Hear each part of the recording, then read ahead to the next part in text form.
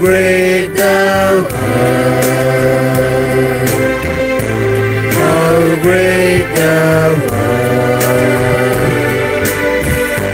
Then sings my soul, my Savior God to thee.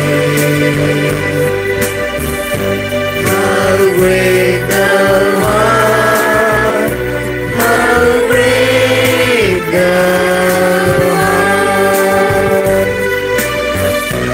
Then sings my soul, my Savior God to thee. How great thou art, how great thou art. Then sings my soul, my Savior God to thee. How great thou art, how great thou art.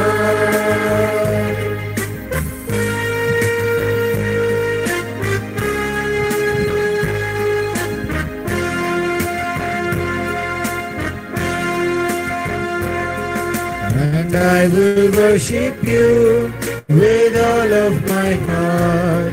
And I will worship you with all of my mind. And I will worship you with all of my strength. For you are my Lord. And I will worship you with all of my heart. And I will worship you with all of my mind. And I will worship you with all of my strength. For you are my Lord. You are my Lord. For you are my Lord. You are my Lord.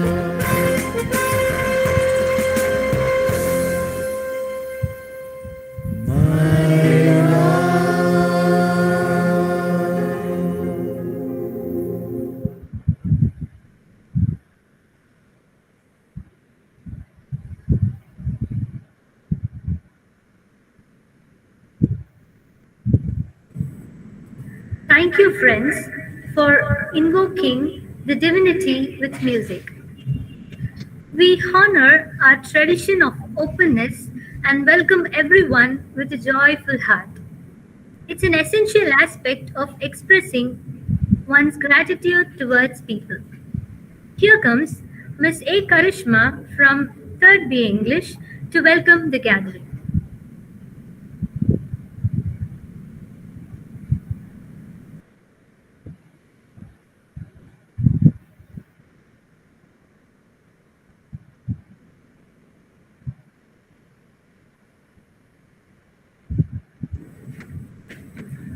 Literature is the art of discovering.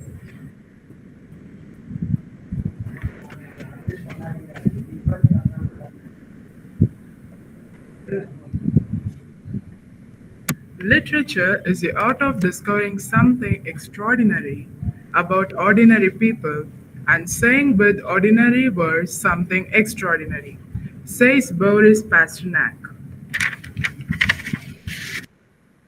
Pleasant morning to one and all gathered here. I'm Karishma from 3rd B English, and it gives me immense warmth and great pleasure to welcome you all for this 2-day international web conference on English literature from our frontline nations. Great leaders do not desire to lead, but to serve, says Miles Munro. First and foremost, I would like to welcome Reverend Dr. John Alexander, SDB, Rector and Secretary of Sacred Heart College, Tirupati. Welcome, Father. The greatest leader is not necessarily the one who does the greatest things. He is the one that gets the people to do the greatest things, says Ronald Reagan.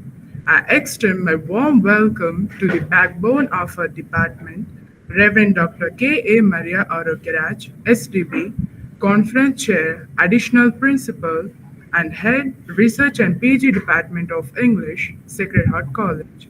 Welcome, Father. To handle yourself, use your head. To handle others, use your heart, says Eleanor Roosevelt. My hearty welcome to the crowning glory of the department, Professor J. Mary Jenniff, Conference Co-Chair, Head, UG Department of English. Welcome, ma'am. Words have incredible power. They can make people's hearts soar, or they can make people's hearts soar, says Dr. Marty Gorote. I feel privileged to welcome our eminent speakers of this two-day international web conference. Welcome, sirs and ma'ams. The meaning of life is to find your gift. The purpose of life is to give it away, says Pablo Picasso.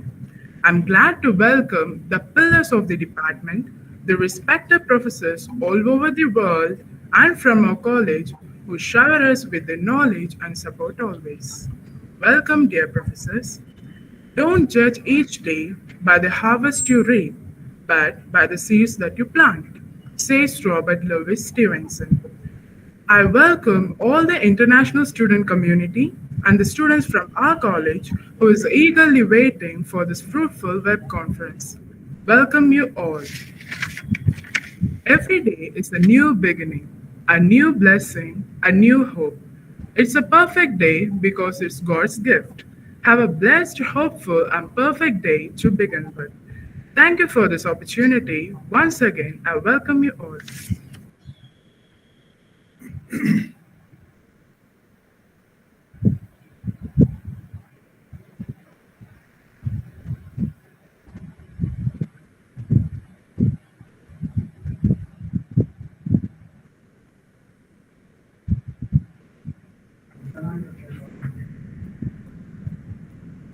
Thank you, Ms. Karishma, for your flowers of welcome.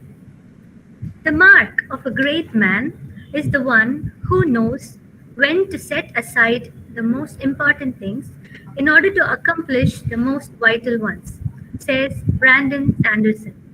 Now, I request our Reverend Dr. K. A. Maria Arokiraj, STB, Additional Principal, Head PG and Research Department of English, Shift 2, Sacred Heart College, Tirupattur, to deliver us the dynamics of the day.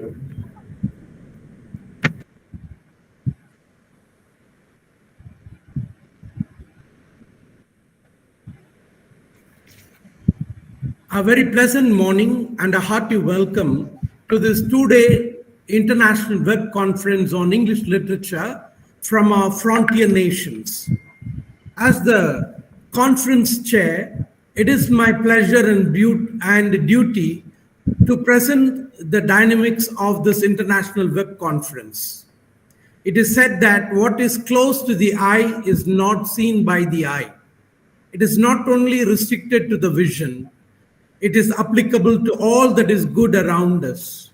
We fail to appreciate, recognize things which are too very close to us or too very familiar to us. The grass is always greener on the other side. When we speak about literature, especially English literature, we normally look to the West or to the European countries, and we tend to appreciate them more than our own literature, which are near to us. This conference aims to take a look at the literature produced from our frontier nations. We would like our young learners to know and to appreciate our neighbors' literature. This conference would greatly help us to understand their culture, their unique theme, the commonalities, their internal conflicts between different ethnic groups, and the place of English in a changing regional scenario.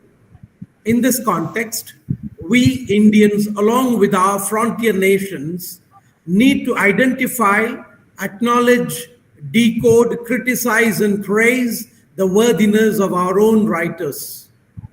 This web conference focuses on Pakistani, Bangladeshi, Nepali, and Sri Lankan writings in English. Today, that is the 11th of May 2022, we have 3 sessions. The first session is on Nepali literature in English by Professor Shishir Kumar Buzal. It will go on till 11:30 this morning.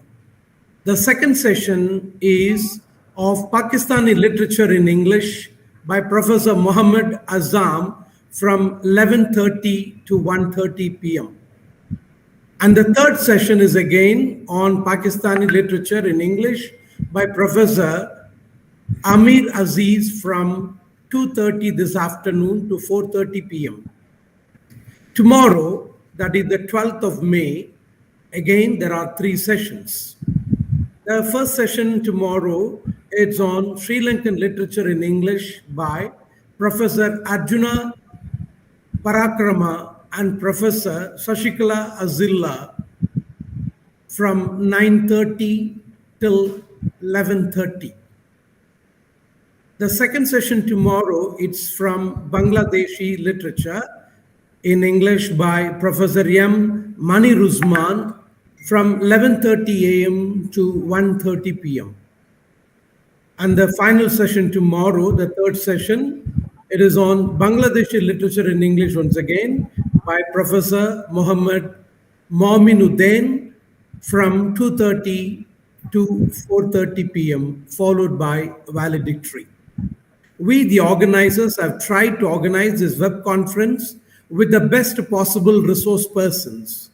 We shall have a total of 6 sessions. Each session will be of 2-hour duration. Each session will begin with a short welcome and an introduction of the resource person. The last 15 minutes will be for the question answer session. The participants can post your questions via WhatsApp or Gmeet or Google or YouTube chat. The questions will be gathered by the moderator of the session and will be passed on to the resource person to respond. At the end of every session, there will be a link shared with the participants. Kindly provide your feedback at the end of every session. The feedback form will be very short. An e-certificate shall be provided to all the participants. A gentle reminder to the participants to keep your mics muted and also switch off your cameras. Kindly do not interrupt the speaker. If there are any technical issues, please convey the same through the same chat mentioned above. As I welcome you again, I earnestly urge you to actively participate in the web conference and make the best out of it. All the best to the resource persons, faculty members, all the organizers, the student participants. Have a very fruitful day. Thank you. God bless each and every one of you.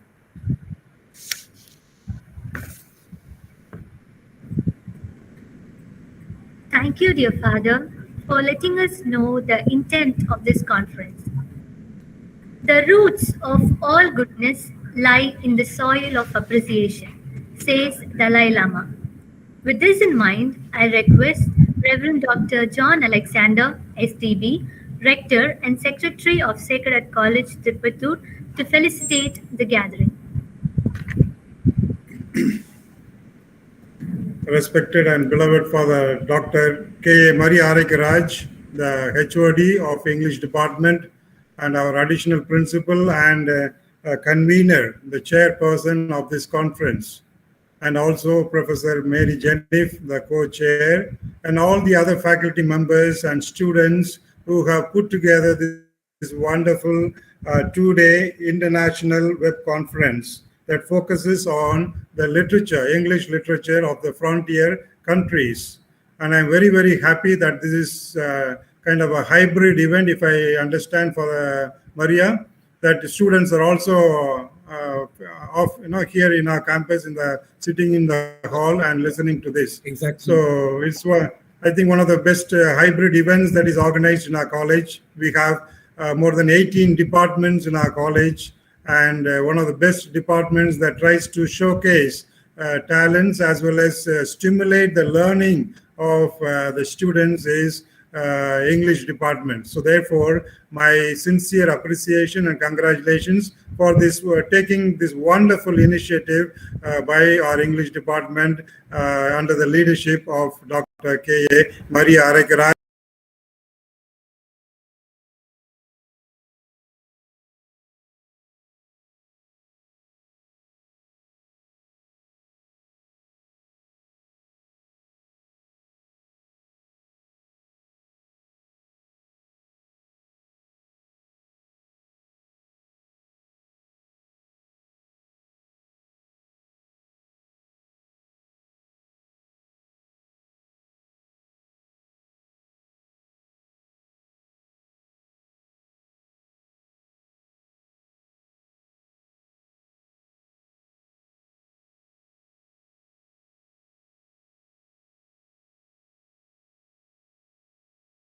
Have accepted to be part of this event. It is a great pleasure to have all of them one by one delivering the lecture as well as their sharing on the screen, and that to the benefit of our faculty members as well as the benefit of our students. Let me just conclude my words of appreciation and wishing you all the best with a simple thought that let this conference be a learning, happy experience for everyone, both the speaker as well as the students. In 1968, a Brazilian author and a philosopher and a pedagogist now wrote this book, The Pedagogy of the Oppressed. 1968, I'm talking about Pedagogy of the Oppressed. There he says, students and researchers as well as faculty members or anybody who is engaged in the profession or the vocation of teaching and learning should be co-creators of knowledge. Co-creators of knowledge. We live in a world of what we can call passive digital consumption, where we are only interested in forwarding, the WhatsApp messages that come, or we hardly sit to write text or engage ourselves in producing and writing literature, rather than we only consume. So while it is a wonderful opportunity to come to know the literature of not just our own culture, but also other cultures and other countries that are good friends and neighbors to our own culture and countries, I only invite the students who are part of this hybrid event to really become co-creators of knowledge. Today, a reader, tomorrow a leader. Today, a reader, tomorrow a leader. Now, in the world where we are so much flooded with all the social media, we should raise above this so-called oppressive culture and try to spend time in reading books, in analyzing the thoughts, concepts, and the way the styles of writing and literature, because literature gives view into the minds and ethos of people and communities and culture.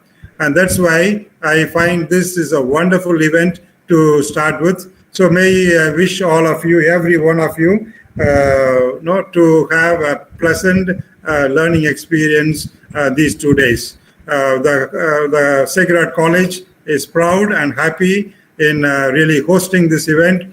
Sacred Heart College is a 70-year-old institution, started in the year 1951. And for the 70 years, it has been really educating this rural and deserving population of students in the neighborhood, doing quiet work, but at the same time very meaningful and substantial work, because this is a Don Bosco institution. Don Bosco institution is after the father and founder of St. John Bosco, who is an international saint, whose presence in educational and university institutions span across 135 countries. So therefore, we are really happy that it becomes only a reality that the vision, the desire of our father and founder, that in learning we become a community of learning, that we learn together, collaborate, share, and exchange experiences, because human happiness consists in not just keeping things for ourselves, but for sharing with everyone. So therefore, Dr. K. Maria Arekraj, the chair of the person, I wish you and your wonderful team that has put together this conference, as well as the overseas speakers, all the very best, and may God bless all of you. Thank you, and God bless. Thank you, Father. Thank you so much. Thank you so much, dear Father, for your magnificent words of felicitation. The essence of all beautiful art is gratitude. It's time to thank all the people who made this event possible. I would like to call upon Mr. Isaac Wilson to express his heartfelt gratitude to the gathering.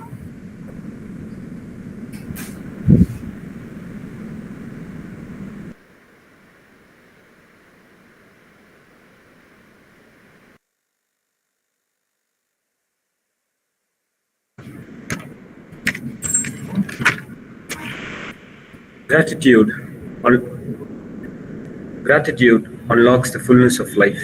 It turns what we have into enough and more. It turns denial into acceptance, chaos to order, confusion to clarity.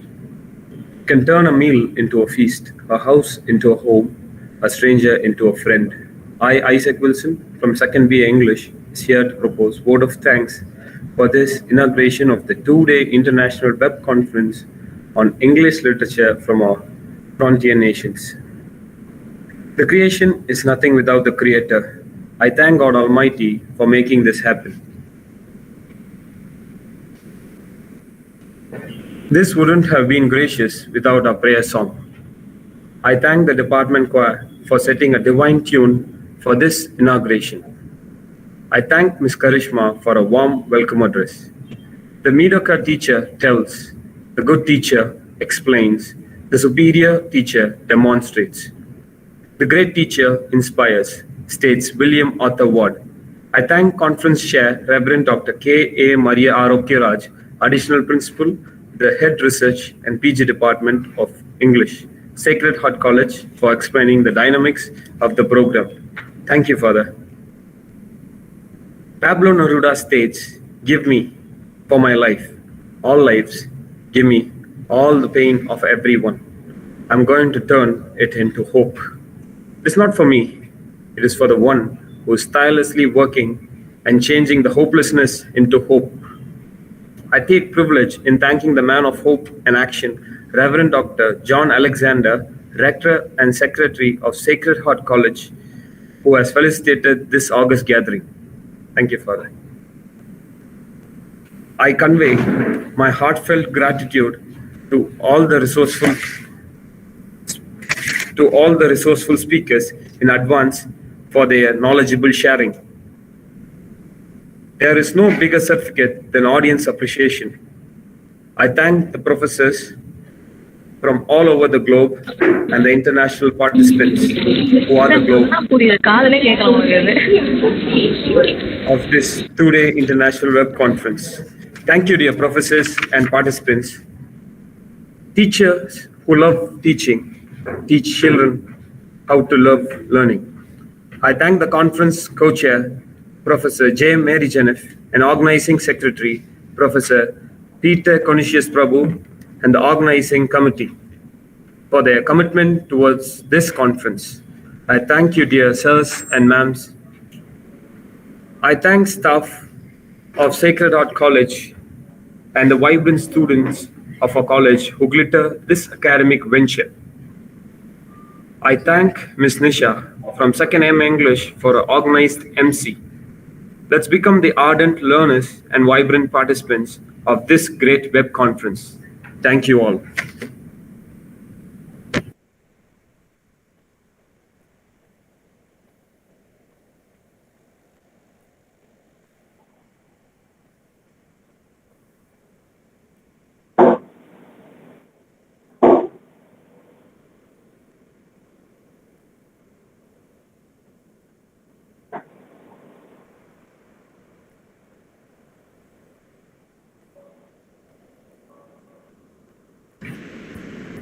Thank you so much, Mr. Isaac Wilson, for your grateful words. This day is another milestone in the history of the flourishing Department of English, Shift 2.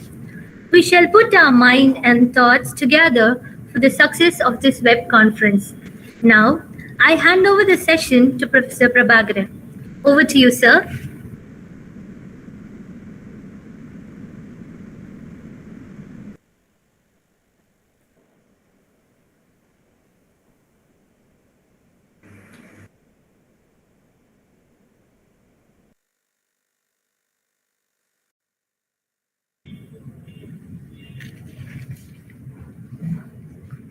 Thank you, Nisha. Good morning, everyone. This is Professor Prabhakaran.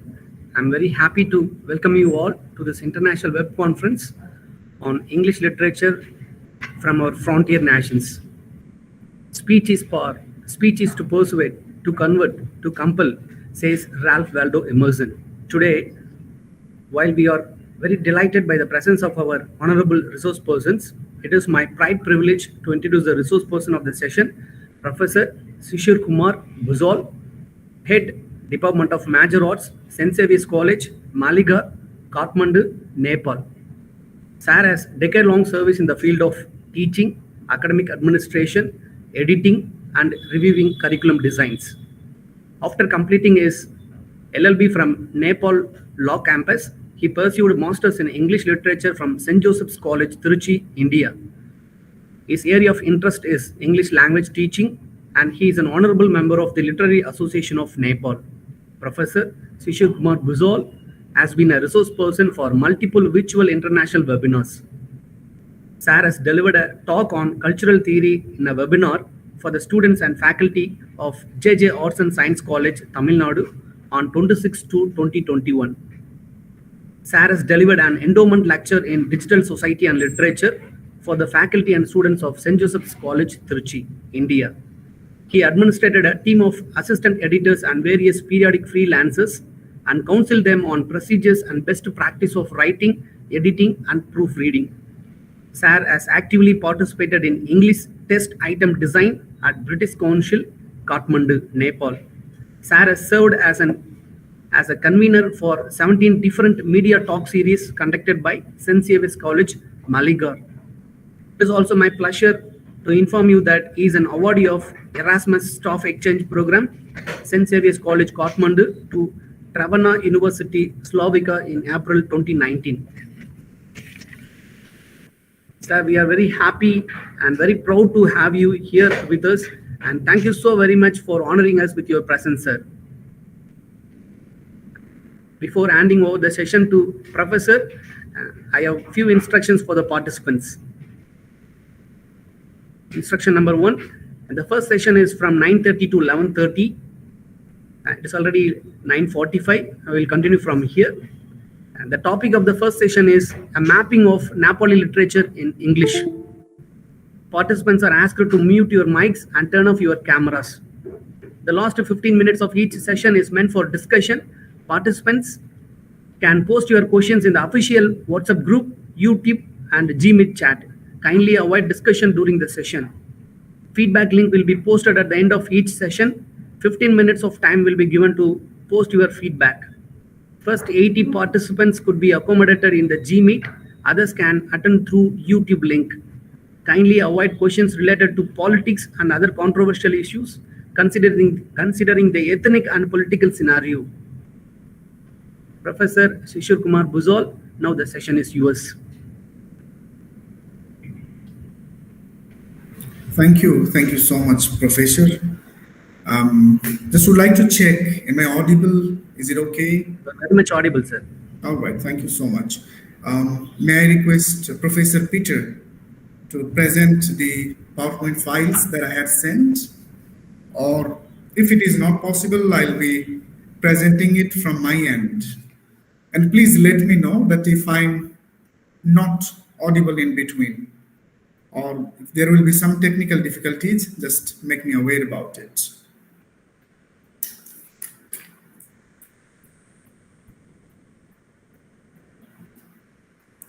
Thank you so much, Professor Sarvanan.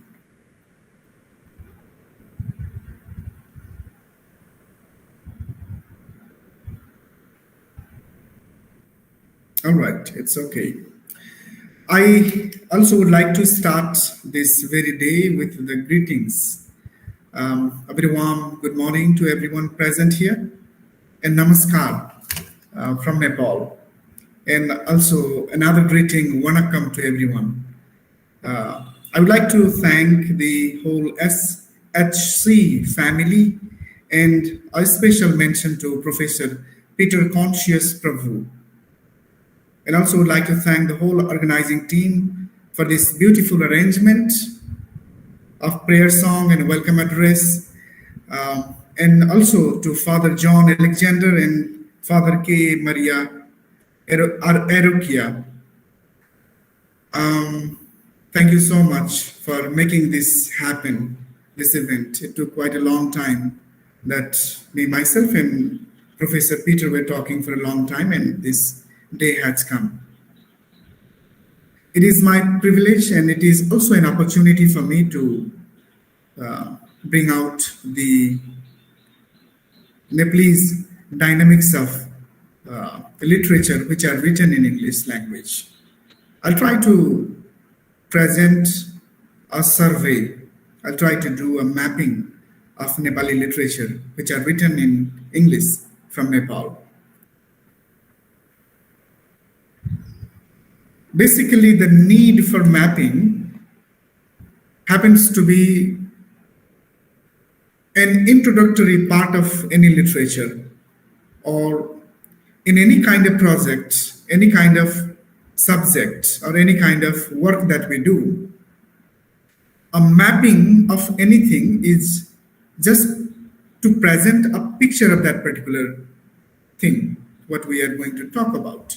In a similar way, the topic that I have chosen and selected will be basically talking about how Nepali literature, which are written in English language, started, how they developed, and what is the condition of this literature at the moment, and how we see this literature having the present crisis or the problems and the future possibilities. And this is what I call mapping of Nepali literature in English. Before I go into the presentation, I also feel many of us in the group might possibly not be very much aware about the Nepalese terrain. When I was a student in Trichy, I could feel many of us were not really aware about the landscape, the Nepali terrain, where Nepal is, and then all. So just to give a picture of Nepal, I just would like to request the presenter to play the video about Nepal, which gives a picture of the video, picture of Nepal. It's in the second slide.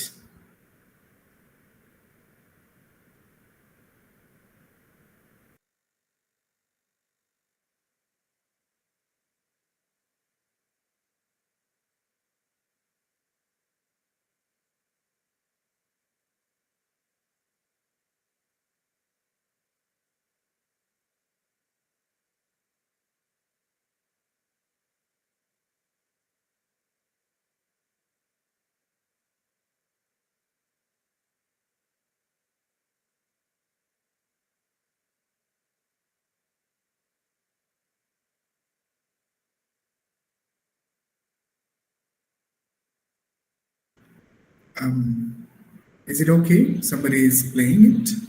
There are other files as well. You can present another file too. If it is not played from there, you can. Somebody is raising the hand. Is there any question? Okay.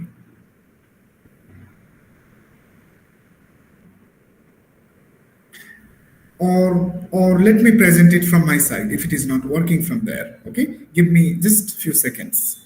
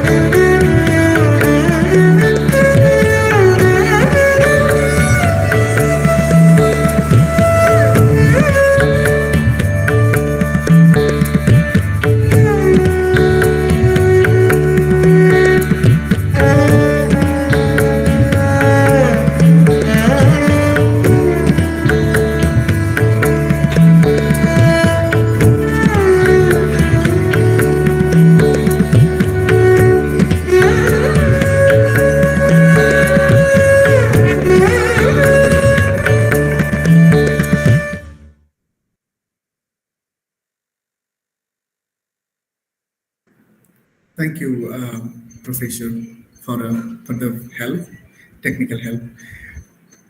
Let me go through the ideas that I'm going to elaborate in my presentation first. The reason behind presenting you the video was just to give you a glimpse of how Nepal looks like. And then how the culture, how the people, how the terrain, or the nature, or everything about Nepal which is associated looks like. So it gave possibly a picture of Nepal. In my presentation, that I possibly will be talking about 3 different dimensions, which will try to cover the idea of Nepali literature written in English. My first part would be about the introductory part about Nepal, which I have a couple of other slides too, which I'll be presenting you the whole map of Nepal and then the flag of Nepal, a little bit of description of it. My major agenda for today will be about talking about 3 different points or 3 different angles from which I'll be trying to talk about Nepali literature in English. The first one will be Nepali writing in English at home and abroad. English in Nepal, education and literary expressions. In these series of slides, I'll possibly be talking about how education, especially the English education, has an immense impact in literary expressions, especially written in English language. The third point that I'll be talking about, Nepali English writings, the problems that we have been encountering here in Nepal, and the possibilities, the brighter side of the talk, how it can be made more, visible in the world literary arena. So in my other slides, so this is how I have designed my presentation for today. I'll be trying to talk in the simplest language as I can, so that every one of us can feel and understand what we are actually talking about. We can move ahead to the next slide, please.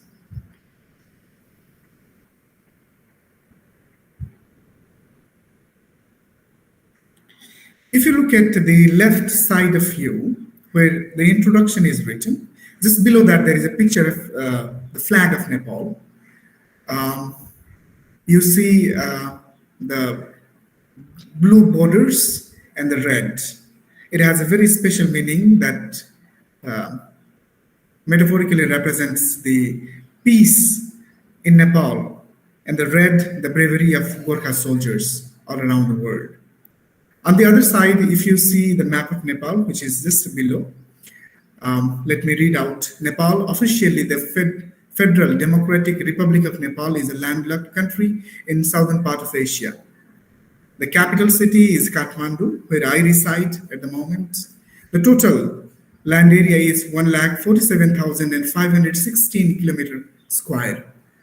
The population is 29.14 million. The census was taken in 2020. A very interesting fact which relates to the topic of this whole webinar series is that it has a border with 2 countries. One side, in the northern side of Nepal, the Chinese border, it is Xinjiang, China. And the other side, or the 3 sides of Nepal, there are Indian borders.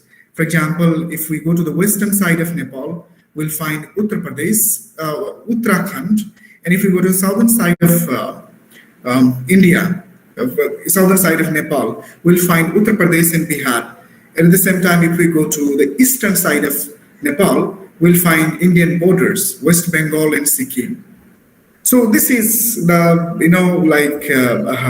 geographic land, the location of Nepal. Shall we move to the next slide?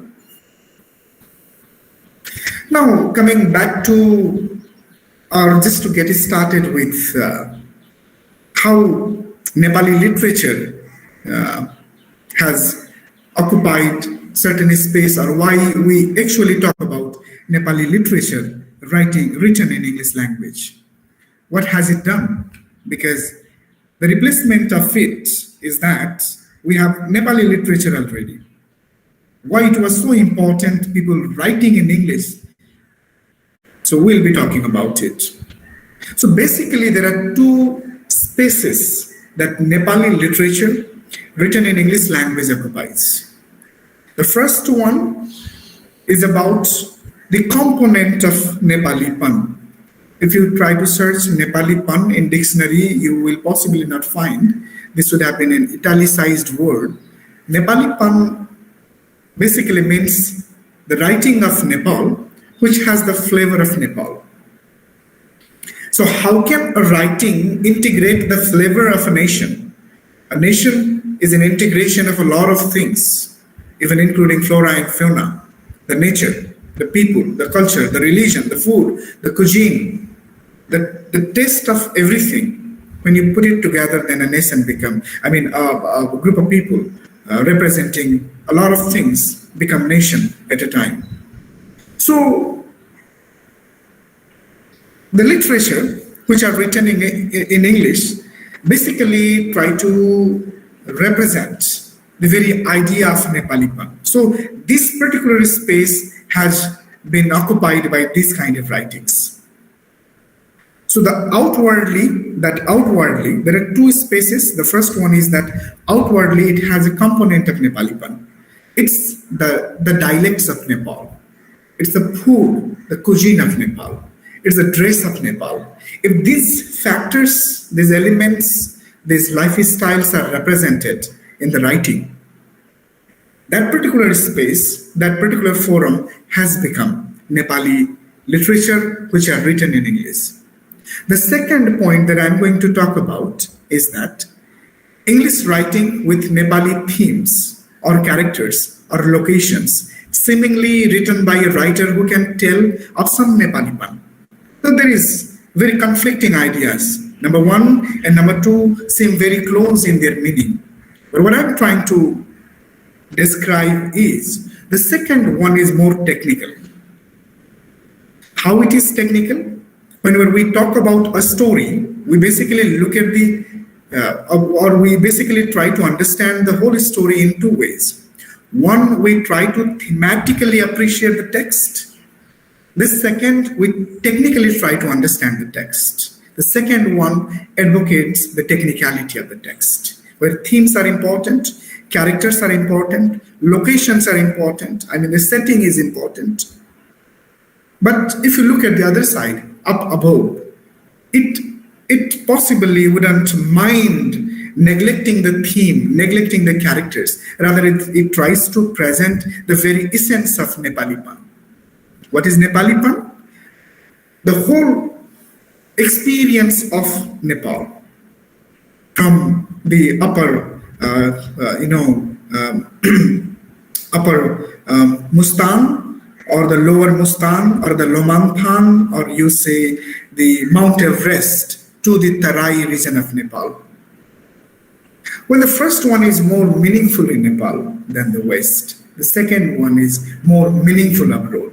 Why I wrote this particular line is that what I personally felt, when technicality is more concerned, when your literature is growing, you do not bother about technicalities. You just write it first. When you reach to a certain level, then you try to polish it, you try to reshape it, you try to proofread it, you try to edit it, and you try to present in the best possible manner. Nepali literature written in English has not gained that historical documentation yet. It has just begun, that I'm going to talk about afterwards. So the first is more meaningful in Nepal because it talks about Nepali lifestyle. Everyone can understand. It is not an unusual factor that you find in the fiction. But the second one, where the Western world is more concerned about selection of perfectly written fiction, it need not be about somebody's real life experiences. It can only be about how technically one writing is fit to the people. And the selection takes place. Let me not go so deep in it because we say our literature are produced to represent our culture, but at the same time to find a wider readership all around the world. But what we forget is that who gives star ratings to our novels, to our writings? Is a very important issue that we need to be thinking about, that we'll be talking in other slides too. Shall we move to the other slides, please?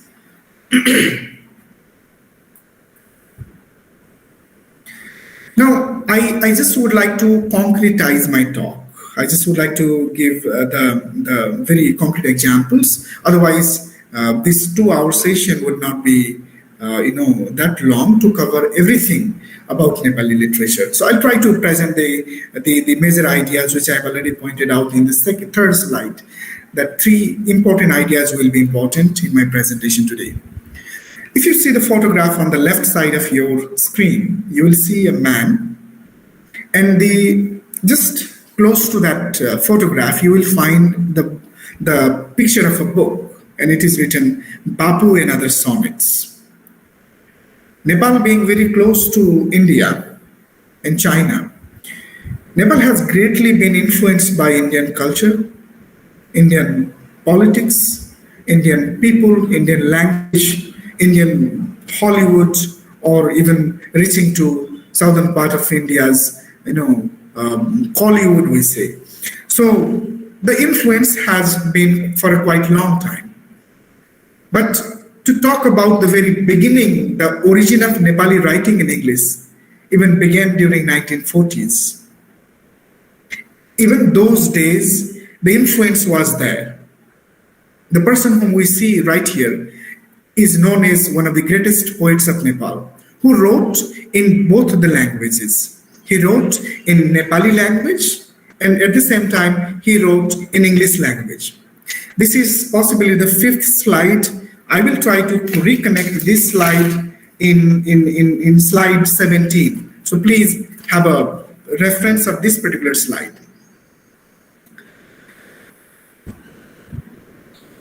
Now, Lakshmi Prasad Debkota, having been, really widely known figure in Nepal at the moment, started writing Nepali writings. And these writings became maybe the representative literary pieces of Nepal. Even in the Oxford universities or in other Western countries, these translations of Debkota's writings are being taught. Now, when we talk about the whole Nepali literature, the history is quite long. But if we talk about Nepali literature which are written in English, it doesn't have that very long history. The first person who wrote in English language in Nepal the literary pieces is the poet Lakshmi Prasad Debkota. And the time which I have highlighted is 1940. He not only wrote Nepali writings, but also demonstrated credible command over the English language and produced more commendable works in English. I was trying to find some recording or the interview of Lakshmi Prasad Debkota on YouTube.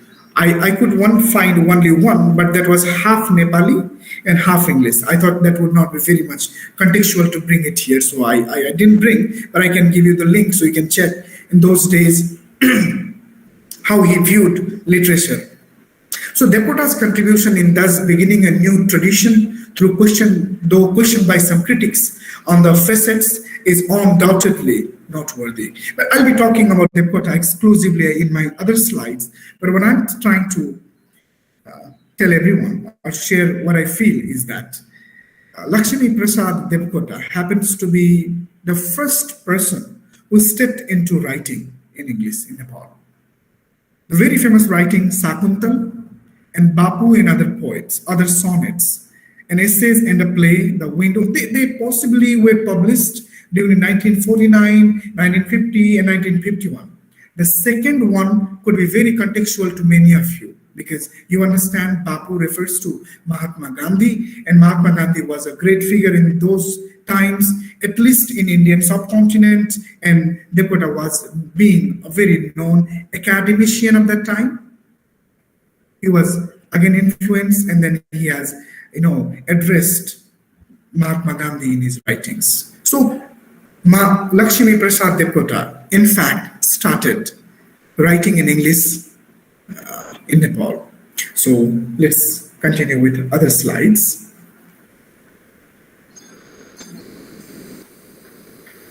Now to talk more about it, how it is a short history that English language or the Nepali literature which are written in English is not very long. It's very short.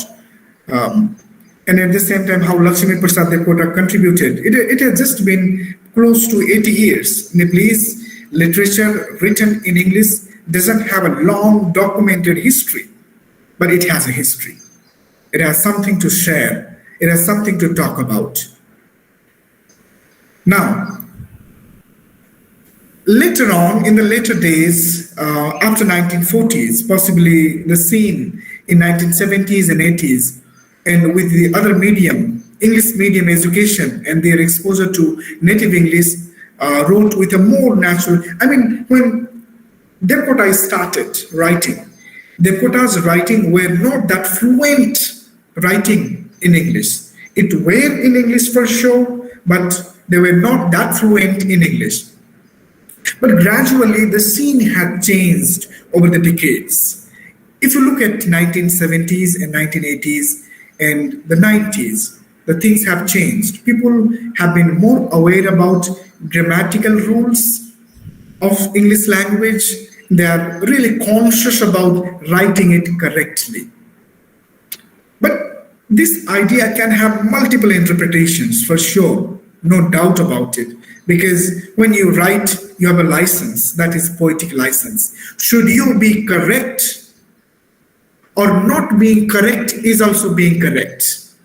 Maybe that might bring a confusion, but over that period of time, things have changed. People have learned good English. They can speak good English. They can write good English. Not only they can write, they can read good English because writing is about readership as well. If I come down the highlighted part in the blue, the year 2001, I think should be considered an important milestone in Nepali writing in English.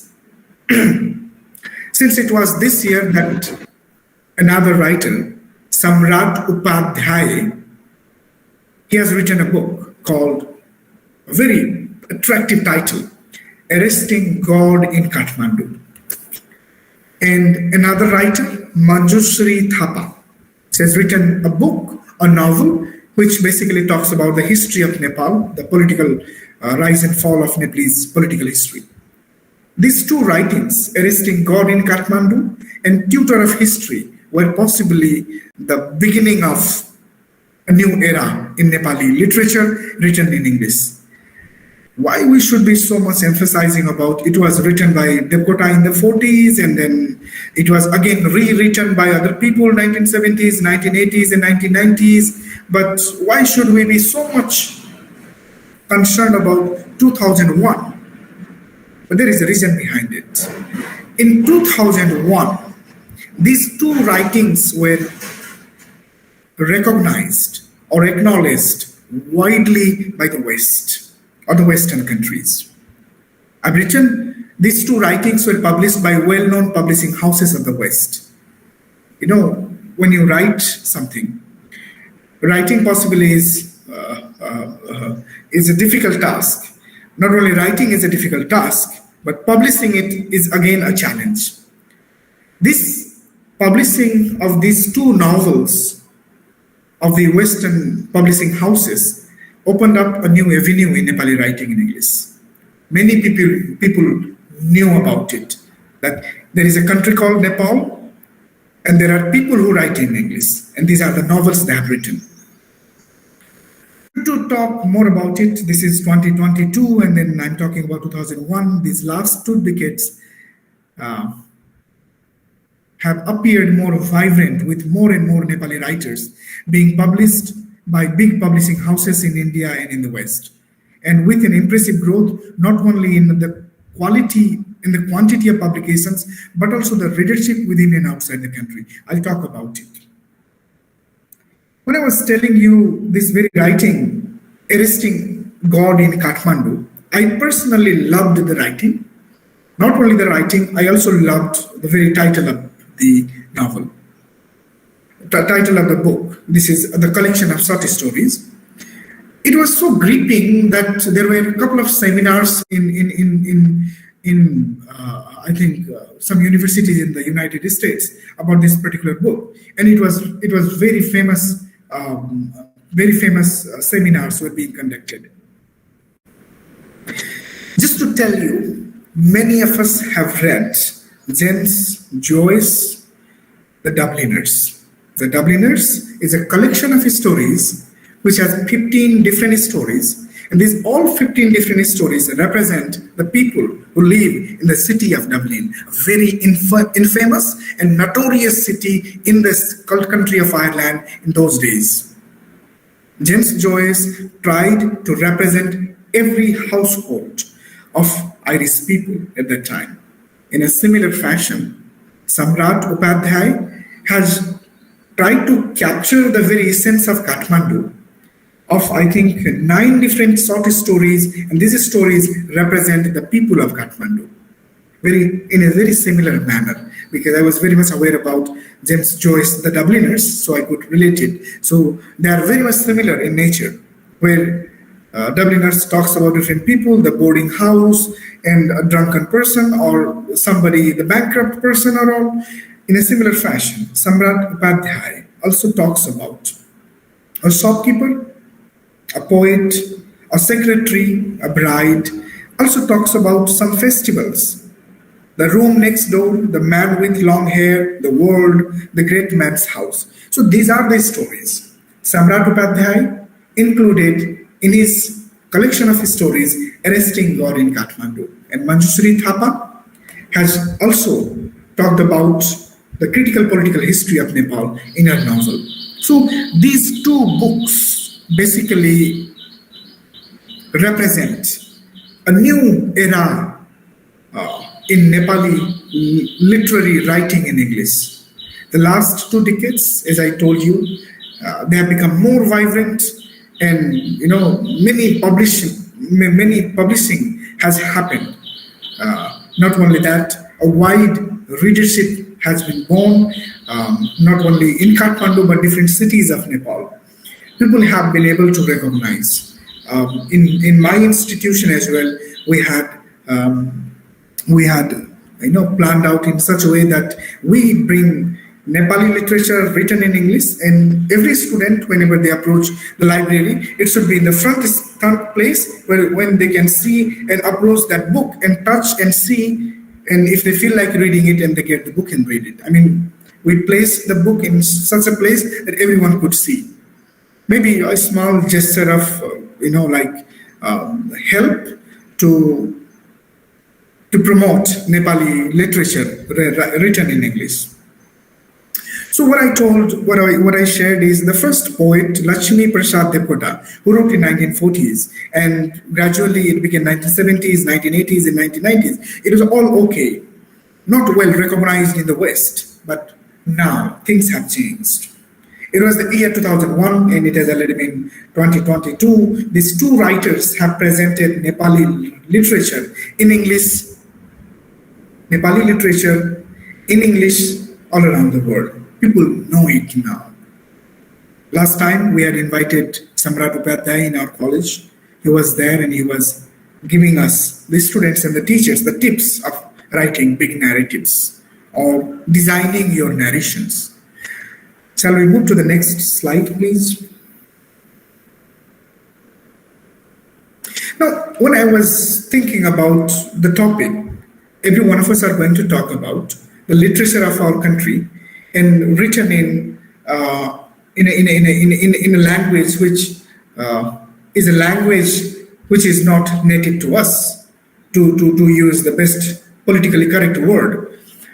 something very important that every one of us can look into is that if we do not participate in the world affairs, it might not be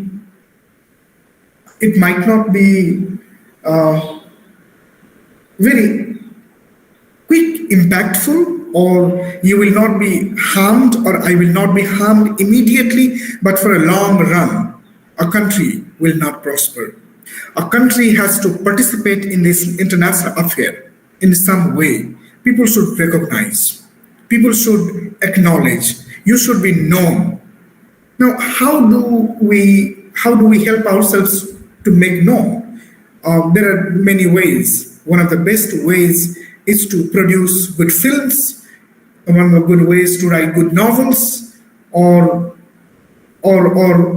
produce other creative, like productions, but in a language which the world understands, the whole world understands. Now, the Chinese language is growing. It also can be very apt to deliver the very idea that if you write in Chinese language about your own personal literature, of your country's literature, you will also find a wide readership. The problem is that Chinese readership is centered in one particular place, but English readership can be found all over the world.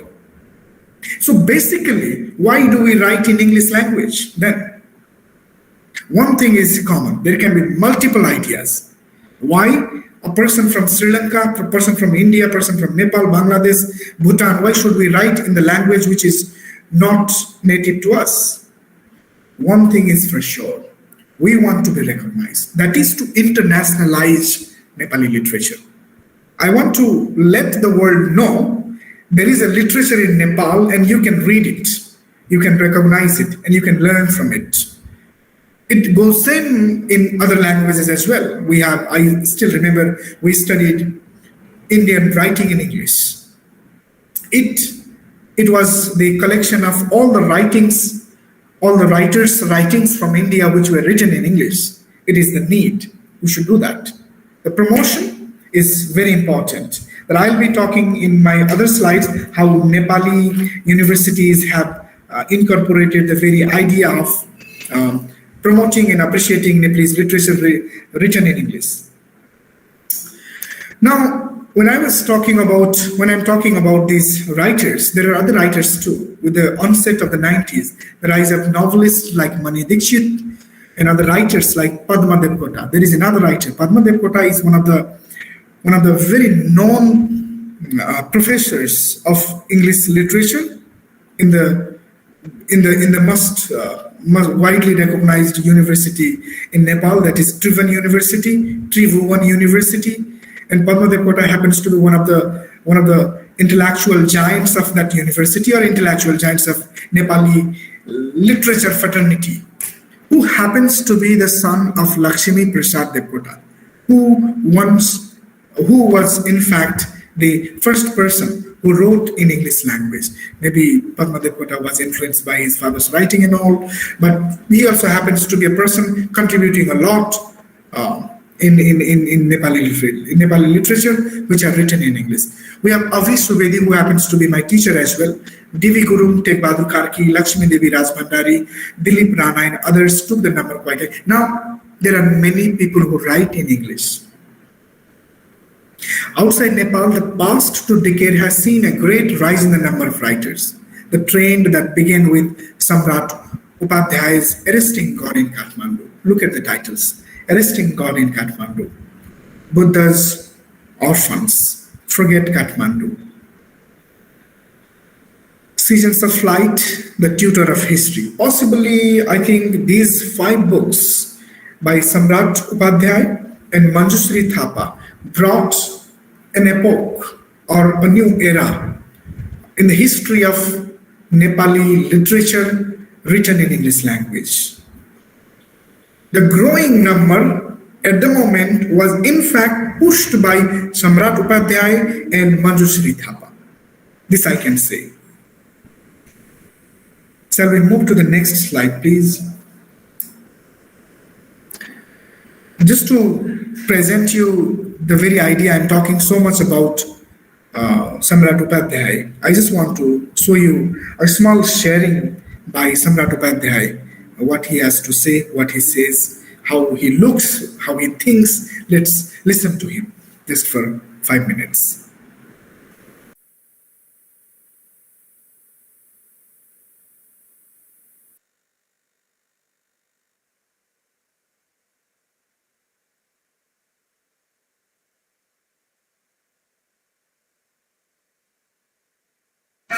There is another file you can play, the other file. Good evening, everyone. I'm going to jump right in. In 2015, one morning in April, when I opened up my laptop to write at 5 a.m., I saw it in the news on Facebook. I awoke my wife, who was sitting right there, who through bleary eyes looked at me in disbelief as I told her, "This is a big one." The next few hours were spent in frantic attempts to contact our loved ones in Kathmandu, the city where I grew up. My main concern were my parents, whose old age made them vulnerable. My wife's worry was primarily her mother, a widow who lived in a tall building. A monster earthquake had rocked Nepal. The initial quake that Saturday of 8 on the Richter scale was followed by 25 aftershocks of 5 or higher that had everyone panicked. Reports were coming in of entire villages laid to waste in the mountains. My parents, with whom communication was difficult at first because of erratic phone connections and lack of electricity, were camped out, we learned, for days in rain on a small field near their home on the outskirts of the city. My mother-in-law found shelter with one of her daughters. The overall human toll was massive, 9,000 dead and 22,000 injured. One tragic news was the destruction of centuries-old temples prized for their exquisite carvings in Kathmandu Valley's old palace squares, all World Heritage Sites. Kathmandu Darbar Square was in ruins. Patan Darbar Square, considered the most beautiful of the three, had been decimated. These were World Heritage Sites, so in a very literal sense, the whole world lost physical access to its cultural history. The temples and monuments of these squares were my pride and joy as I escorted my MFA students from IU on what I had begun to think as my annual pilgrimage to the land that guided my literary material that made me the writer I am. A year before the earthquake, my students had taken photos of erotic carvings in the Jagannarayan Temple in Patan Darbar Square for IU's Kinsey Institute. The temple was now gone. In 2010, we climbed the Dharra Tower, whose original structure dates back to 1832, for a panoramic view of this chaotic yet vibrant city. At the top, I remember, now with horror, telling my students that the monument was vulnerable because Nepal was so earthquake prone. That Saturday, Dharra was reduced to a stump. Nepalis, most of whom are Hindus and Buddhists, are well attuned to the idea that nothing is permanent. After all, the champion of impermanence, Siddhartha Gautama Buddha, was born here. He also taught that life, by its very nature, is filled with suffering. For many Nepalis living abroad, our attachment to Nepal is fierce. Indiana is my home, but Nepal is my homeland. It's a place I have zealously returned to in all of my novels and short stories, written mostly in that Starbucks across the sample gates on Indiana Avenue. These trips I take with my MFA students every year are highlights of my teaching, and I return to Indiana with renewed insights on how people live and love all over the world.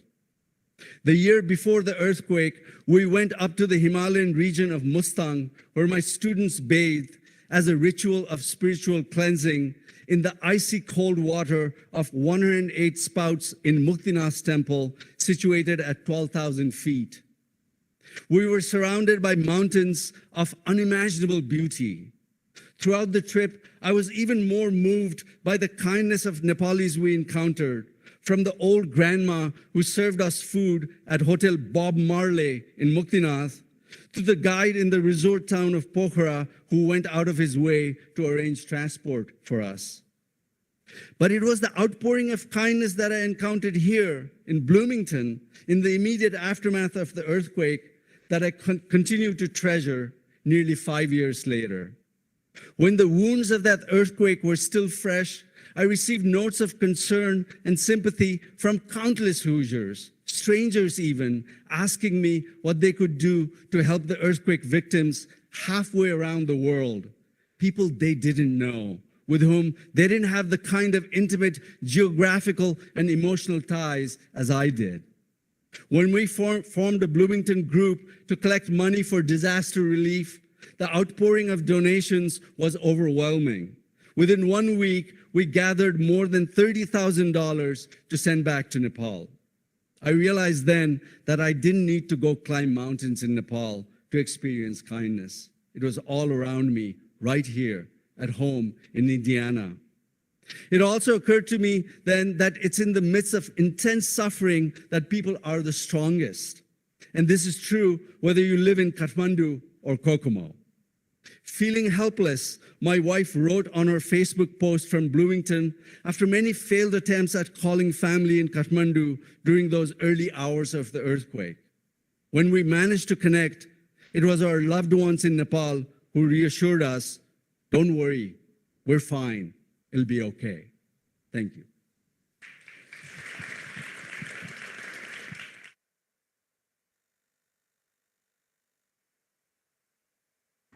Thank you, Professor. He is Samrat Upadhyay.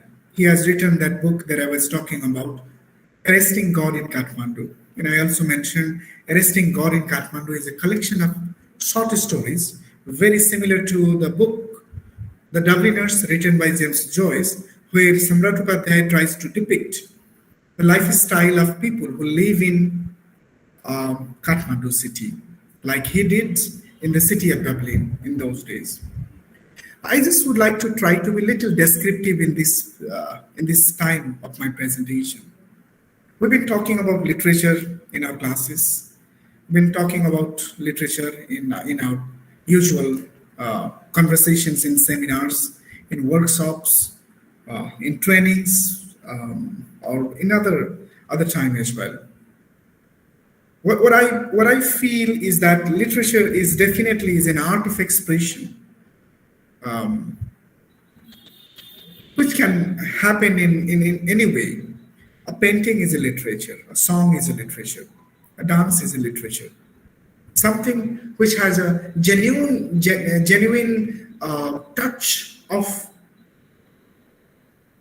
beauty, a genuine touch of creativity, a genuine touch of being out of the box. But we have seen how difficult it was for Virginia Woolf to publish her writings.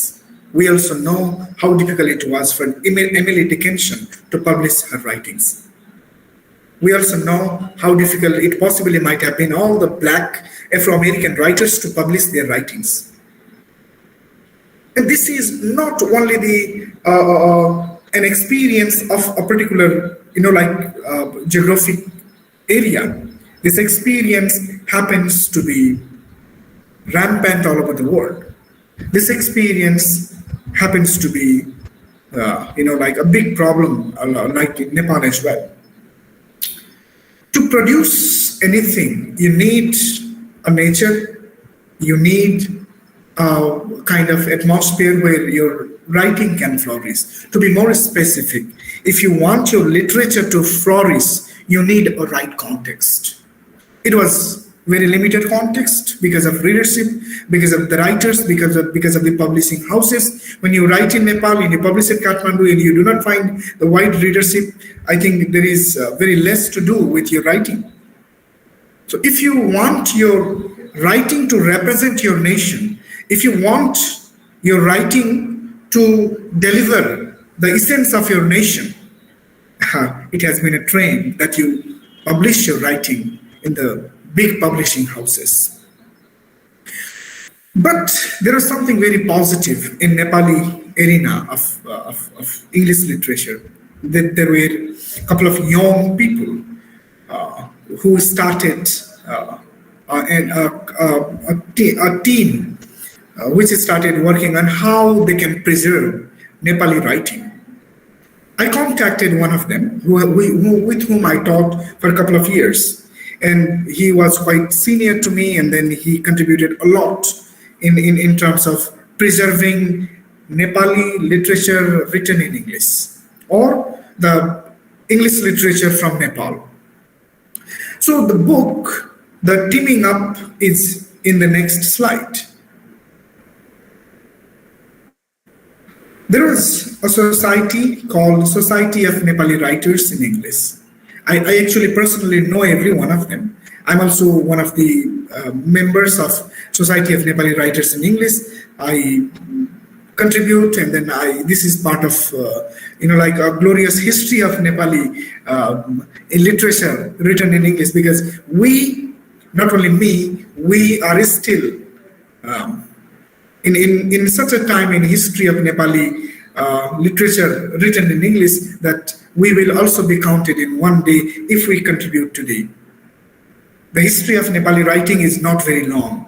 We just talked about it. It started in 1940 and we are in 2022. It is just 82 years old. Now, Society of Nepali Writers in English was established amidst this flourishing literary scene on December 9, 2000. If you connect this December 9, 2000 and Samrat Upadhyay's book 2001, you will find something. This group somehow indirectly helped Samrat Upadhyay to publish his writing. By a group of writers and academics with the aim of developing a common forum of Nepali writers writing originally in English, promoting Nepali creative writing in English within the country and abroad, creating a sense of national identity through literature. I was talking about the recognition, the identity through literature, cultural interaction and activities, upholding international understanding and amity through cultural exchanges. I think these couple of points which has been mentioned here are the objectives of NWEN, that is Society of Nepali Writers in English. So there are other forums as well where you publish your writings. You independently you can publish a novel, but this is in an institutional level. It has grown so big that possibly there are almost 5,000 to 6,000 members of pure, the interested ones who love reading English novels and who love responding to English writings from Nepal. These people are part of this organization. I think there are more than 5,000 people. I'm one among them. Now, what does this particular group of people do? I mean, they publish the collections in which they collect the writings from different people and they publish it. And it started in 2000 and it has already been 2022. I just want to show you a couple of pictures of them. Can we go to the next slide, please? These are the books. And these are the books that every year I too receive. This is biannual writing. In every of Nepalese clay, of every writing, there is a kind of, publish the creative writings of many people, the professors, the students and all, and they publish it. I think this is a trademark of contribution in English literature from Nepal. Because of Nepalese clay in an institutional level is the only organization or the only team which contributes in the literary productions from Nepal which are written in English language. Let's go to the other slides. Now I'm possibly in the second phase of my presentation. As I was talking with you, the first is about the very idea of it, the introductory part. So In these slides that I'm going to talk about how timeline of Nepali writing in English has come through, how many different writings have been published, and how it has actually been progressing so far, or how has the picture been in the recent time. I was talking about the very beginning of Lakshmi Prasad Depota, and 60s, 70s, and 90s, and coming down to Samrat Upadhyay and Manjushri Thapa's writings, and how they contributed in shaping and reshaping of Nepali literature in English language. Nepali writing in Nepali has a larger arena, at least domestically. So it is no doubt that Nepali writing, which is written in Nepali, has a larger audience. People know Nepali because this is the everyday language that we use in our offices, and Nepali language is taught in our classrooms, and we speak Nepali language in our homes, and it is very easy for people to actually read this language, and it is wide, like it has a wider readership. But the challenge is Nepali writers in English do occupy two spaces, which I was already talking about. So it has a cleaner access to an international audience. This space is not only Kathmandu or another very big city of Nepal, that is Pokhara, or another very big city of Nepal, that is Viratnagar. Rather than Nepal, Nepali writers who write in English are actually also from the international arena. Nepali writing in Nepali has gone through various periods and revolutions, such as the Tesru Ayam movement in 1960, etc. So it comes with wisdom and wrinkles of age. One thing that I just like to mention is that during 1960s, there was a big literary movement in Nepal. Let's not say Nepal, because the the topography or the geography of Nepal, as I already mentioned in my beginning slides, which were in the beginning, that Nepal is bordered with India from three different sides. In the eastern part of Nepal, it is Sikkim, Darjeeling, and West Bengal. Not in West Bengal, but in Sikkim and Darjeeling, a lot of people, possibly more than 60% people who live in that part, speak Nepali language. And there are very famous writers who write in Nepali language, are well read, they have a wider readership in Nepal, and the writers who are in Nepal, who write in Nepali language, they have the wider readership in Sikkim and Darjeeling. This Tesru Ayam was a movement which was in 1960, was a movement of two places. People from Nepal and people from India, but both spoke Nepali language, and together they brought the experimental writing, or we also can rename it the postmodern kind of writings. Their characters were not very usual characters. Their characters could do miracles. Their theme did not follow the chronology. It was not sequence of events. They put their plot anywhere they liked. They represented the very picture of a hero in the most terrific manner. They presented the most garrulous personality. A person who speaks a lot is the most sober individual. They tried to also they tried to present the political criticism in their writing too.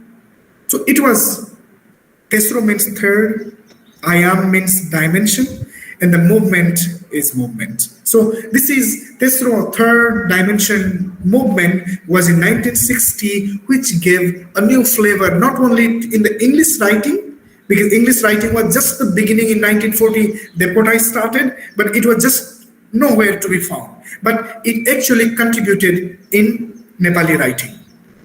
But Nepali writing in English is still in its developing stage, and it's exciting to contemplate what sorts of journey it will experience. It is definitely exciting, as I already told you. We people at the moment who teach in universities are going to be the part of the history of Nepali literature written in English. So it's just developing at the moment. Shall we move to the next slide, please? My slides here, I couldn't make it very short. I will be more happy to read and explain them now onwards. So another thing that I must be very important that we have been talking about, Lakshmi Prasad Debkota, Madhav Prasad Ghimire, Parijat, and B.P. Koirala are not accessible to the audience abroad. Now, the audience knew only Samrat Upadhyay and Manjusri Thapa are the only two writers from Nepal who could write in English language. Lakshmi Prasad Debkota's writing, which were in English language, are not widely read. Lakshmi Prasad Debkota is preferred to be read in Nepali language. And I don't want to use the word predicament, but that will be again a very next to very suitable word. He is the pioneer in the field of Nepali literature written in English, and we find it very difficult for him to be read in English language. Yet he is the pioneer. But some young Nepali writers who ought to be writing in Nepali language write in English only because they deem English to be their way to literary success, even though their English suffers at the basic level of grammar. Now, what I mean to say is that a lot of people, they have been having a good access of English language, because English language is taught in all parts of Nepal. People are very much familiar with the English language. And now it wouldn't be surprising a student of class 5 reading on an English story fluently and understanding it. So, but the same episode, if we put 20 years back, it would have been a big surprise. In my time, we didn't understand. In our government schools, when I was a student in class 6, 7, 8, the whole text used to be translated by the teacher in Nepali language, and we were told it happens all around the world when English is language too. Some people react to Nepali writing in English with a near xenophobic attitude. I mean, the criticism of any kind can take place. Xenophobic basically means the fear of foreigners. I just want to give you 2 examples which I had written. The 2 examples are, this is possibly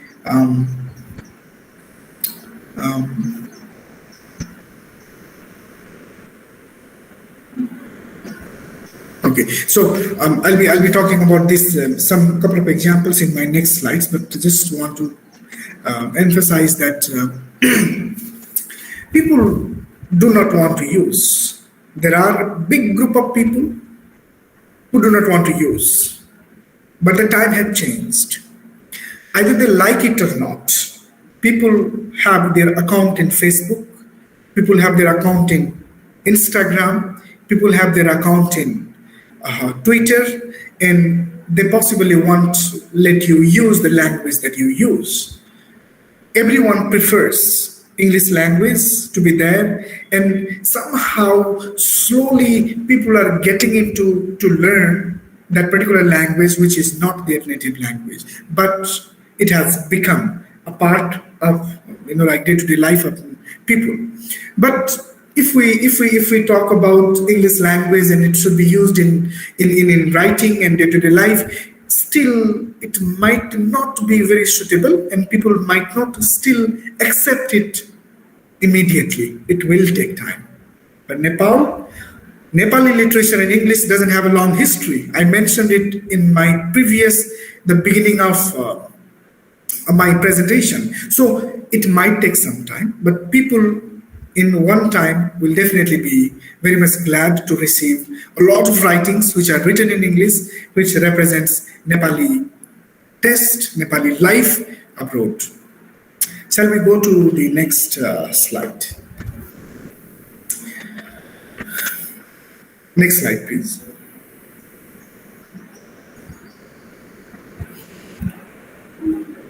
Now, it is again very important to talk about some important ideas. that can we go to the slides back, please? One more slide back. No, back, please. Not here, back.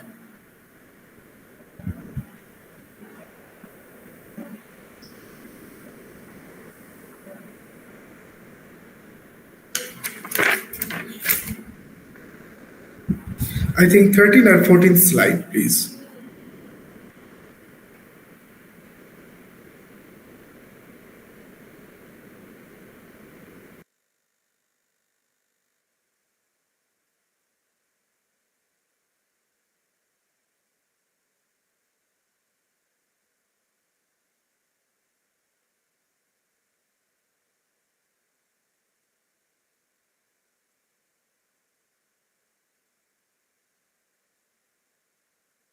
Can we go to the slides back once again, please?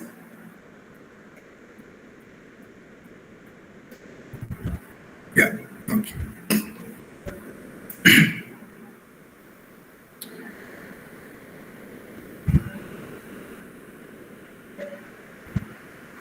Not here. Yeah, just a minute. Yes, next one.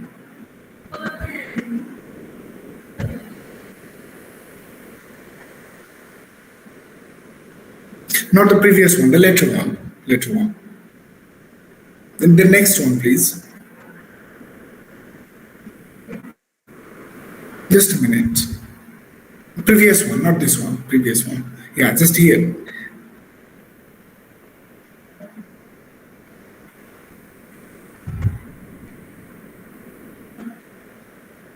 Okay, now I just wanted to add this idea that two examples I wanted to put, which the examples can give us more clarity about the attitude, the common Nepalese attitude in one time. Many of us are aware about Nepali politics has been well influenced by Maoist revolution in Nepal, a decade-long Maoist people's movement. And in those days, I still remember how English language used to be understood was the people said two things. One, this is the language of beefeaters, and this is the language of bourgeois education system, because the communism and then following the Marxist idea, and then they have the very idea of proletariat and then bourgeois, and they call English language is the bourgeois language education system. So, in a certain period of time in Nepal, people had this xenophobic attitude.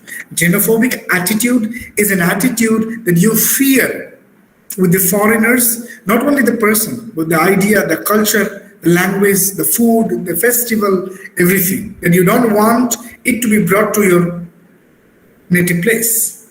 Let's move ahead. Next slide and the next. Next one, please.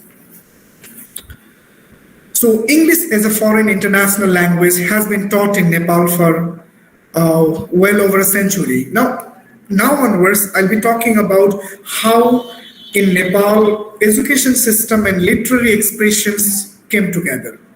How education in English gave a shape to the literary expressions. I'll try to reconnect these two ideas. How school education became English medium, and how it impacted literary writings and expressions. I'll be reading and I'll be trying to explain what I have written. English as a foreign international language has been taught in Nepal for well over a century. As a result, original literary expressions in English, along with the re-expressions in the form of translations into English of works originally written in Nepal, have proliferated over times. It is because of the foreign international language has been taught in Nepal for a century now. It is 2022, 100 years before the education in English started, that I'm going to talk about it. Readership too has steadily increased inside the country of the literature, thus produced. Some of this literature has also found its way into the English curriculum of national universities. The rise of scholarly and academic interest in this area has in turn necessitated a review of the beginnings of education system in Nepal and subsequent growth of Nepali writing in English. I would like to share my experience, how it has been. I am a teacher. I teach in UG and PG in my institution. In my institution, the recent changes in curriculum has taken place. We have a degree called BA in English, BA in psychology, BA in journalism, BA in social work. 4 different degrees run by Department of Major Arts. And we have BA in English literature as well. BA in English literature has recently changed the whole curriculum. In one of the years, it has become 4 years course. It used to be 3 years course before. In the 3rd year, there is a new subject being introduced. The subject is Nepal Studies. And this book has only the writings of the writers of Nepal who write in English language. This is how it is progressing well. It is going well. Second example, in class 11 and class 12 as well. So far, for 20 years, the course was not revised. This 2 years back, the course was revised. And in this revised course or the syllabus, Nepali writers' writings which are written in English have been incorporated. I was one of the reviewers of the book, and we emphasized Nepali writings to be there. And I think there are 6 or 7 different writings are there. Though we didn't find that standard writings yet to include in the writings of class 11 and 12, because it has to be looked from different dimensions, different perspectives, whether that particular text will fit to that particular group of people. So it is going well, and then I'm really happy about it. So Nepali literary writings have found its space even in the university, even in the curriculum, even in the curriculum development center. So people have started recognizing it at home, even in abroad. So this is all possible because education system, when we emphasize it in English language, an English language which we give a slight hint of a different kind of priority, that priority has to include Nepali writings, Nepali cuisine, Nepali taste, Nepali festival, and it all together gives a new dimension to the upliftment of Nepali writing in English. Let's go to the next slide, please. According to the report, now what I will be doing in 3 or 4 different slides, I'll be just trying to quickly tell you, I'll not be taking a long time, I'll be quickly tell you how Nepali education system was influenced by a certain group of people, certain British colonial period of India, and how British Empire from the Britain itself had its influence in Nepali education system, and how that education system in English medium impacted Nepali writing, or how it's growing at the moment. I'll be trying to talk about these ideas in my couple of slides, 3 or 4 slides. According to the report of the Nepal National Education Planning Commission, published in 1956, Education in Nepal. This is an old report, so I just brought it from that particular writing. The English system of education was brought from India around 1888. If I'm not wrong, British Raj started in 1858 and it ended in 1947. This time of 1881 happens to be in between that time, where India was being colonized by Britishers. And that particular colonial India had an impact, not only the Indian government, but the people, the East India Company, the people who were governing India at that time. They wanted to influence the Nepali education system, and somehow they were able to, let's not use the word manipulation, but they were able to convince Nepali for frontiers of that time, and then the education was brought, the English education system. I'm not talking about a language. I'm talking about English system of education, where You teach what you need. Okay? You are not teaching to make people aware about. You're not teaching people to educate. You're teaching people to get them ready, who will be able to help you in your work afterwards. So Britishers' plan was that you must have been aware about it.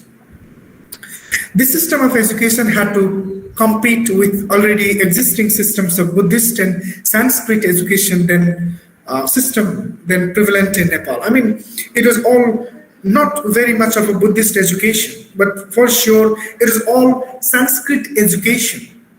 Sanskrit is one of the ancient languages, and Sanskrit, the medium of instruction used to be Sanskrit. I still remember when I was in class 6, I also studied Sanskrit as one of my subjects. It is not very long, it is not very far. It was just till that time. Now there is no Sanskrit in schools. If it is optional, if you want to choose, you can choose. But it was a rampant, everybody studied Sanskrit in one time.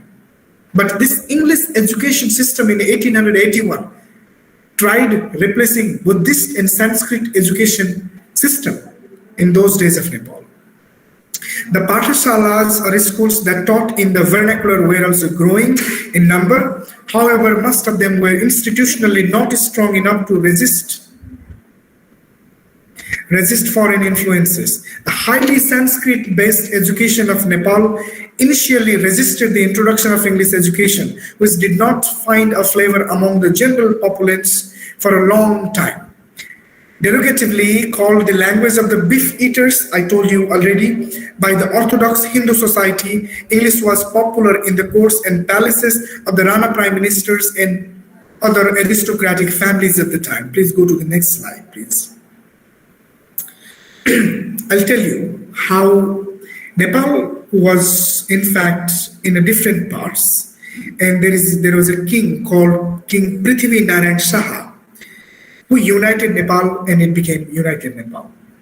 Otherwise, Nepal was in 22 states run by one king and 24 states run by another king. So King Prithvi Narayan Shaha, he brought these two factors to parts of Nepal and joined it together. The center became Kathmandu. That's why it is capital. The last war was fought in Kathmandu to win the battle of the crown.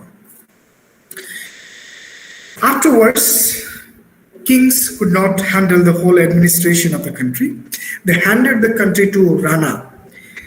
When they gave country in the hands of Rana, it in fact came the opposite. Rana started taking control over kings. And during these times, Rana became very, very powerful. Because of their, we know power corrupts. Absolute power corrupts absolutely. It did send to the Ranas. Ranas became absolutely autocratic. There was no freedom of speech, there was no human rights, there was no democracy or nothing else. And because of this reason, English language only became the language of the wealthy people in those days. It did not reach, it could have reached otherwise. But it is also being said, before British India introduced English education system in Nepal, it had already started by Bhimsen Thapa in around 1824. Who understood well, Bhimsen Thapa is well regarded actually. He was the prime minister on behalf of Rana regime, but all Ranas were not bad. There were some Ranas who did great things to Nepal. Bhimsen Thapa, being the prime minister in those days, who understood well the importance of English as a medium of developing Nepal's relationship with England, wrote a letter to Dasri Pandya, ordering him to send one well-trained and competent Bengali teacher of English to Kathmandu. You possibly understand what I'm trying to mean. You need not write a letter to English Queen. You write a letter to England, and you will find English people very close to your borders, that is India. And it was very easy to get a Bengali teacher from English language who can come to Nepal and then teach in English. Why I'm talking about why it is so important English language all the way in all my slides now on. The reason is that this influence of English language being taught in Nepal, which started very systematically in 1881, but it is started in 1824. It has a greater impact. I'll tell you one incident. Possibly 35 years before or 40 years before, there were 50 graduates from India, many from Patna University, who came to a place called Birganj in Nepal. They resided. All were master's degree holders, all having the background of English literature. And these people who were 50 were distributed all over the country. Many of them became even my teachers. Why they came? It was the request from the government of Nepal to the University of Patna to send some, people who are the recent graduates and who can teach English language to Nepali people. Some of them my teachers, and some of them have also contributed in Society of Nepali Writers in English. Those people have contributed. I'm very much in touch with a lot of people who came to Nepal 40 years before from India. They are my teachers as well, many of them. So it was Bhimsen Thapa who started the English language education system in those days.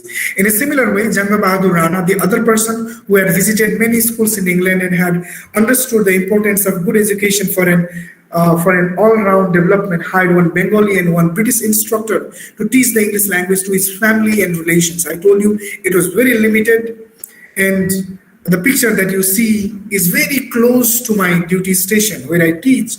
It is called Thapatali Darbar, and I've written here, in 1853, the first English school in Nepal is started as a family affair in a small improvised classroom on the ground floor of the Thapatali Darbar, where the children of the Ranas received their English education. It was not to everyone. When it began, it was just for the limited people. Now remember why I'm telling you, when you provide English education to the limited people, you cannot expect literary productions to a larger extent.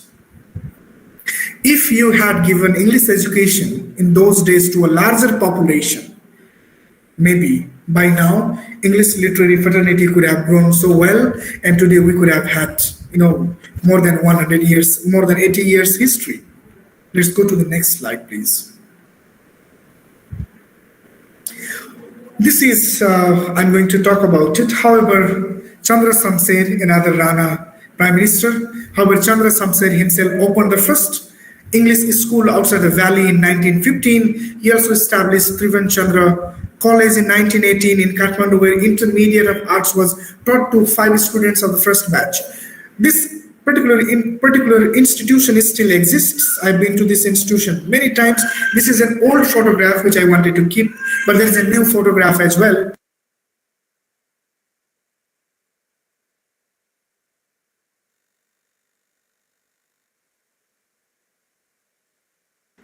All right, okay.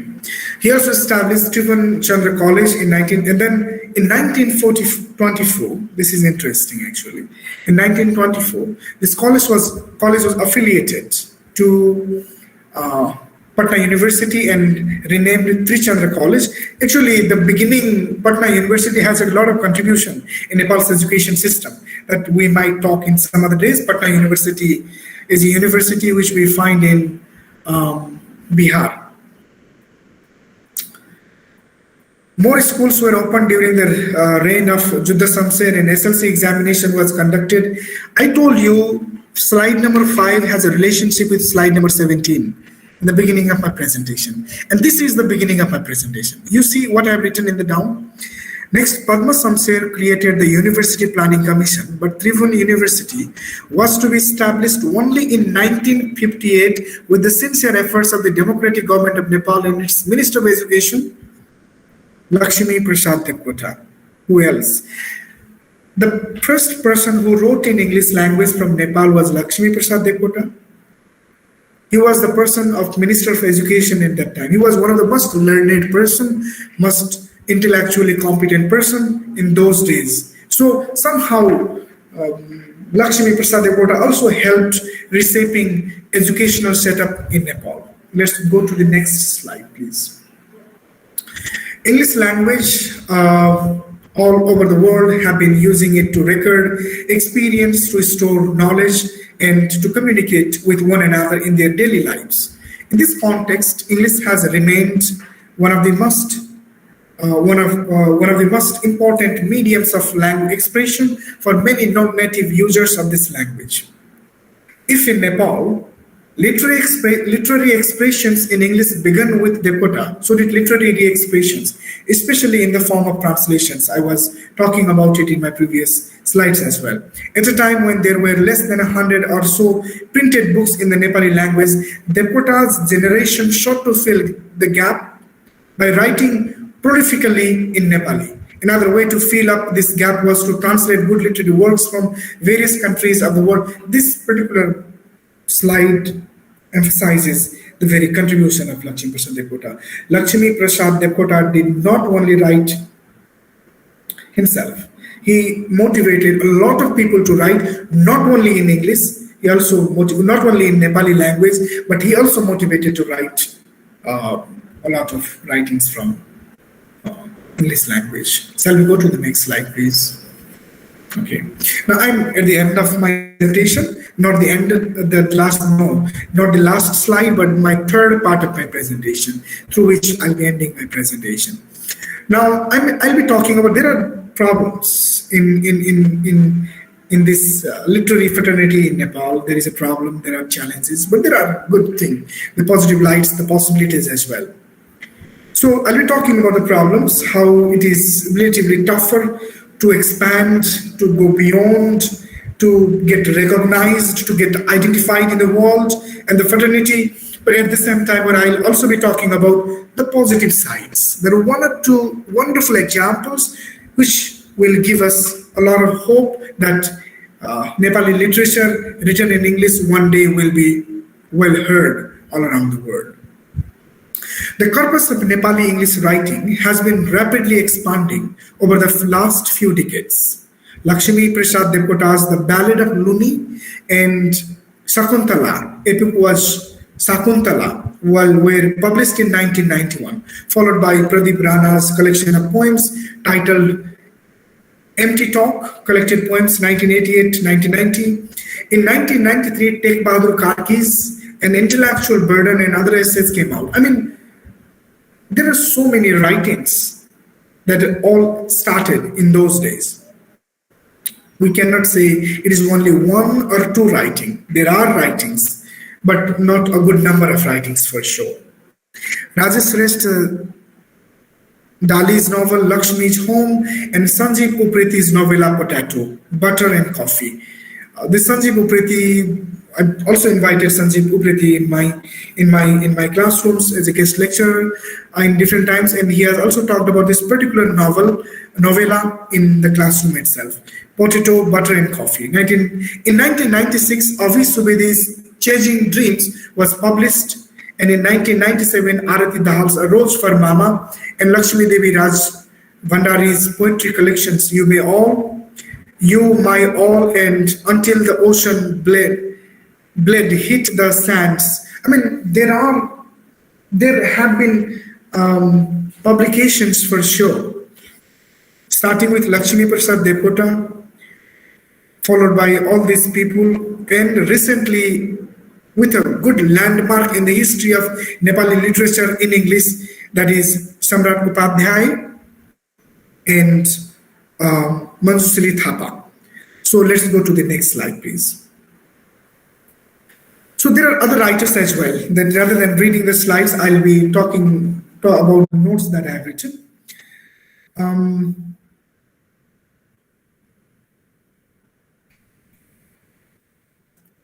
Now, in the recent years, Samrat Upadhyay's success abroad with his fictional text, Arresting Gods in Kathmandu and The Groove of Love, has inspired many aspiring Nepali writers of English.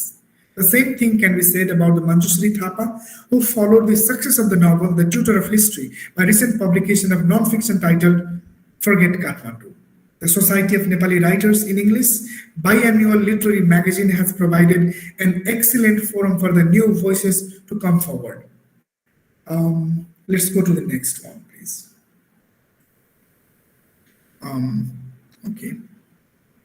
Okay, let's go to the next one. I just want to talk about this particular slide and we'll end it.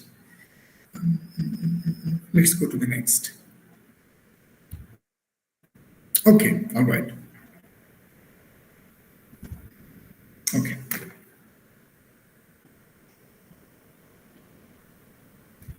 One thing it should be in common that Nepali writing in English language has been well contributed by Society of Nepali Writers in English. The collection of book that I was presenting you, the pictures in the beginning of my presentation, that is of Nepalese clay, that we should not forget. At the same time, Samrat Upadhyay's Arresting God in Kathmandu and Manjushree Thapa's Tutor of History, beginning with Lakshmi Prasad Depota's Shakuntal and Bapu and other essays.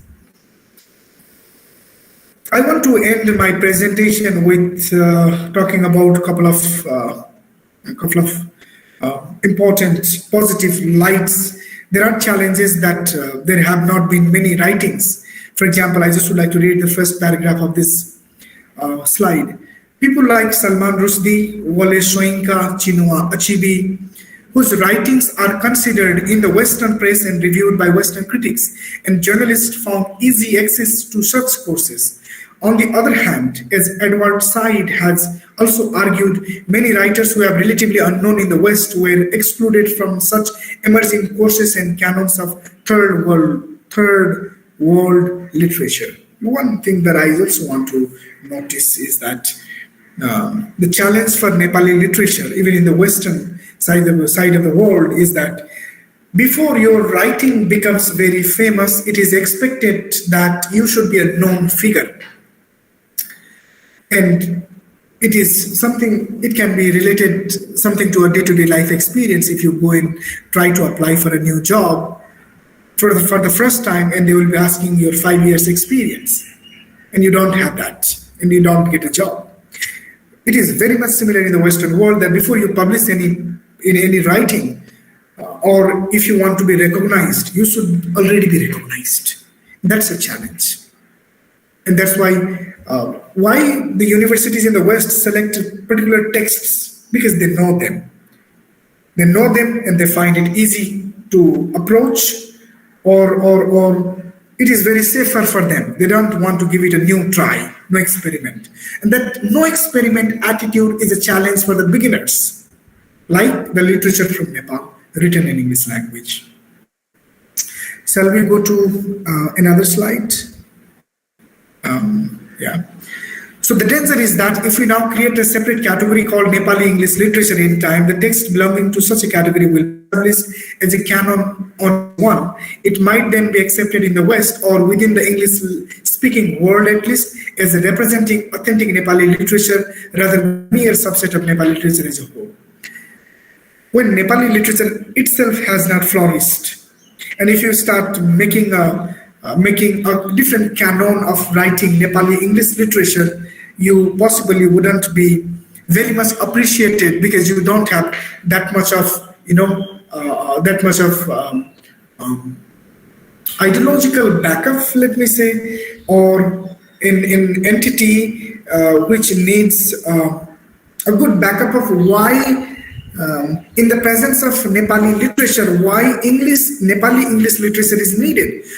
The advocacy should be very strong. If your advocacy is not very strong, you possibly wouldn't be able to convince and go for the grand endorsement of the literature from Nepal written in English.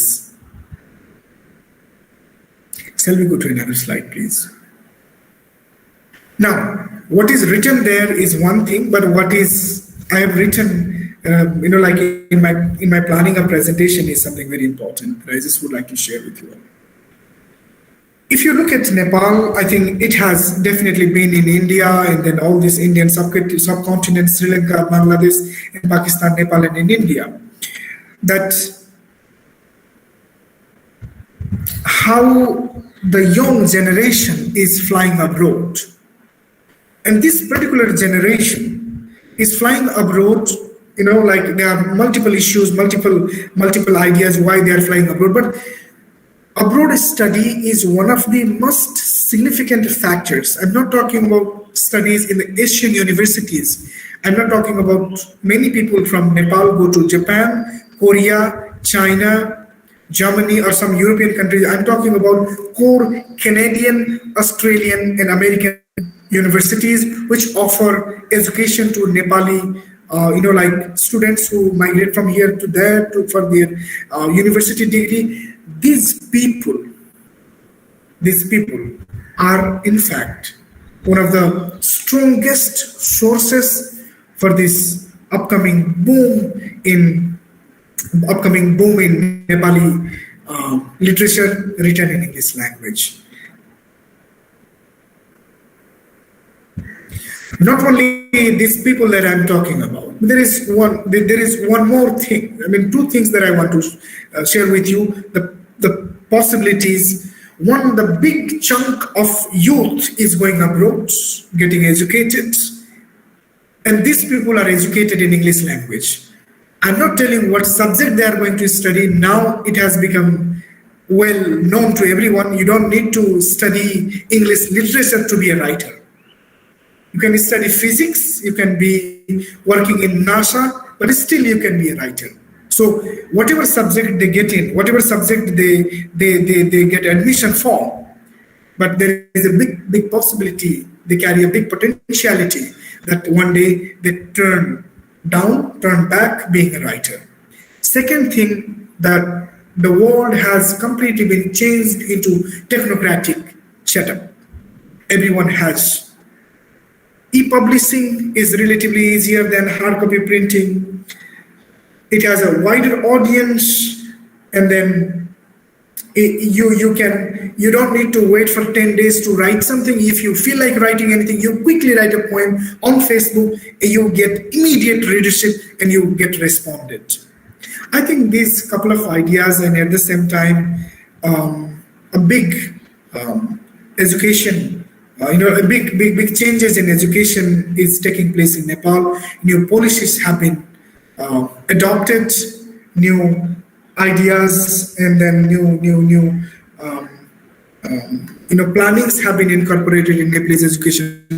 Possibly, let's hope this will help create a better environment for Nepalese literature written in English language to flourish. By this, I think we can go to the next slide. Next slide, please. By this, I think this is my time as well. Minutes to go.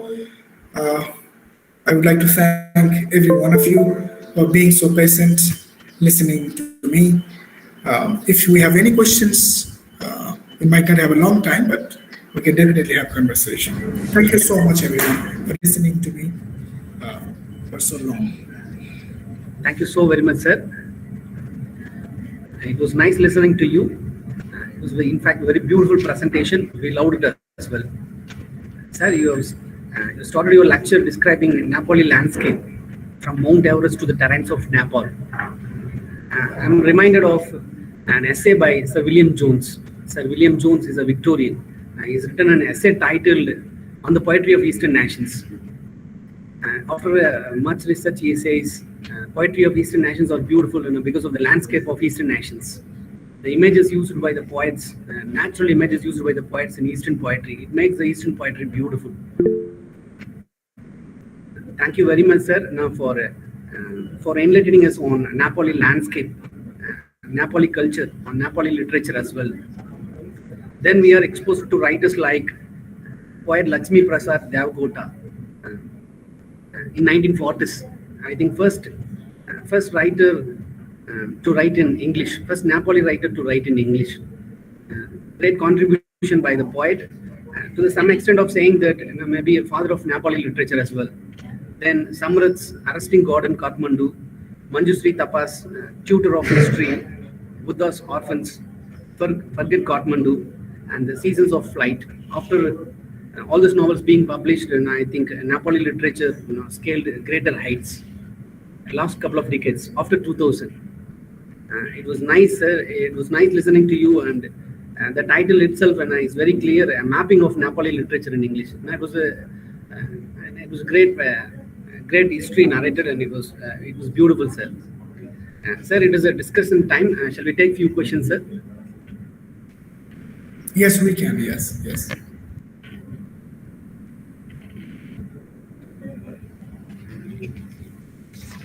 I think Kavi is raising a hand. Maybe again. Sir, How has the modality we will address it one by one, sir. Shall I read out the question, sir? Shall I read out the question, sir? Question number 1. If Nobel Prize is to be awarded for Nepali literature in English, whom do you recommend and why?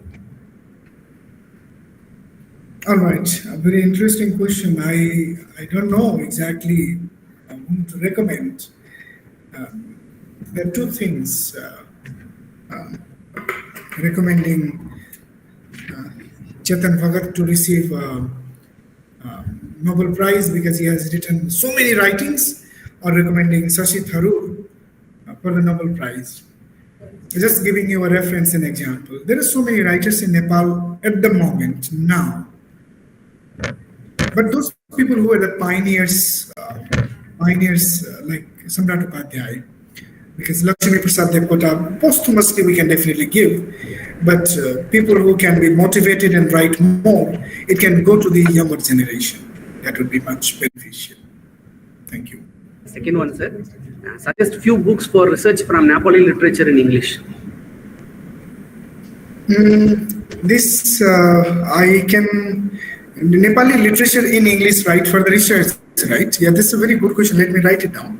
I can tell you a couple of books right away, but if you really want to do good research, I can email to Professor Peter Prabhu, and then Sir can circulate the textbooks for your references for your research, maybe after a couple of days. That would be more wise. Okay. Shall we? Yeah. Thank you, sir.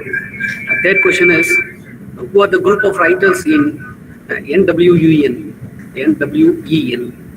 Nepali writing. Oh, NWEN. Okay. I actually hear this NWEN was started by 3 young people. As I told you in my presentation, one of the persons was with me. Together we taught for a couple of, but he was really senior to me. I called him for this time as well before I presented. I told him, I'm going to present on this particular topic. Do you have any recommendations that I should put forward from this new insight? So he was just emphasizing if Newen can be introduced, it will be good. It can find a good readership. There are so many writers from Newen who are great writers. It is very difficult, but I have been with one of the professors. We work together, but he's again very, very senior to me. He's a doctor. He's from India, actually. I was reading his poem that was published in this of Nepalese clay. I was completely, blown away. I didn't know the depth of writing which is published in Nepalese clay can be this much. I don't know whether I can download Nepalese clay from internet or not, but I can definitely make that poem available to you in some day. There are so many people. His name is Dr. Vinay Jha. He is again great. There are Professors Keshav Sigdel and other people, Balram Kumar. There's so many people who are great, who have written extensively in Newen collection of writings. Okay, sir. Another question is, in Nepali literature, what is the theme commonly dealt? Could you please once again? In Nepali literature, what is the theme commonly dealt? Okay, this part I think I didn't talk about. It has depended time and again. You're asking me a question about common Nepali literature, not the literature in English, isn't it? Yes. Right. It has depended. Themes depend, not only in Nepal, all over. If you go back to the United States 50 years back, the themes were different. Today, the world has changed. The people now, they may be talking about, the theme would be overuse of social media. How technocracy has brutalized human relationship, how artificial intelligence and all these things. So in a similar fashion, Nepalese literary landscape has also been influenced by different times. There was a time during Rana regime, no one could write. There was a big wall in Nepal. People came and wrote during night. Nobody knew whatever, but that was an art of expression. They wanted to express that they did not like their government, and there was no place to go out, and they wrote. So the common theme is family and relationship, marriage, love, some social issues. Let me not go very concrete. Social issues became very important, but at the same time, there were a couple of writers who only focused in psychosocial issues. Now, after Maoist revolution, the theme completely changed. The theme was war and peace. I told you, literature depends on the context of the country or the place where it is written. So it is well influenced in different times. And if I talk about the recent, thing, after Maoist revolution in Nepal, the themes were completely changed. They were mainly about Marxist themes, communist themes, or war or peace, very much, related to it. Another couple of questions, sir. Sure. Apart from culture and lifestyle, what are the uniqueness of Nepali literature? The culture and lifestyle that I want to talk about is many writings, not the writings written in English language, but the writings which were written in Nepali language basically uphold the very idea of festivals. The festival that you celebrate somehow is mentioned in your writing, and that is the center of holding every person in society together. There is no other thing in society which holds everyone together. It is a festival, it is a cultural exchange, and this particular thing is actually the center of every writing in Nepali literature. To talk about food, the cuisine again is another prime factor, prime issue which is always mentioned in Nepali writings. If you talk about the dress, the particular dress we call in Nepali daura and surval. Daura it's like very much what do we say? In India as well, it has a big fashion, but there is a different kind of Nepali kurta, and then there is the surval. So the dress, the festival, the cuisine, they have impact in Nepali writings. Overall, many writings will at least touch one of these issues at least once in the writing. One more, sir. How Nepali literature differs from other literature? How Nepali literature is different from other literature? Other literature, yes. It needs a long discussion. It is possibly mathematically I cannot answer this question, but for sure, every literature is different from one another. Even within Nepal, there are 123 different kind of races of people, and 129 languages are spoken. Every language is different than other language. Every human is different than other human being. Nepali literature basically carries the smell of Nepalese clay. And it ranges from 8,848 meters down to the sea level.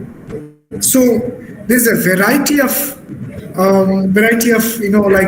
experiences being exposed in the writing. I think it has never been experienced anywhere in the world, because every experience to every nation is a unique experience. In a similar way, for a writer as well, it is unique to every writer. And when you have a unique experience which has happened in only in your country and you represent, that becomes one of the unique things among everything else. Thank you so very much, sir, for addressing all the questions. I think with this, we have come to the end of the session. Dear participants, gratitude is an attitude. It is only fair to thank our resource person, Professor Sishir Kumar Buzol, for his beautiful lecture. This has been a great journey through the realms of Nepali literature. Thank you, sir, for enlightening us. Your speech was a magnificent exhibition of knowledge on Nepali literature. Your words resonate in our minds and inspire us. Thank you so very much for your time and availability. Indeed, it was a knowledge-intensive session. I also thank profusely all the participants for their active attention and involvement. Thank you, dear participants. Once again, I thank our resource person, Professor Sishir Kumar Buzol, for his availability. Thank you so very much, sir. Now I hand over the session to Ms. Nisha, who will take you through the next session. Thank you so very much. Thank you, sir.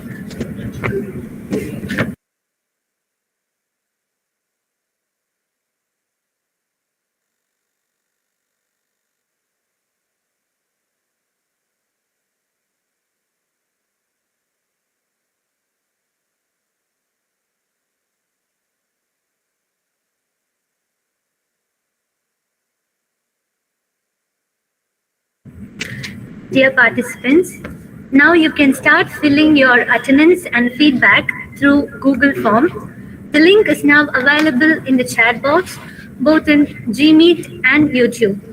You can take 15 minutes to fill the feedback form. Kindly do not get disconnected.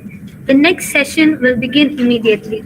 I repeat, dear participants, now you can start filling your attendance and feedback through Google Form. The link is now available in the chat box, both in YouTube and Gmeet. You can take 15 minutes to fill the feedback form. Kindly do not get disconnected.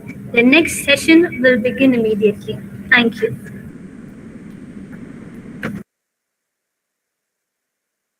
I think, can I leave now? Is it okay? Has the session ended?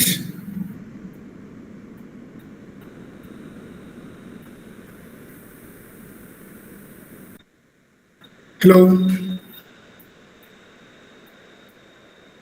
Yes, Has the sir. session ended? Can I leave now? Yes, sir. The session is Thank you so much, everyone, for this opportunity. Loved sharing what I knew. Thank you so much once again, all of you. Thank you so much, sir.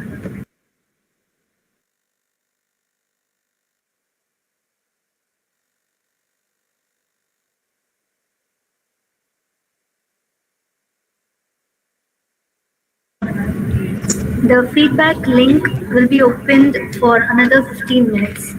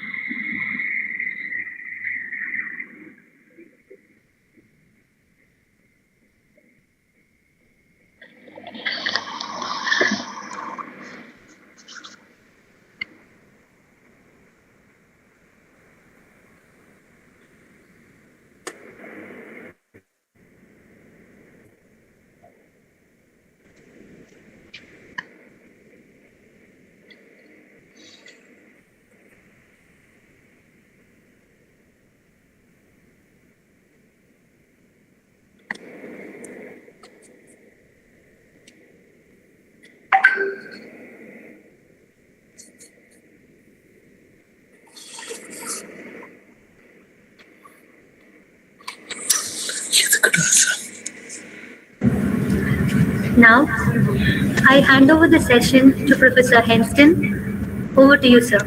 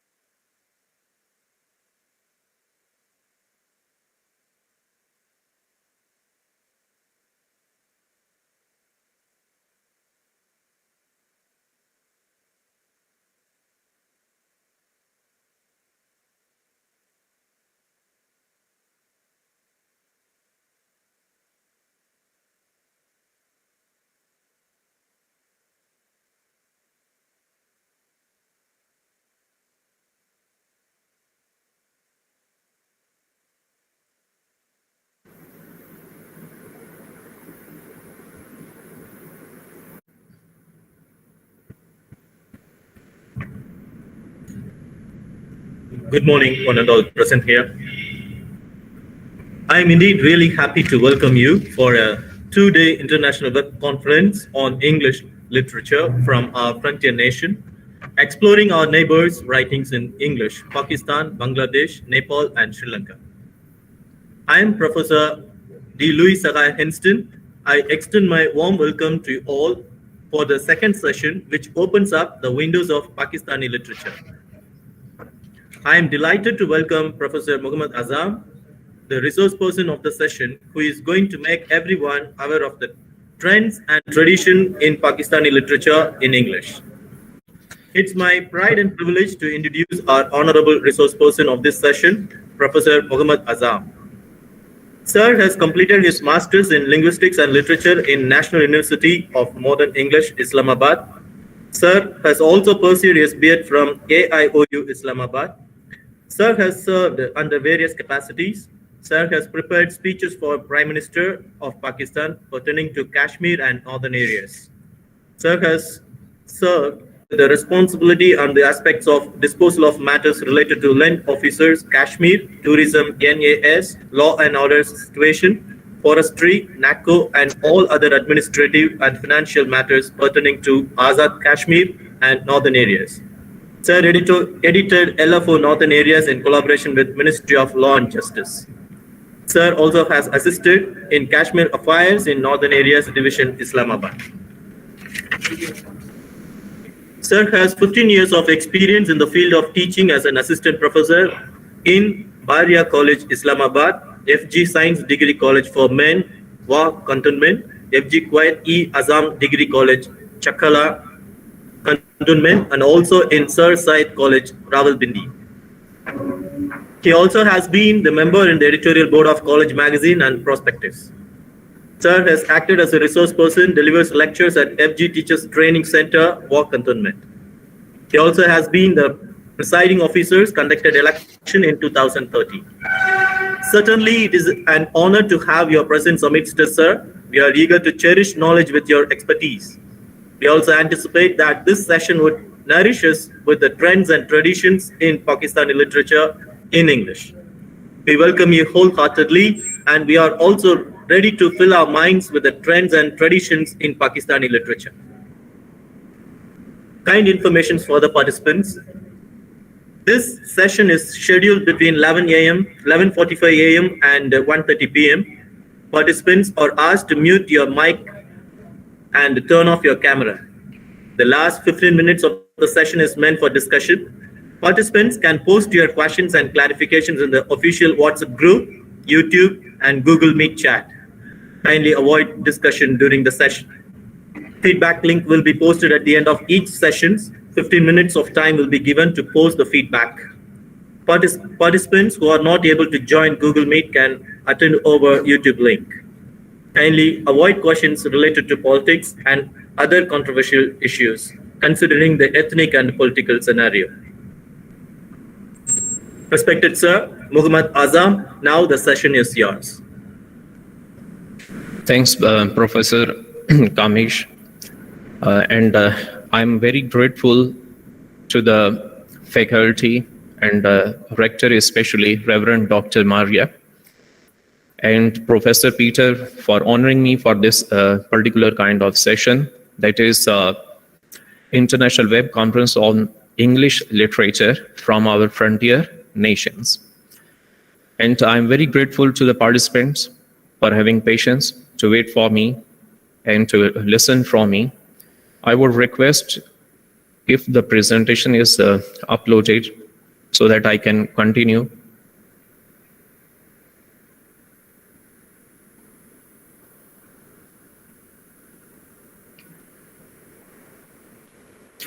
Thanks. I have been honored to present you the timeline of trends and traditions in Pakistani literature in English. I am Mohammad Azam. I am right now serving as principal IMSP Islamabad before working in different capacities in different offices and even in the universities. I'm right now as working as education administrator. Next slide, please.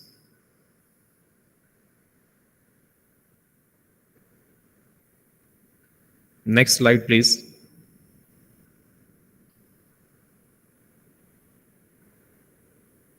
No, I have divided these certainly, just like my previous brother from Nepal, that he has reflected upon, that definitely with the passage of time, your society, your political, social, and cultural scenario keep on changing.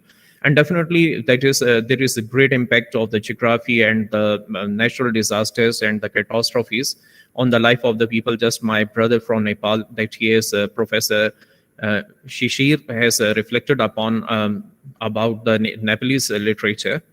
Now, if I take up the main stages, that I would be starting with the pre-partition literature, and then the next decade, that is 1950s, then 1960s, and then there would be 1970s to 1980s, and the most important of all, that is the 1990s, and especially the 21st century, keeping in view the changing political scenario throughout the world, and especially in our neighboring countries, and the challenges that is faced by all the nations in the world regarding terrorism and many other ethnic problems and socio-cultural problems. Next slide, please.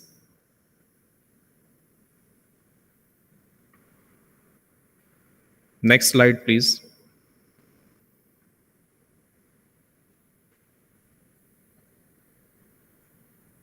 Could you please move to the next slide?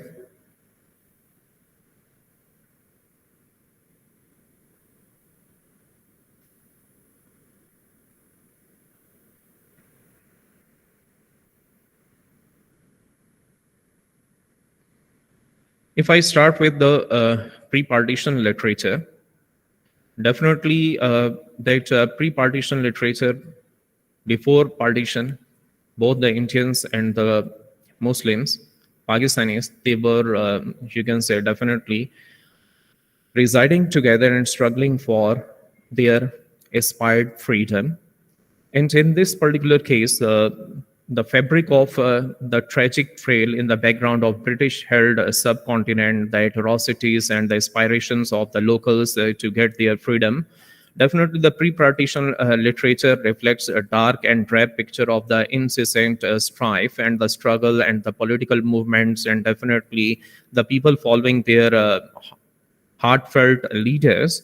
And the themes of extreme nationalism, socio-cultural conflicts, socialist and secular moments, these were presented just like if I quote here, A Train to Pakistan, that is written by one of the Indian writer, renowned writer, Kashwat Singh. And that was the same fabric in the backdrop of this partition scenario or the catastrophe that took place, unfortunately. So similar to that one, if we consider the colonial literature at that moment, that was presented by E.M. Forrester, who was born and lived in India during British-held India. And he presented his thoughts in the form of a novel that is also taught in the various universities of Pakistan, that is Passage to India. Could you please move to the next one? And the most prominent one is Ahmad Ali.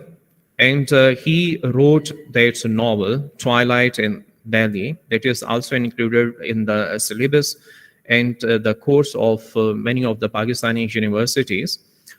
And what Ahmed has reflected that the story that take place back in 1911 in a Muslim neighborhood in Delhi, and that particularly reflects the despair of the downfall of the Mughal Empire and the rise of the British and the establishment of the East India Company.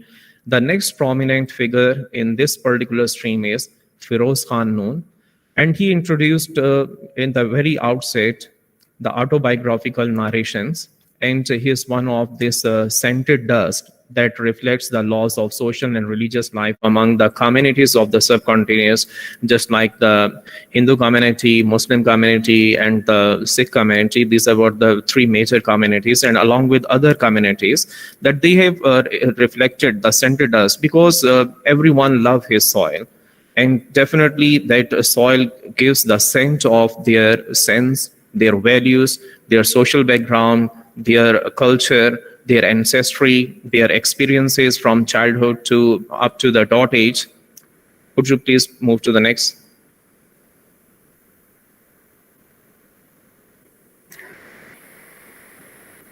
Could you please move to the next slide?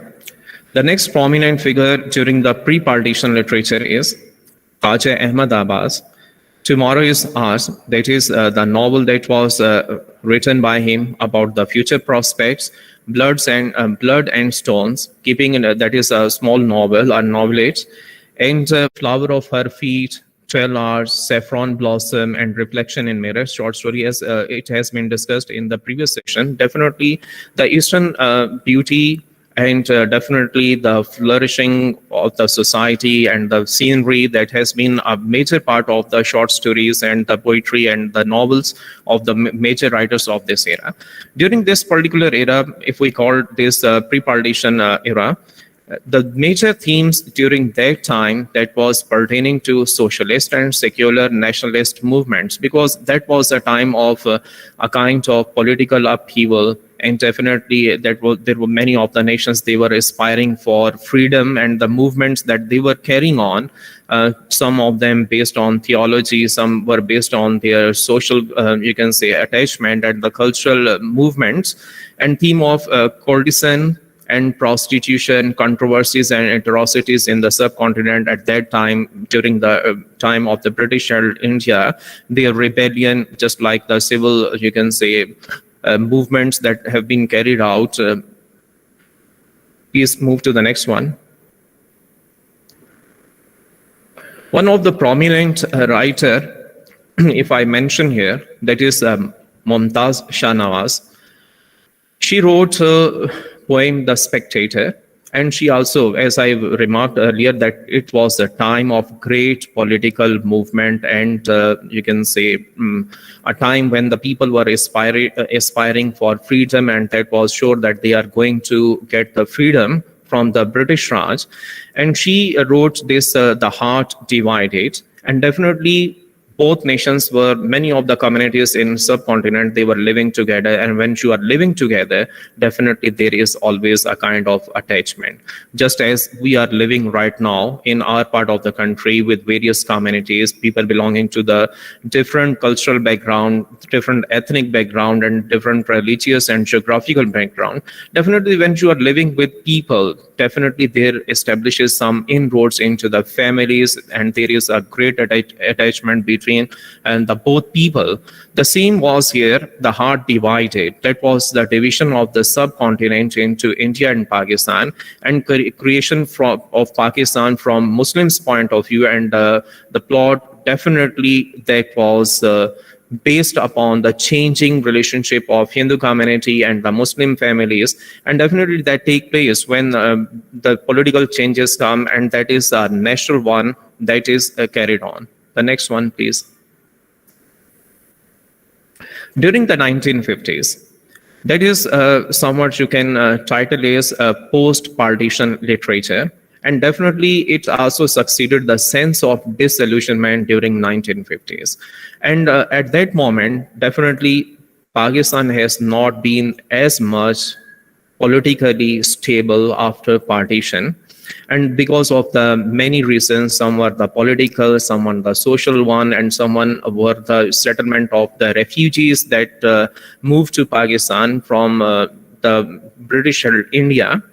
And definitely that has been a time that many of the people were disillusioned about certain things. And the major focus during the 1950s, if we call the trends and the style of the writers, that was the individual experience during the movements and after the partition and view of liberal democratic elite. Definitely that was a democratic elite, and there was the, you can say at the same time, the people belonging to the lower class and who regarded democracy, freedom, and egalitarianism as desirable political traditions. It means that is associated, if we go to the French literature, if we move to the British literature, early literature of, you can say, Europe, we would be finding all the same things there as well, and which were being threatened by socialism. At that moment, you can say Russian socialism, that was being, you can say, moving on, as my brother has reflected about the Nepalese literature, on the one side. And on the other side, there were the theocratic thoughts, means the society was overall divided into two.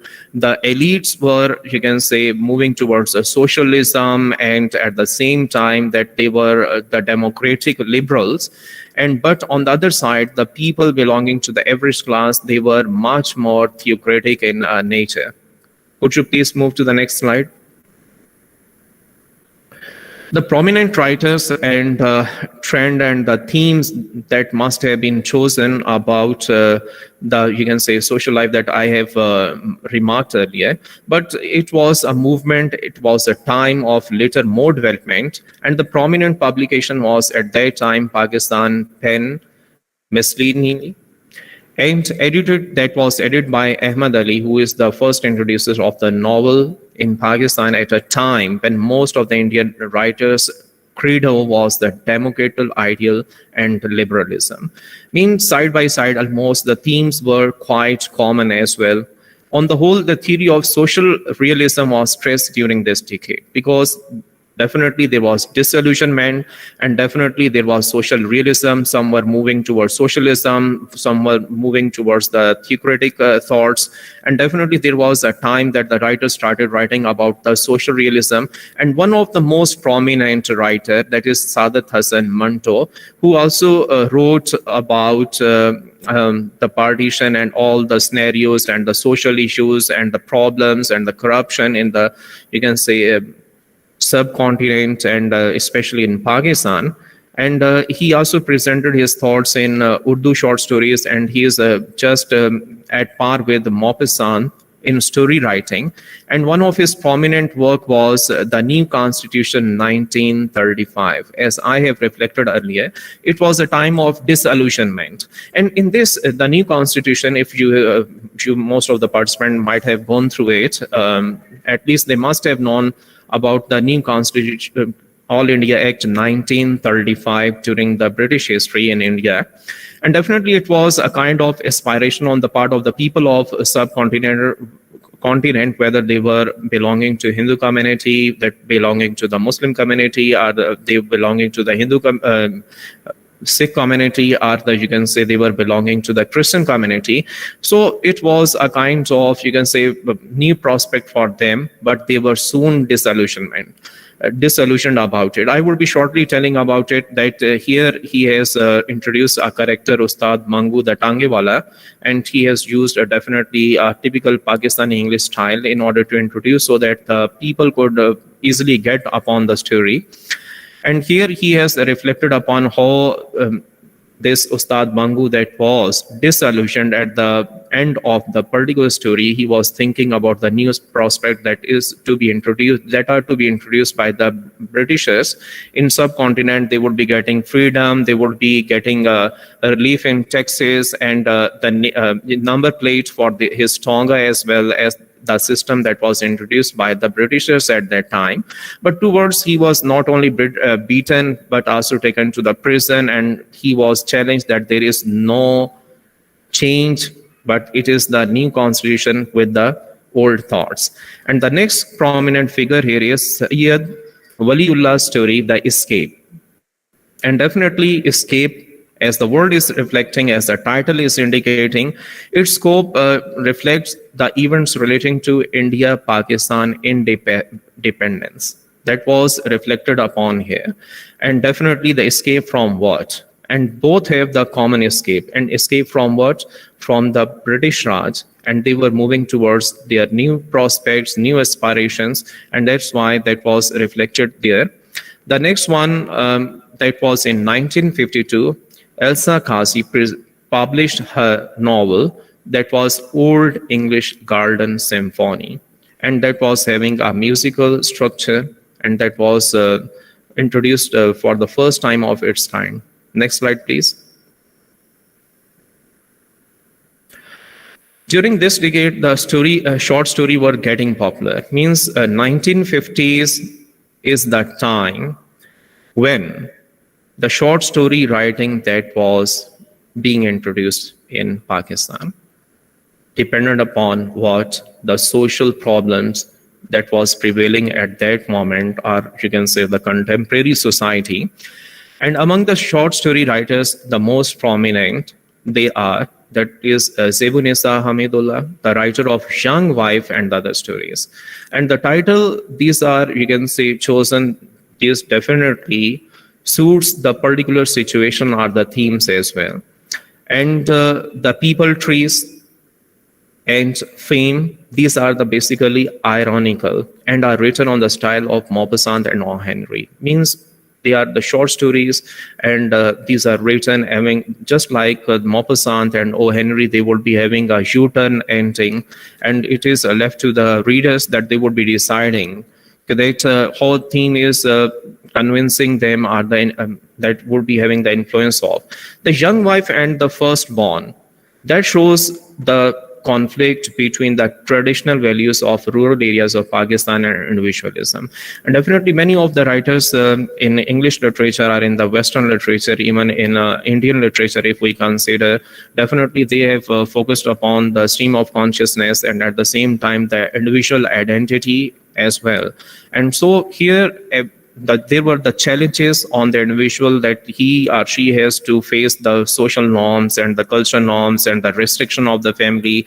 On the other hand, you can say the parenthood, and on the other side, the challenges are the responsibility towards the family life, and at the same time, the restrictions from the parental side. If you can say a kind of parochial society that has also been reflected if we consider the novel of George Eliot, mean to say the Merry Events, The Mill on the Floss. And if we consider the writings of many of the writers from English that who use the stream of consciousness style, just like To the Lighthouse. If we consider the poetry of Emily Dickinson, that she has brooded upon the pessimism. Next slide, please. The next prominent figure during 1950s is Zahir H. Farooqi. That he served as a young diplomat, and most of the time that he spent in Italy, China, and Australia.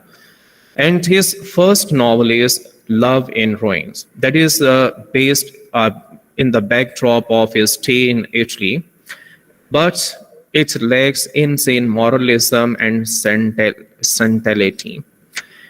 So he got fame as a Western writer because basically he was Pakistani, but he started writing about his stay in Italy, and it was a kind of, you can say, autobiographical novel. And he reflects his love for Rome, Florence, and Venice, and the ruins that he has visited, and how he loved and why he feels a fascination in those ruins that he has reflected in his novel, Love in Ruins.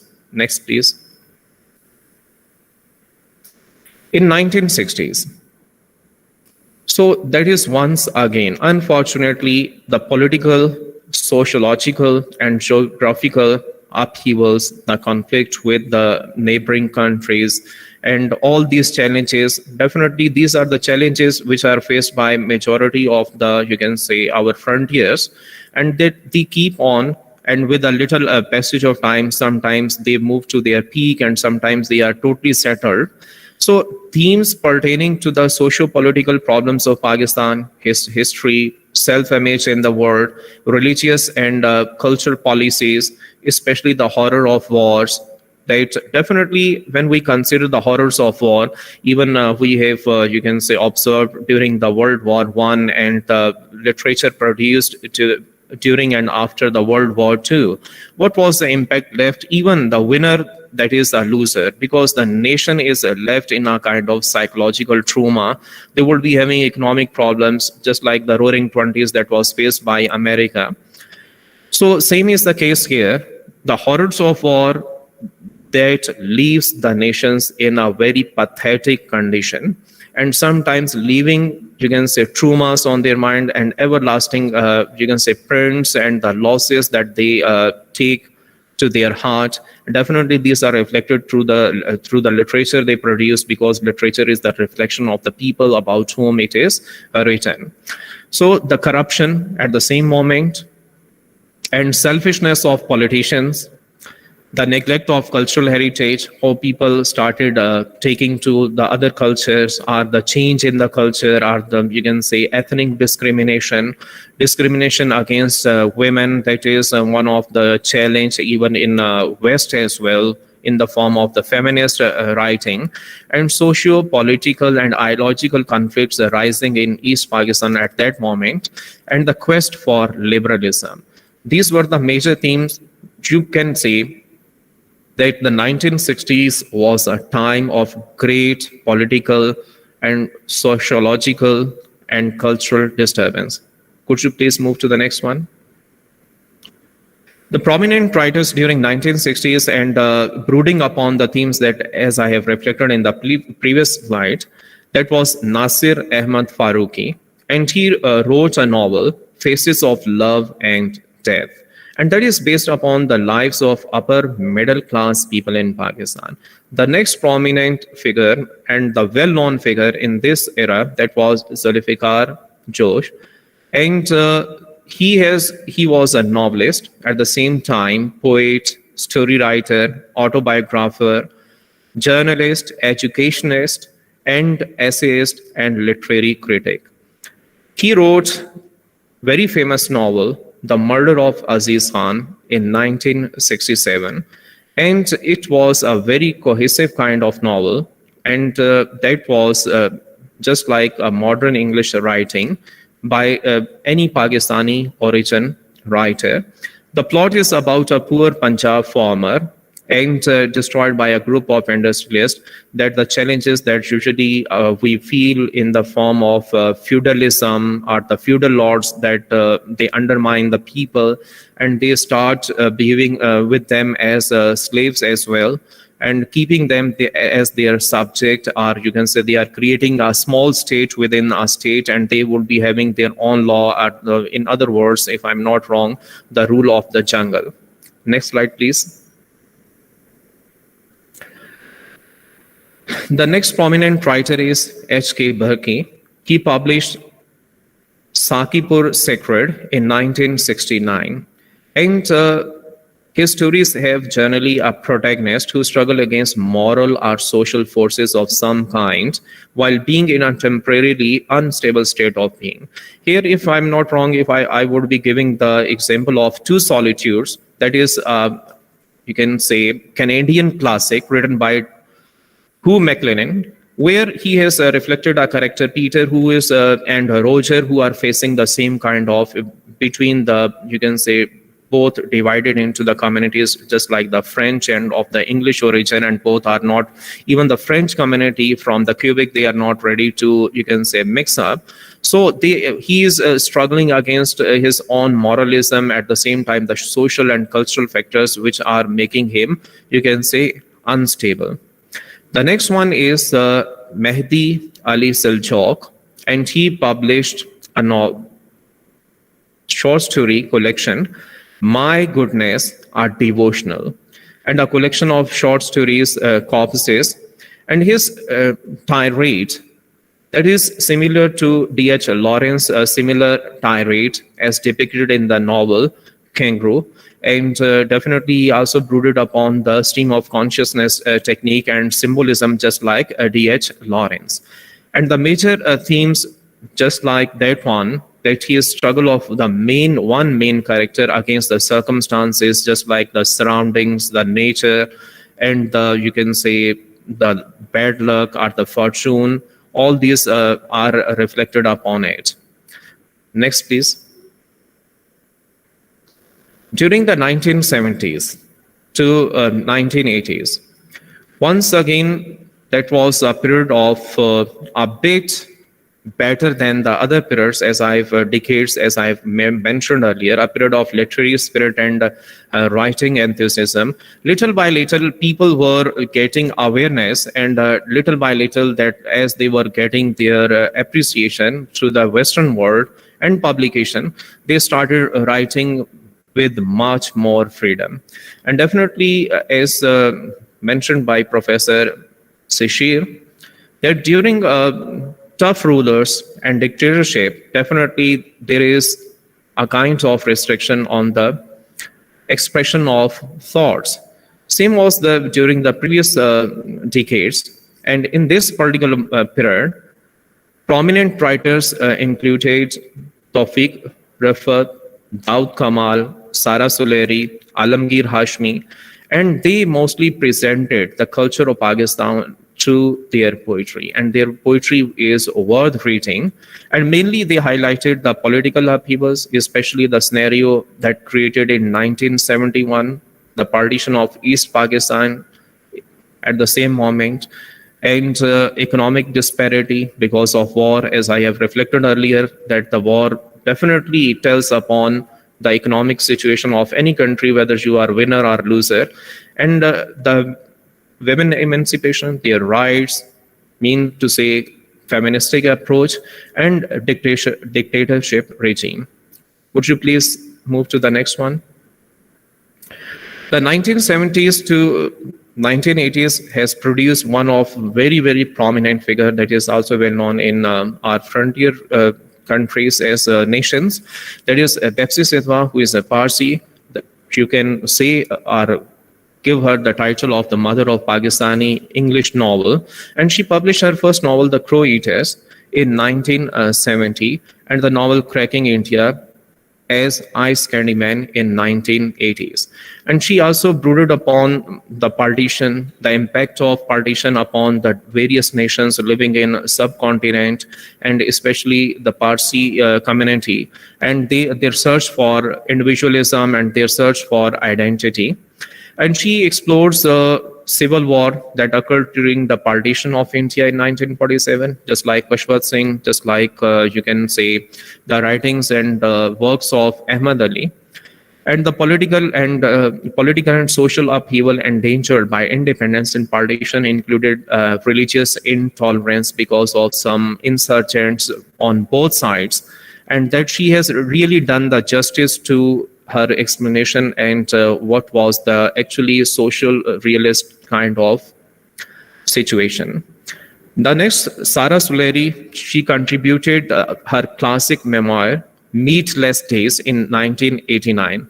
And that presented a picture of personal and private life of a writer, means based upon individualism, and laid foundation of distinct Pakistani idiom. That she has a contribution, that she has introduced certain Pakistani idioms in slang as well in her works, and that was a very first one of its kind. Next slide, please. The next that I have taken, that is from 1990s to date. That was including almost 3 to 4 decades.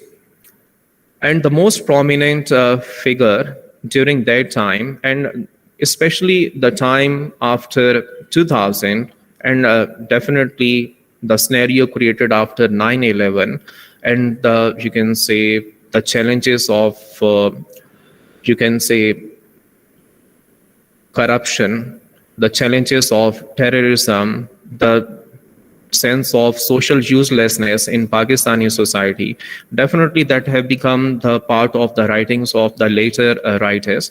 The most prominent figure during this time, that was Kamila Shamsi, that she entered to the literary arena with her debut novel In the City by the Sea, and that was in 1998. And definitely most of her publications are from Europe, and she got appreciation from European community as well.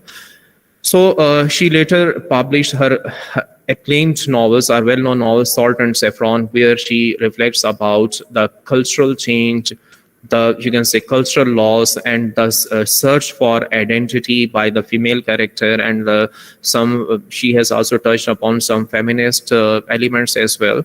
And then the famous one, Cartography in 2002, Broken Verses, Home Fire, and Burnt Shadows.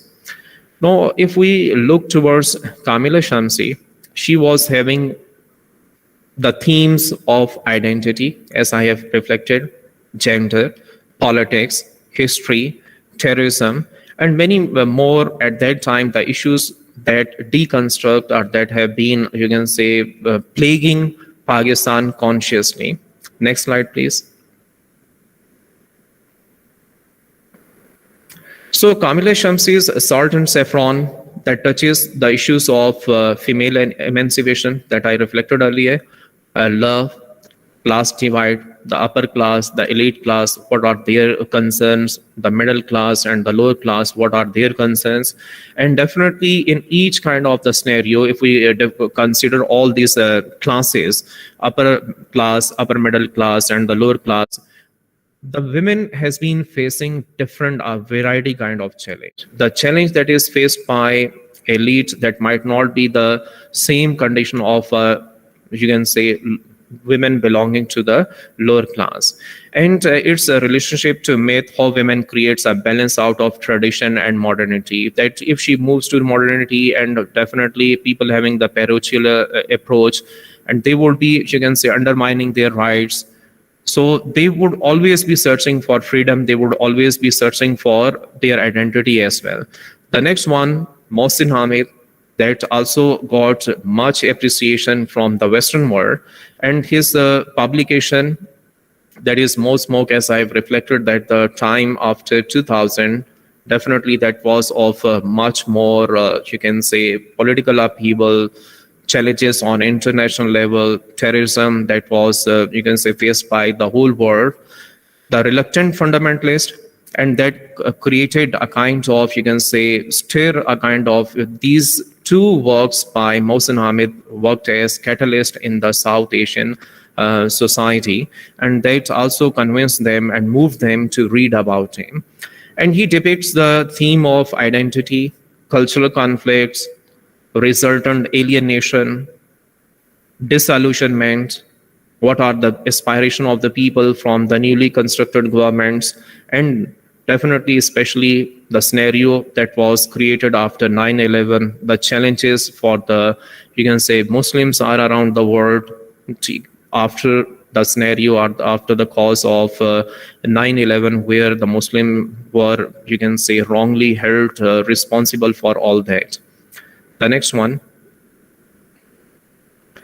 The first 2 decades, if we consider of the 21st century, that were the most ripe one, because as much as people were given the freedom to write, and during the democratic governments, and as the scenarios changes and as the challenges increases, people start giving their expressions as education propagated, as the universities expand and the research expand. Definitely many of the writers got their way through their writings. And the most important among them, I have included few of them, many of the minor writers that I have not included here. That is Muhammad Hanif, Umar Shahid Hamid. Basically, Umar Shahid Hamid, if I tell about him, he was a police officer who was attacked in his office at that time by the insurgents, and that was a suicide attack on him. Definitely the challenges of terrorism that he faced. And he wrote the novel The Prisoner, and that was published in UK. He has reflected what sort of challenges the society is facing, what challenges are faced by security agencies, what are the challenges faced by the citizens, how people are brutally being killed and innocent people become victim of terrorism, and that has been reflected in his novel The Prisoner. And then Fatma Bhutto, Nadeem Aslam, Bina Shah, and Dr. Osama Sadiq, they made real contributions basically to enrich the Pakistani novel.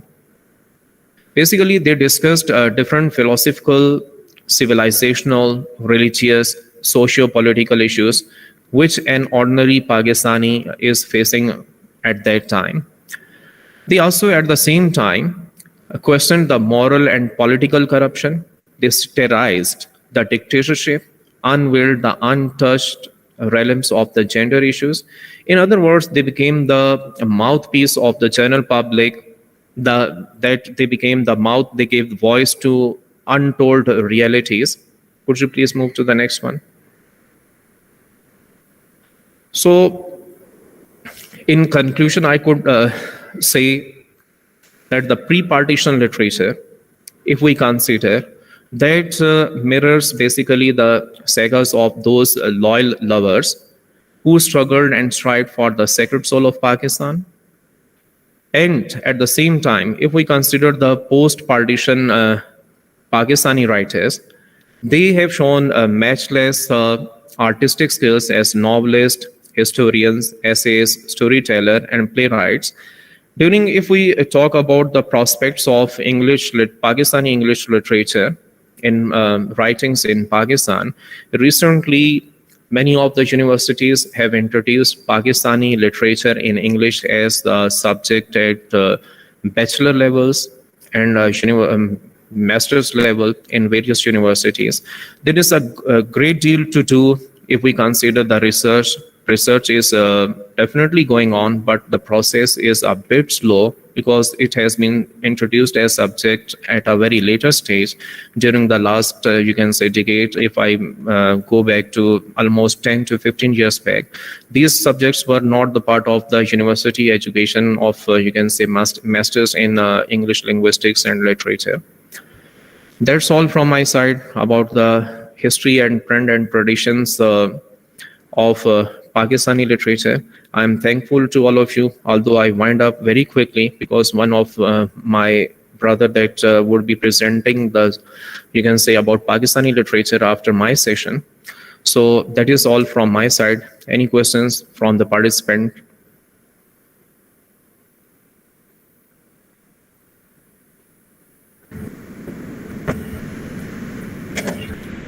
Thank you, dear sir, for taking us into the world of Pakistani literature with your meticulous explanations. We are able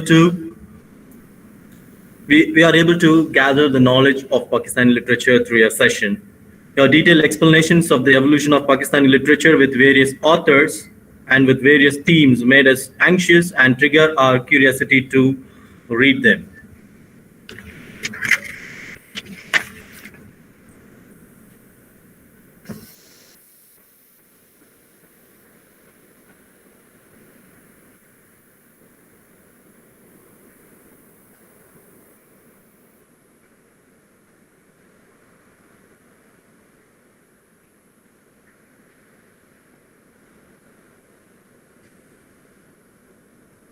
Any questions, please?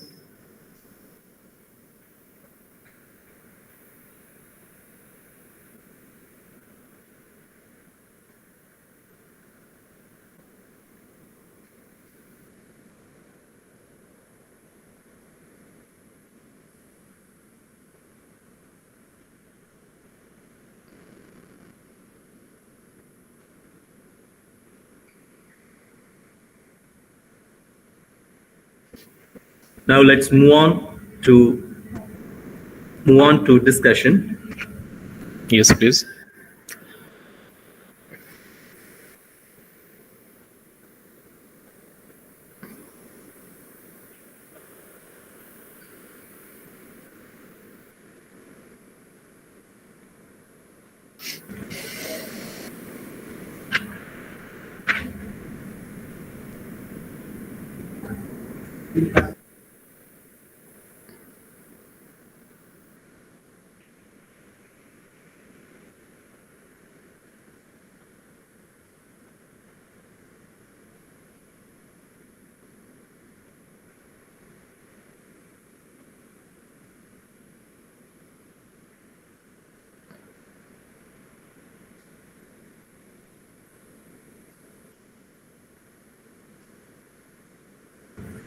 Yes, sir, we have a question. What are the commonalities of Pakistani literature in English? There is a question. If we commonalities, keeping in view the common themes you are talking about, the common trends. Yes, sir. So if we consider definitely, if we consider the time, the socio-political arena that keep on changing with the passage of time.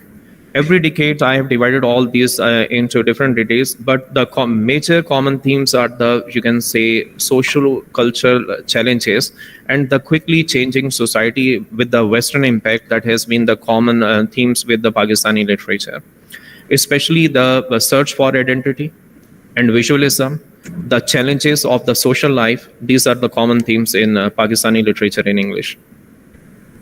Next question, please.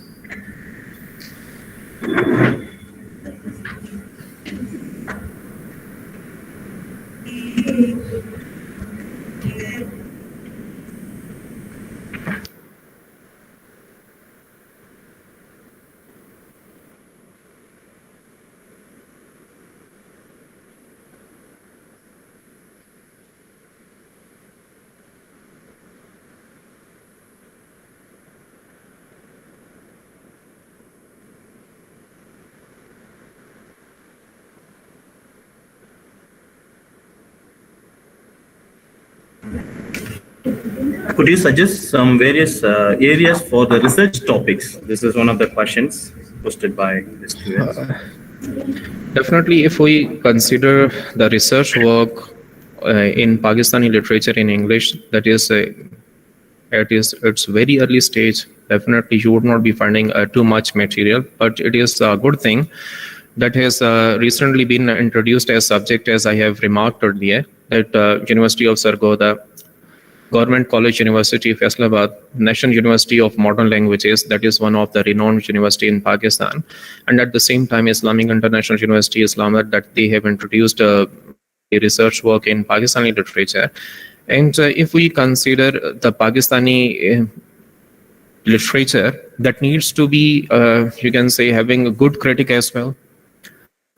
It is at its very early stage, but the novels presented by Umar Shahid Hamid, and at the same time the Reluctant Fundamentalist, if we consider the novels by these 21st century writers, that would be giving a broader prospect as compared to the previous writing, because with the passage of time and during the 21st century, the life has quickly changed, and the political and the social and cultural scenario that has, you can say, almost changed in every arena of the society. So if we consider this Umar Shahid Hamid, his novel Prisoner, that is one of the crime fiction that I have not mentioned at that moment. It has been written on the style of crime fiction. So these 21st century writers, if you go back to that particular slide, I would be suggesting from them. Could you please open that slide?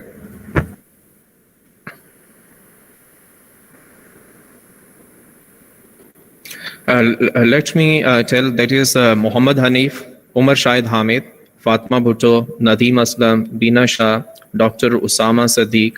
These are the basically recent novelists that they have contributed towards the challenges of civilization, philosophical thoughts, religious and socio-political issues of an ordinary Pakistani faced during the 21st century.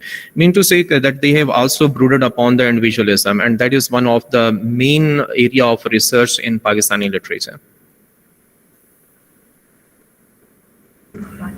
Next question, please. So there is one more question. What are the traditional art forms in Pakistan? Traditional art form, keeping in view literature or anything?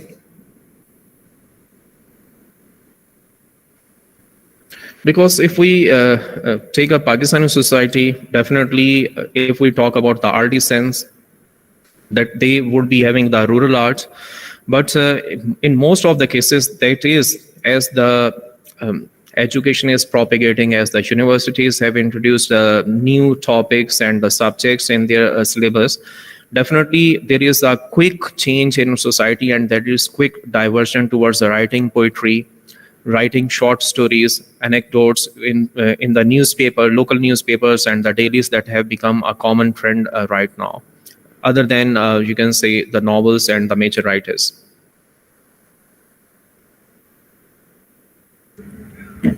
Excuse me, sir, one more question. What percentage of population in Pakistan are good in English or able to read English literature in Pakistan?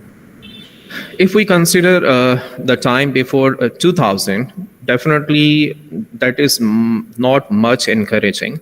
But right now, if we consider our elite school system and the universities during Musharraf time that have been, you can say, giving a much edge through a higher education commission, that they are working on it. And definitely we are working with the British Council and other Cambridge school system as well.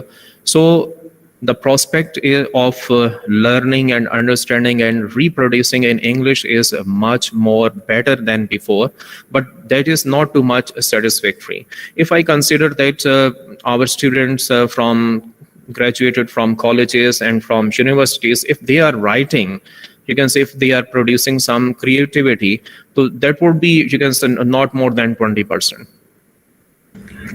So how do you justify the centrality of human in literature in line with Marxism or socialism?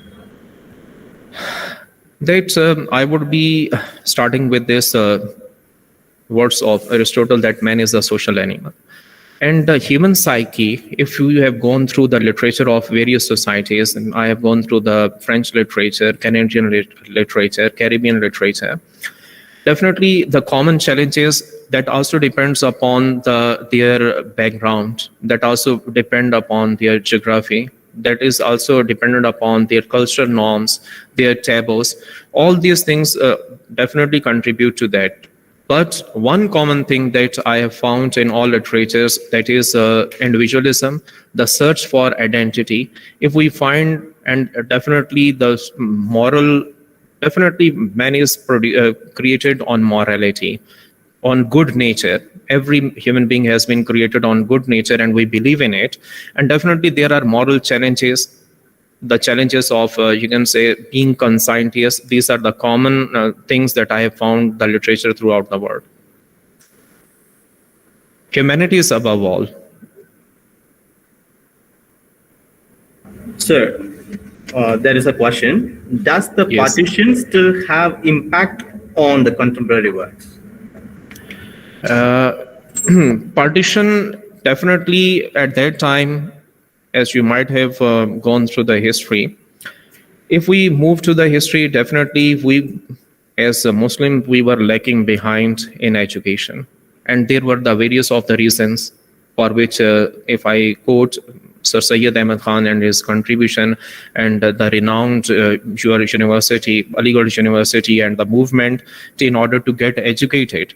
Definitely these people who started writing at the very early time, they were the, you can say, alumni of this Aligarh University. And definitely that has an impact on the life of the people, just like Pepsi Sidhwa, that she has written at a very later stage.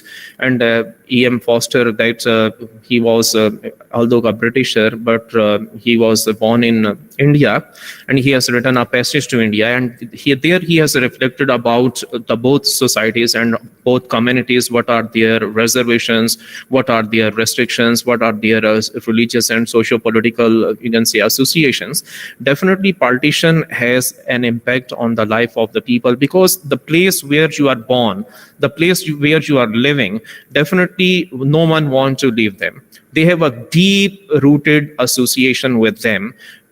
At the moment of partition, many of the people, they migrated from India to Pakistan, and many of the people, they moved from Pakistan to India, and they are leaving behind the place where they were born, where they have spent their springs, where they have spent the, you can say, their happiness, where they have, you can say, gone through their family traditions and each and everything.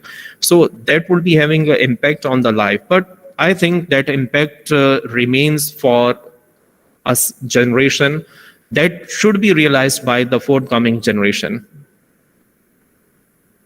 Next question, please. One question. Yes. According to the modernists, the art is considered as a verbal icon. The literature is considered as a verbal icon. Does Yes. the ideas of the concepts of postmodern and the deconstruction have its influence in Pakistani literature, and how far it is welcomed among the people? If I give you the example of Muhammad Hanif, Umar Shahid Hamid, Fatma Bhutto, Nadeem Aslam, Dr. Osama, and especially Kamila Shamsi, Moniza Shamsi, Mohsin Hamid, these are the writers of postmodernism. Because the scenario that was created after 9/11, Mohsin Hamid's novel, The Reluctant Fundamentalist, More Smoke, these are, you can say, brooding over the postmodern themes. And same is the case if we consider Moniza Shamsi and Kamila Shamsi. They have written about the search of identity among the people and the individualism they are searching for, and the sense that they are feeling that they are socially and culturally, you can say, useless in their society, are there the isolation that they have been isolated within the family of many. So these are having the definitely found, or you can say definitely searched or traced in the works of Kamila Shamsi, Mohsin Hamid, and Muhammad Hanif, Umar Shahid, Dr. Osama Siddiq, Fatma Bhutto, Nadeem Aslam. So all these writers, they have brooded upon the postmodernism themes. Just like I have told moral and political corruption of that moment, and they have at the same time satirized the dictatorship in Pakistan and the challenges for the common people. Thank you, sir, for enlightening us with the expertise and knowledge in Pakistani literature. You really kindle the spirit to plunge into the literature of frontier nations. Dear participants, I render my heartfelt thanks to our honorable resource person, Professor Muhammad Azam, for sharing the knowledge of Pakistani literature. Our sincere thanks to all the participants for your active participation.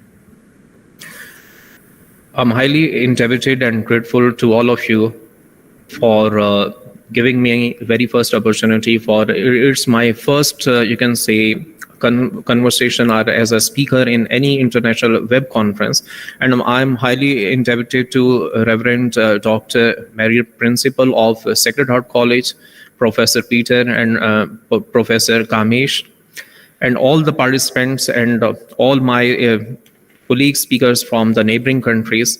Thanks, bundle of thanks once again, and tons of prayers and tons of thanks for all of you. Thank you.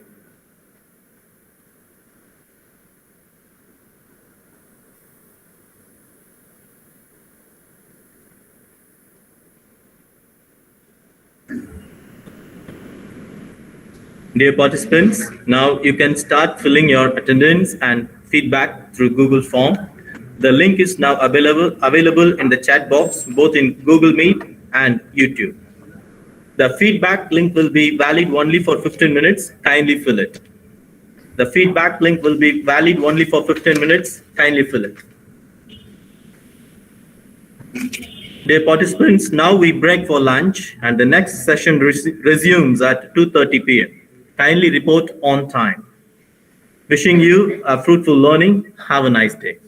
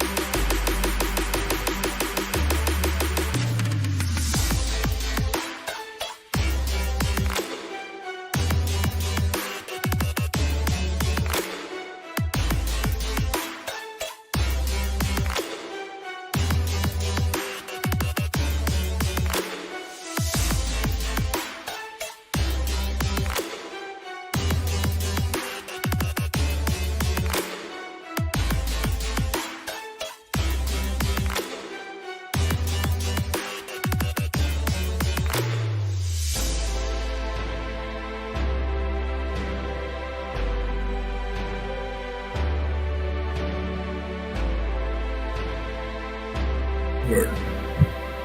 The corpus of Nepali English writing has been rapidly expanding over the last few decades. Lakshmi Prasad Dep-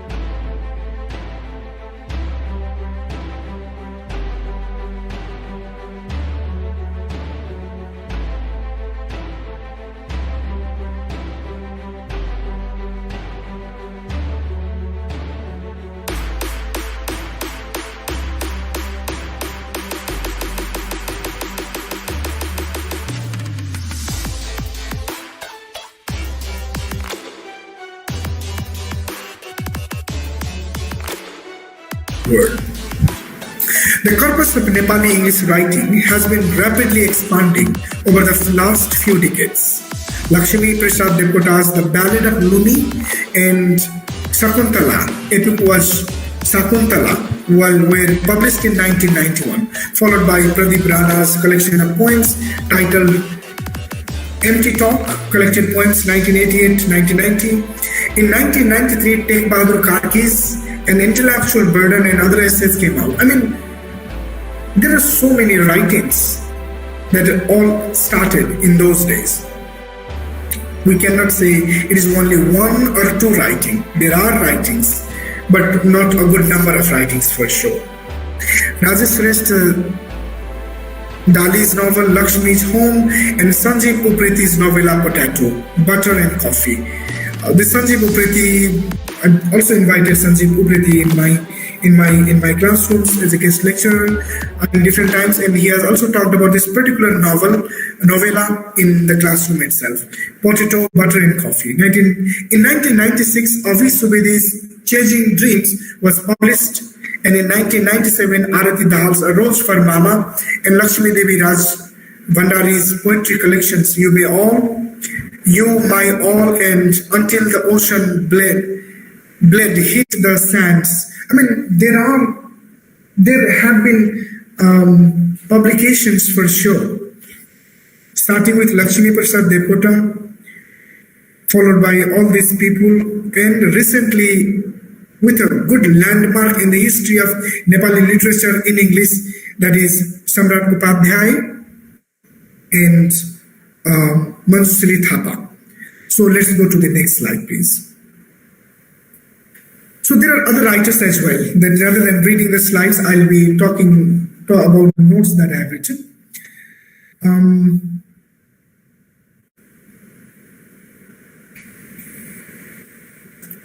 Now, in the recent years, Samrat Upadhyay's success abroad with his fictional text, Arresting Gods in Kathmandu and The Group of Love, has inspired many aspiring Nepali writers of English. The same thing can be said about the Manjushree Thapa, who followed the success of the novel The Tutor of History by recent publication of non-fiction titled The Corpus of Nepali English Writing has been rapidly expanding by the last few decades has provided Lakshmi Prasad Depota's The Ballad of Luni and Shakuntala, epic was Shakuntala, were published in 1991. Followed. Okay, let's go to the next one. I just want to talk about this particular slide and we'll end it. Let's go to the next. Okay, all right. Okay.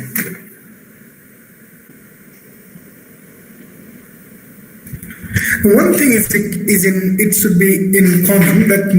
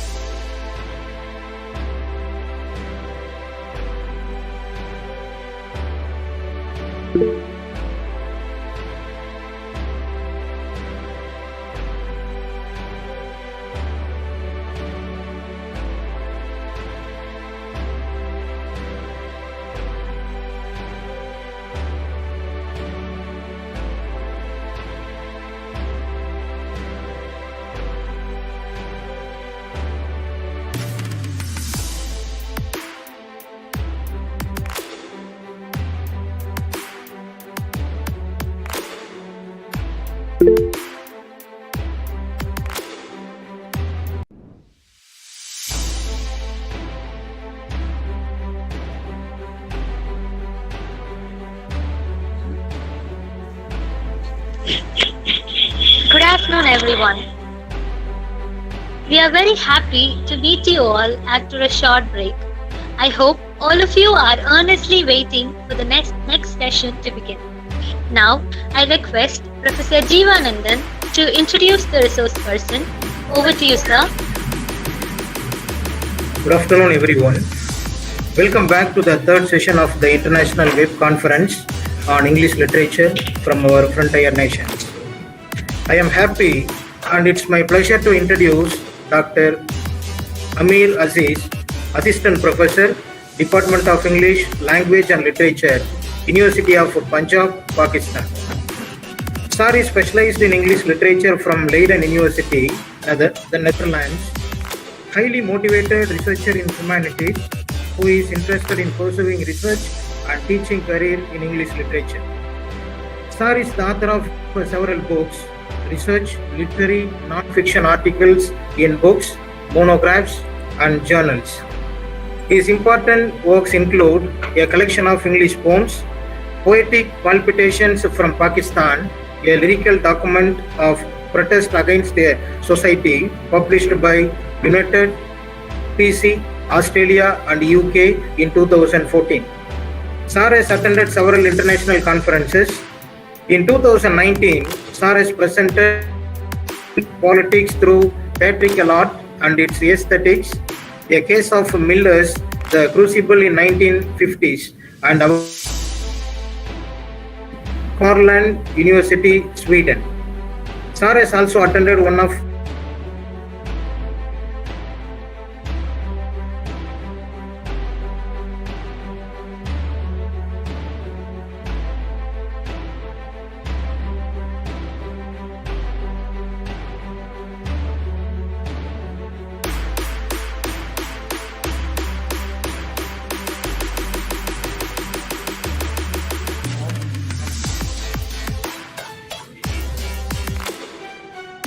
Sir is also an honorable recipient of the Higher Education Commission of Pakistan Fellowship for Foreign PhD in 2006 to 10.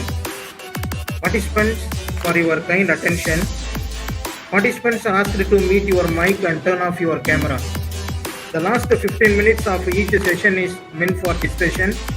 Participants can post your questions in the official WhatsApp group, YouTube, and the Google Meet chat. Kindly avoid discussions during the session. Feedback link will be posted at the end of each session. 15 minutes time will be given to post your feedback. First, questions could be accommodated in the Google Meet. Others can attend through YouTube link. Kindly avoid questions related to politics and other controversial issues, considering the ethnic and political scenario. Dear participants, today we have Amit sir, an eminent scholar, to talk to us on the topic Pakistani Literature and English, a Perspective. We are proud to have you there. Now, may I invite you to take over the session.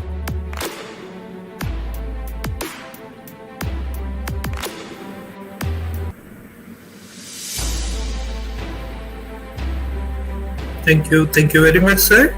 Am I audible? Can you hear my voice? Yes, sir. Yeah, great. Thank you very much for this detailed introduction.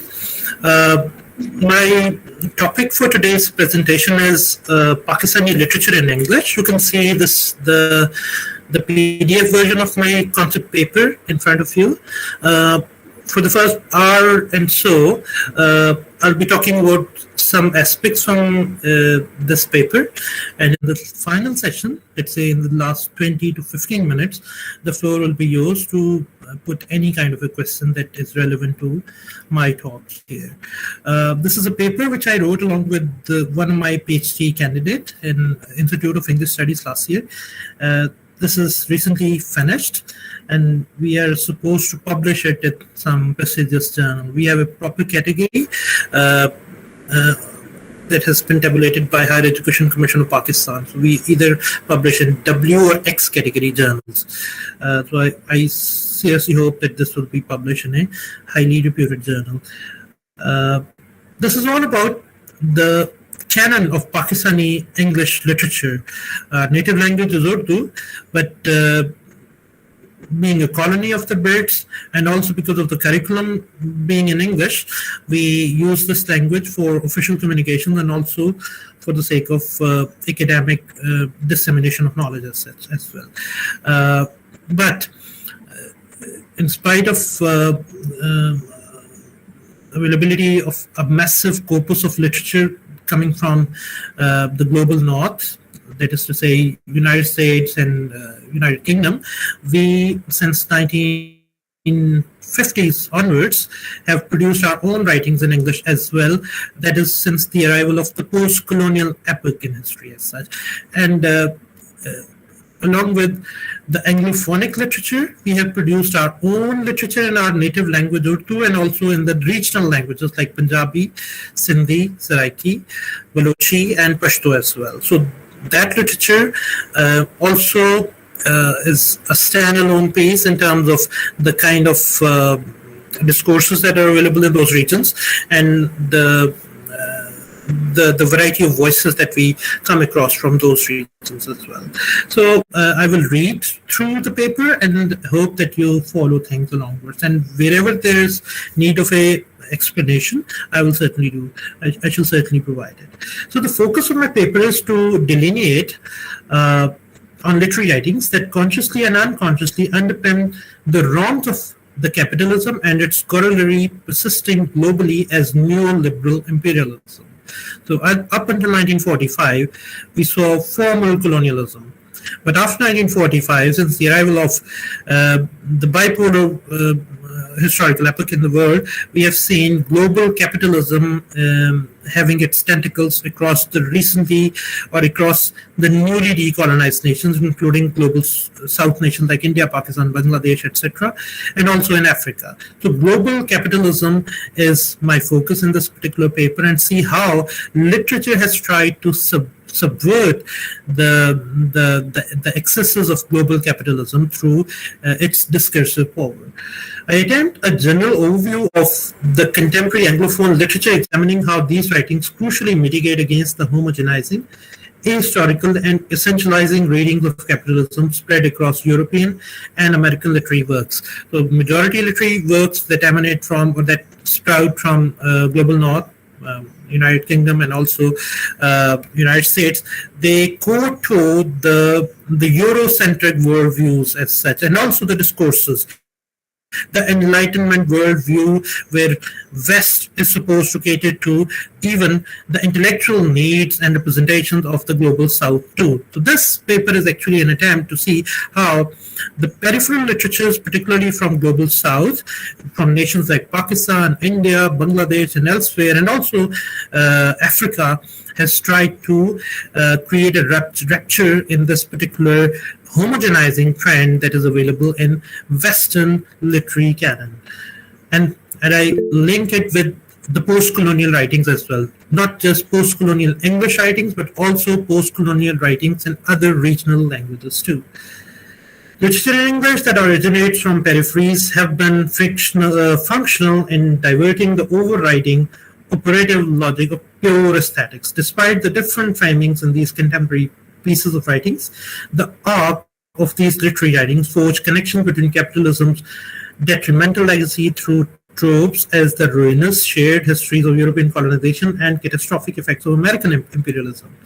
Nevertheless, the history of English literature has been transformed, even if not superseded, by writings from these peripheral regions as they critically disclose the genesis of capitalism and its subsequent forms. Since it is not possible to explicate the entirety of peripheral or semi-peripheral literary writings that portray capitalistic undertakings through realistic and modernist features, we reposition our study to focus on marginal literary works from India and Pakistan in particular.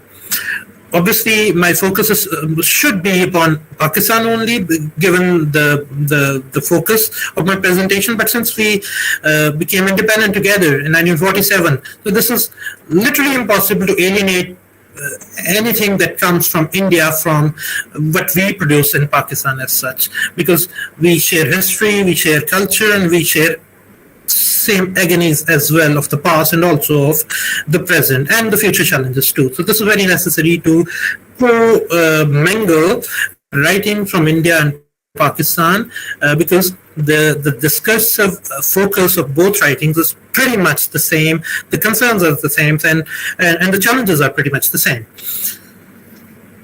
We position our study to focus on marginal literary works from India and Pakistan in particular. We contend that these literary voices resonate strong resentment against the oppressive systems and most authentically reflect the working class struggle for freedom and equality.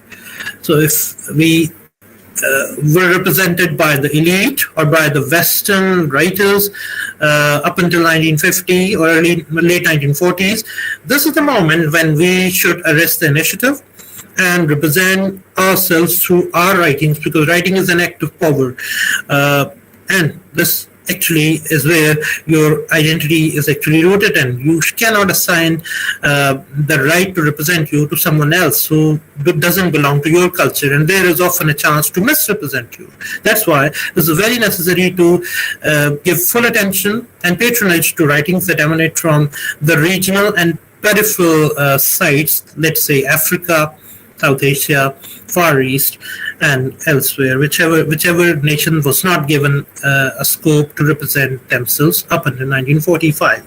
However, within all these works referred here, the European intellectual culture of humanism is persistently challenged. Man being at the center is now being challenged. All the while, when capitalism reveals itself in sites where race, power, language, and empire intersect.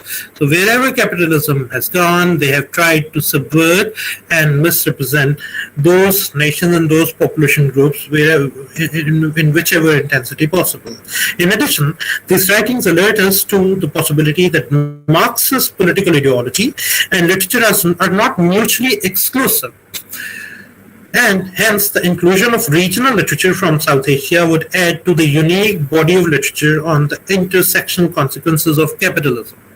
The intersectional consequences, the effects of this economic system upon the intersectional features like gender, race, class, etc. is indelible, and this is very necessary to see how far has capitalism or this particular economic and political system has actually influenced those other variables, let's say class, gender, and you name it, any other variable.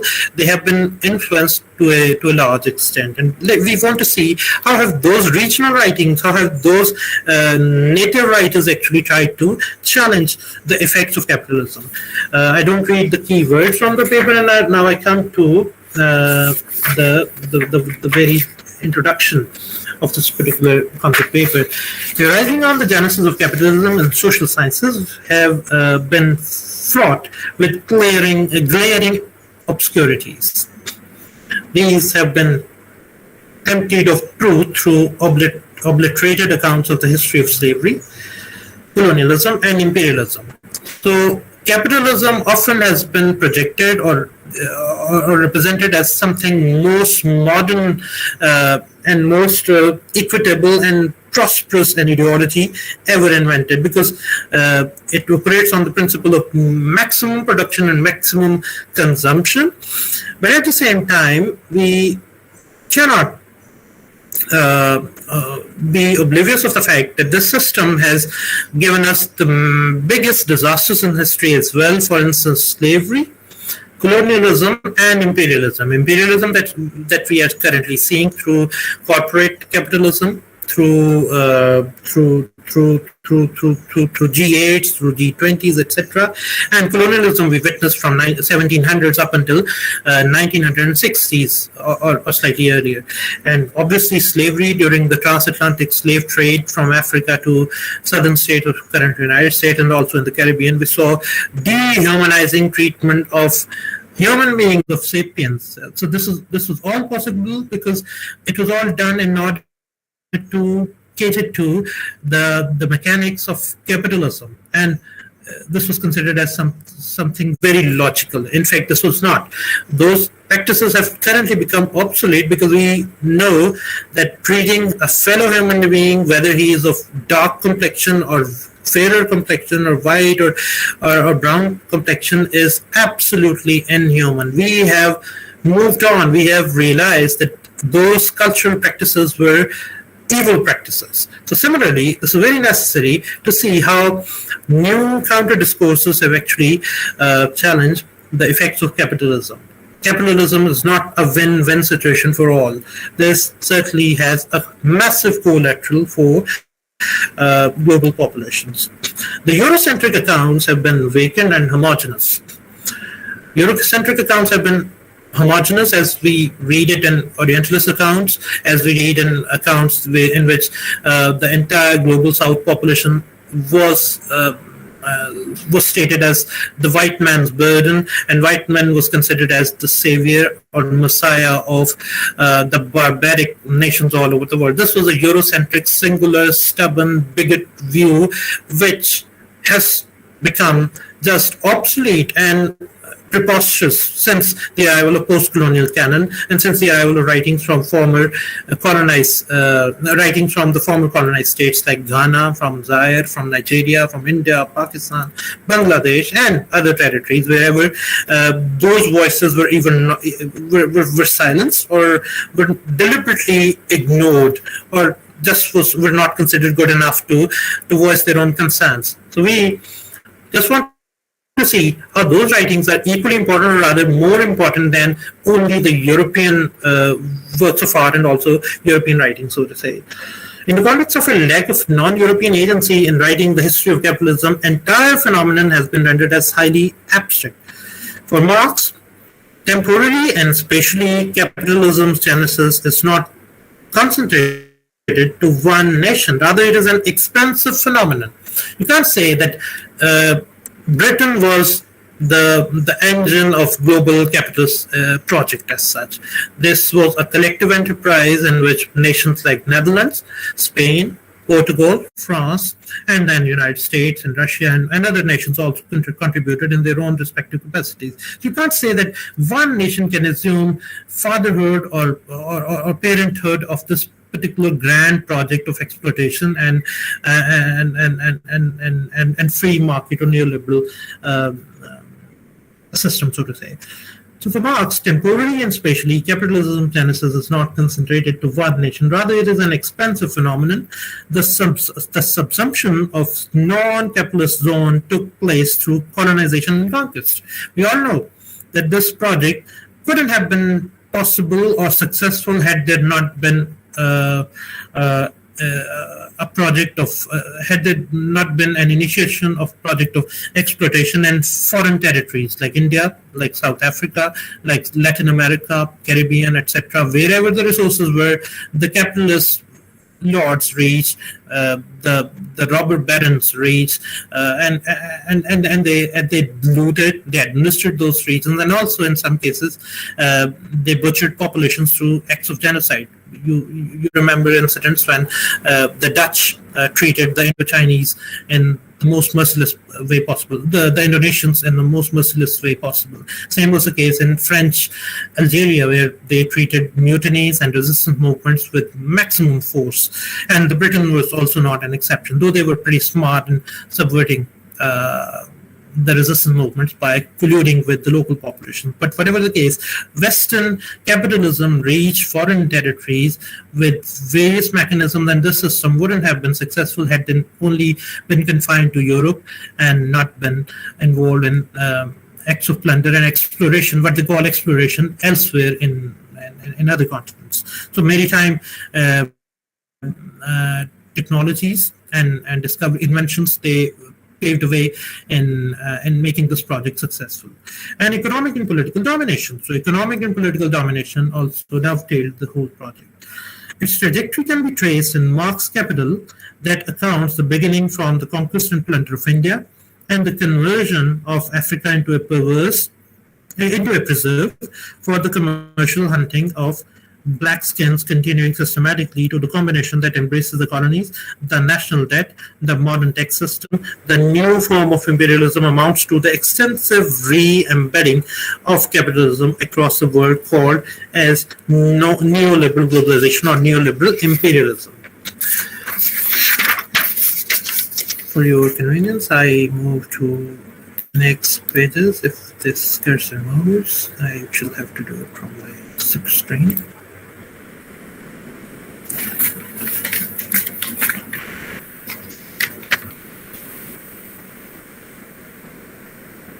The computer is slightly slow, so excuse you for the slight pause.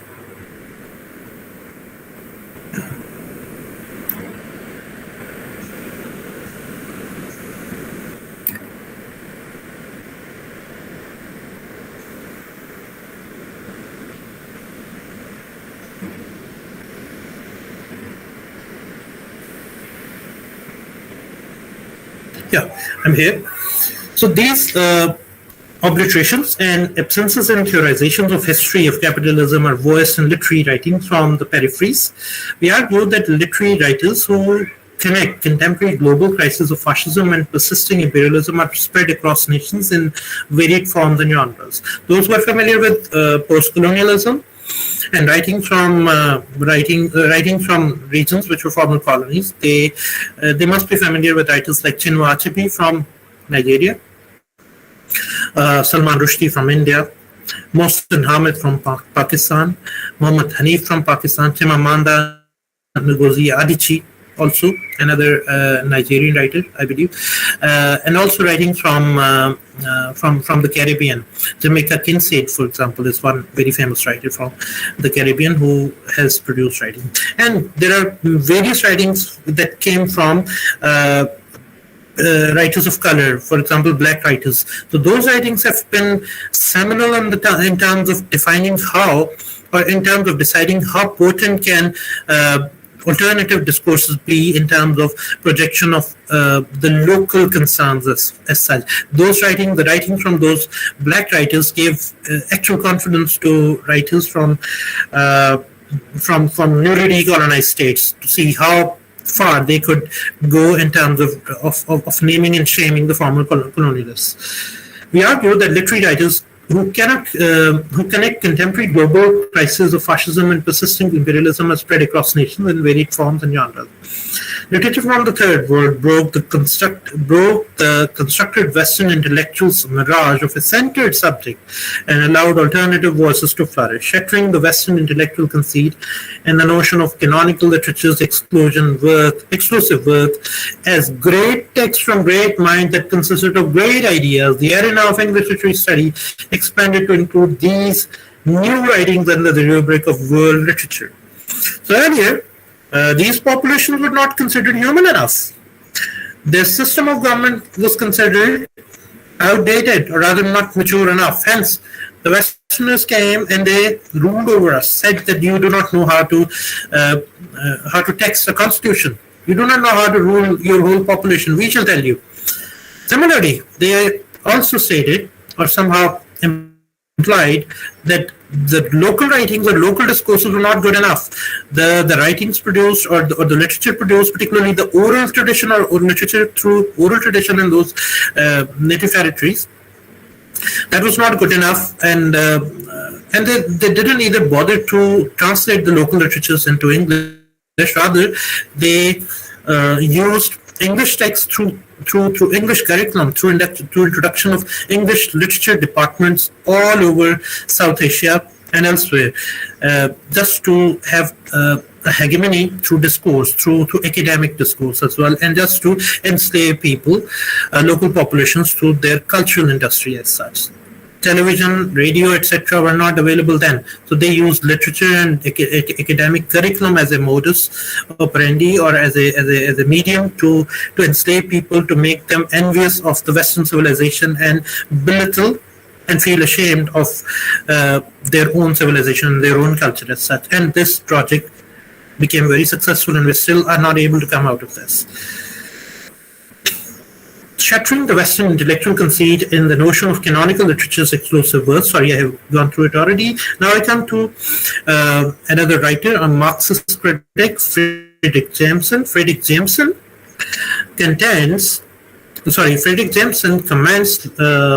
commends literatures from the Third World for the specific political resonances that shape them into allegories.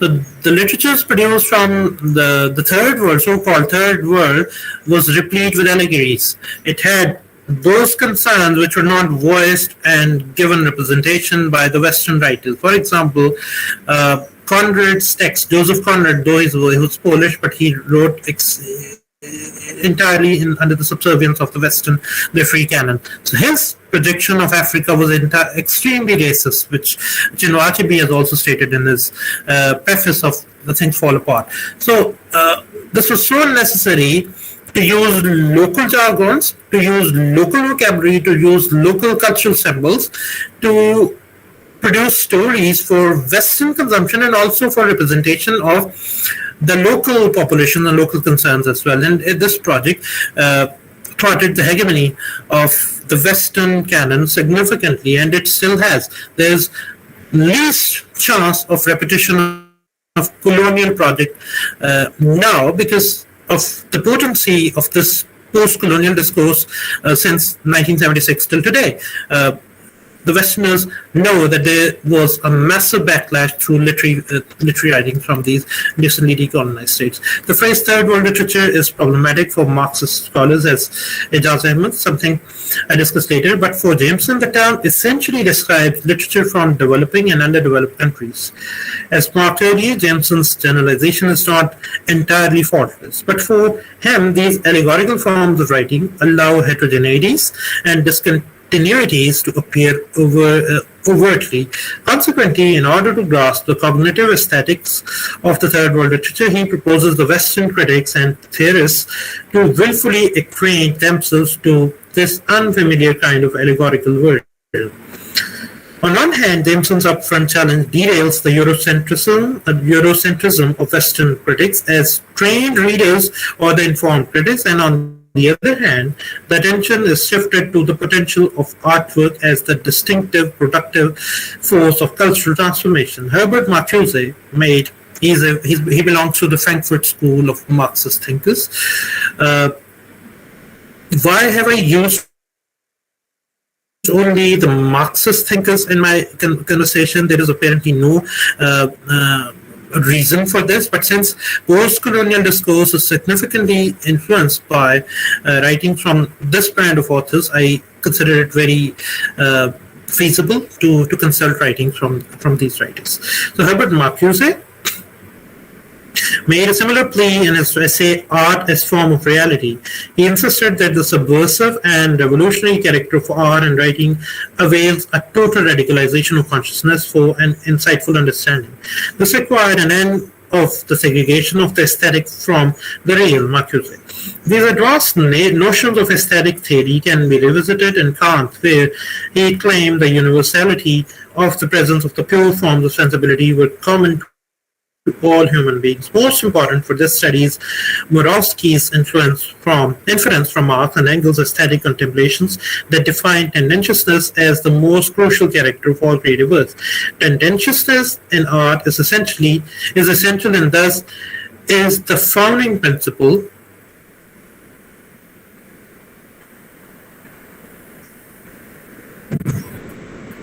just a moment. I just want to see where the online or digital version of this paper is. Yeah. So revolutionary art is tendentious where all aesthetic experience possesses a synthetic character, a co-mingling of emotional, sensual, and intellectual elements. So I'm here at the last para of this particular page. Western literary art subjugated the subversive tendencies and failed to find new bearings in the new age of technology. Yeah, the Western literary art subjugated the subversive tendencies. So all the subversive tendencies, all the resistant literatures that were produced from the global South, they were subverted through curriculum, through the English departments. So literature was used, or literary writings from the West were used for the sake of advocacy to somehow reinforce and strengthen the political and economic project of colonization, and they were very successful in doing so.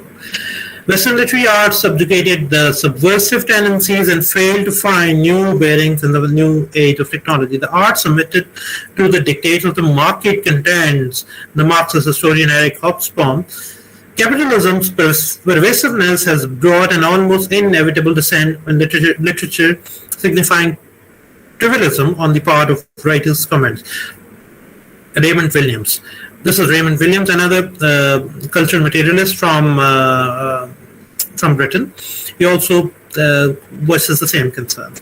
Through successive productions of specific genres, literature masqueraded as an intellectual activity produced a culture that lacked aesthetic merit.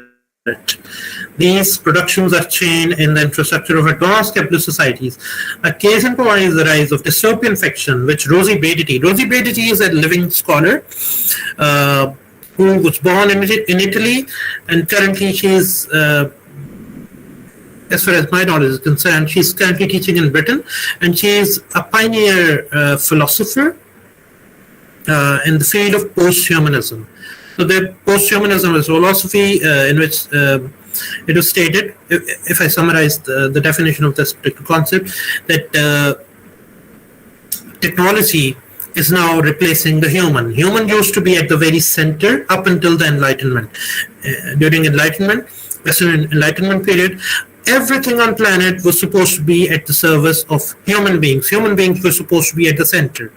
But now, since the arrival of post-human, post-modern age, human beings are now being marginalized, and technology and robotics and cyber technology is replacing and eclipsing the human. Human beings are now no longer in a position of agency. Rather, they are now becoming more and more redundant. And this is what we are saying since the arrival of cyberpunk, since the arrival of robots, since the arrival of artificial intelligence.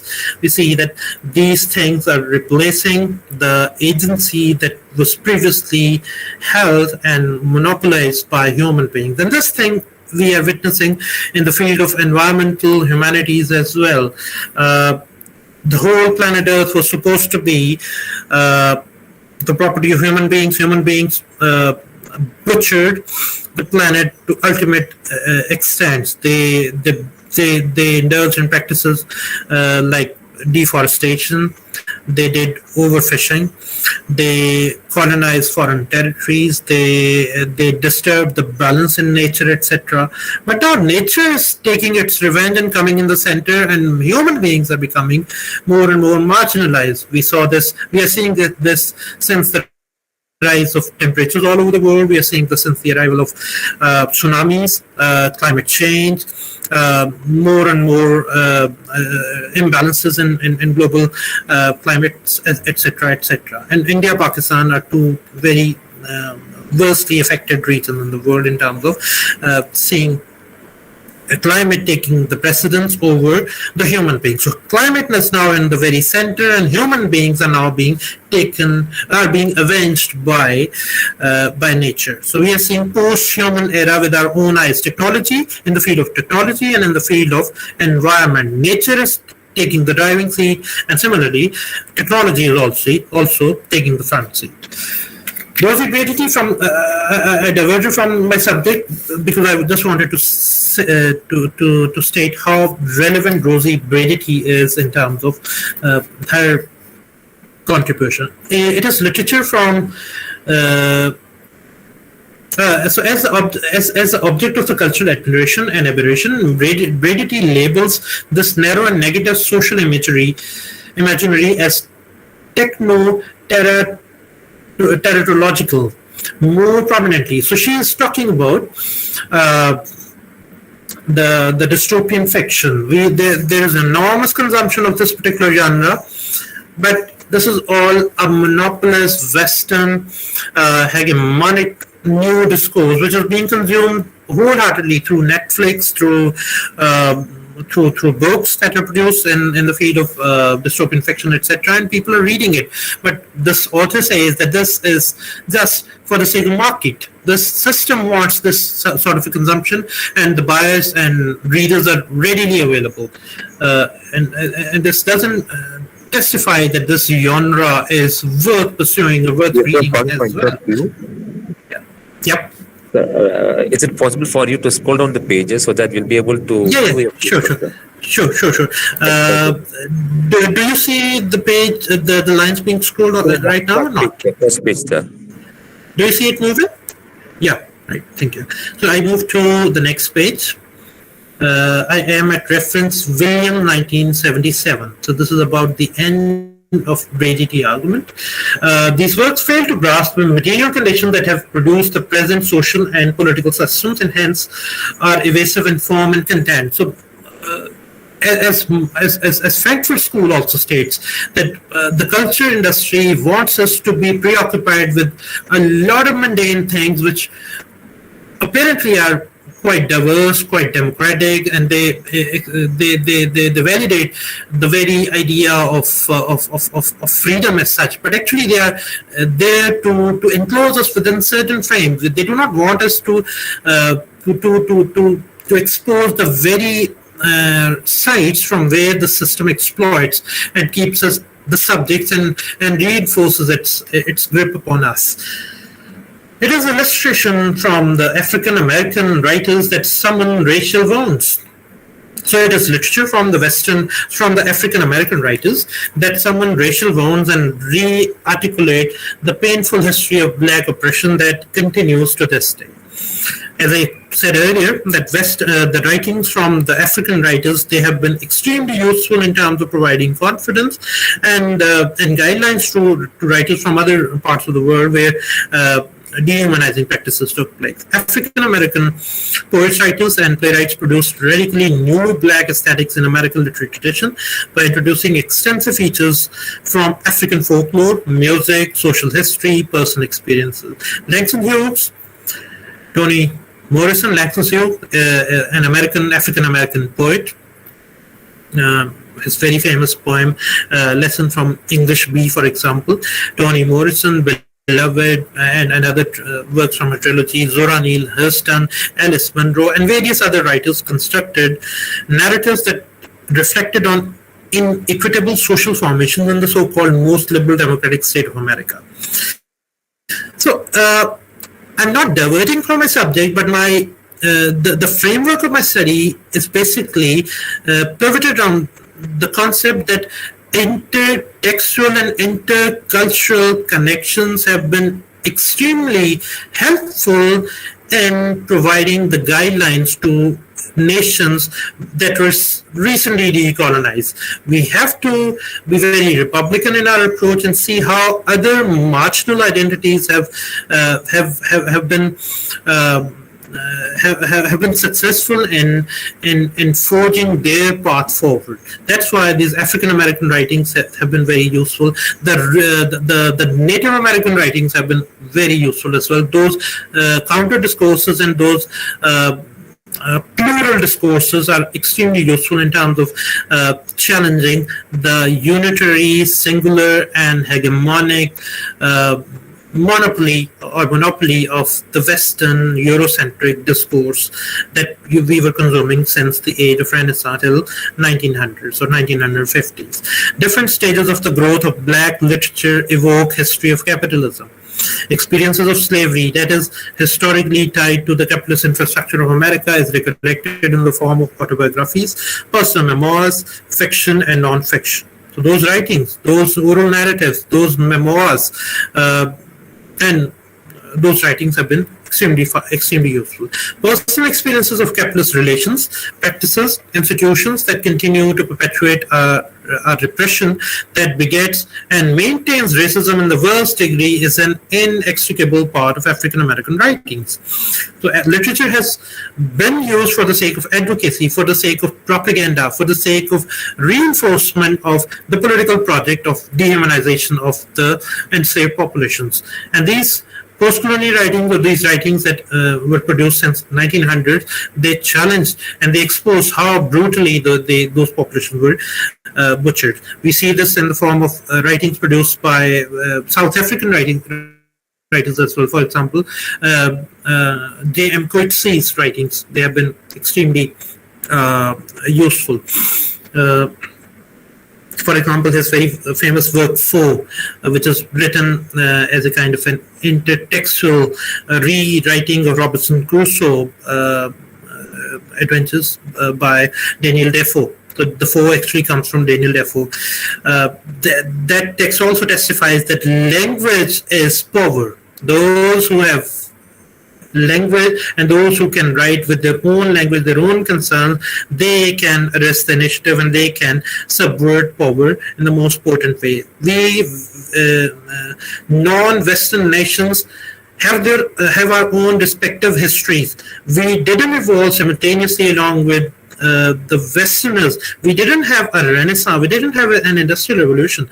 We didn't have agricultural revolution as such. We didn't have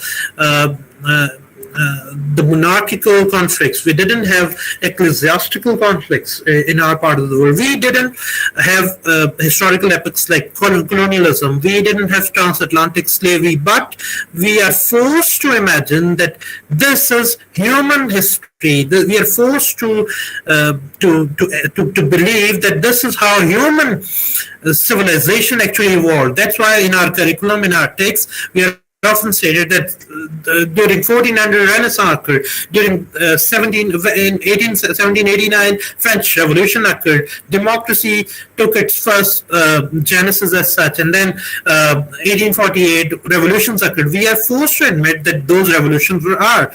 In fact, our histories were parallel histories, but unfortunately, due to lack of systemic tabulation and documentation of our histories, we are made to admit that Western history is human history as such.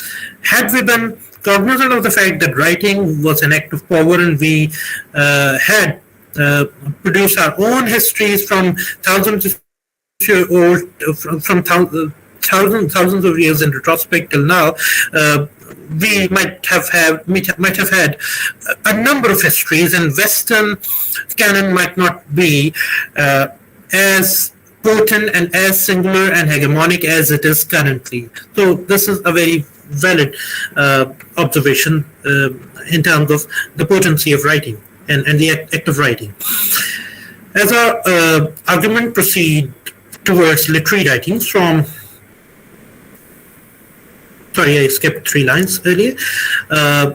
Black arts movement by the 2000s has become more diverse and intense in advancing interrogations of the political climate after the rise of white supremacist Trump-ruled America, and now after the horrendous murder of Floyd. So we are still seeing the effects of from the sediments of history.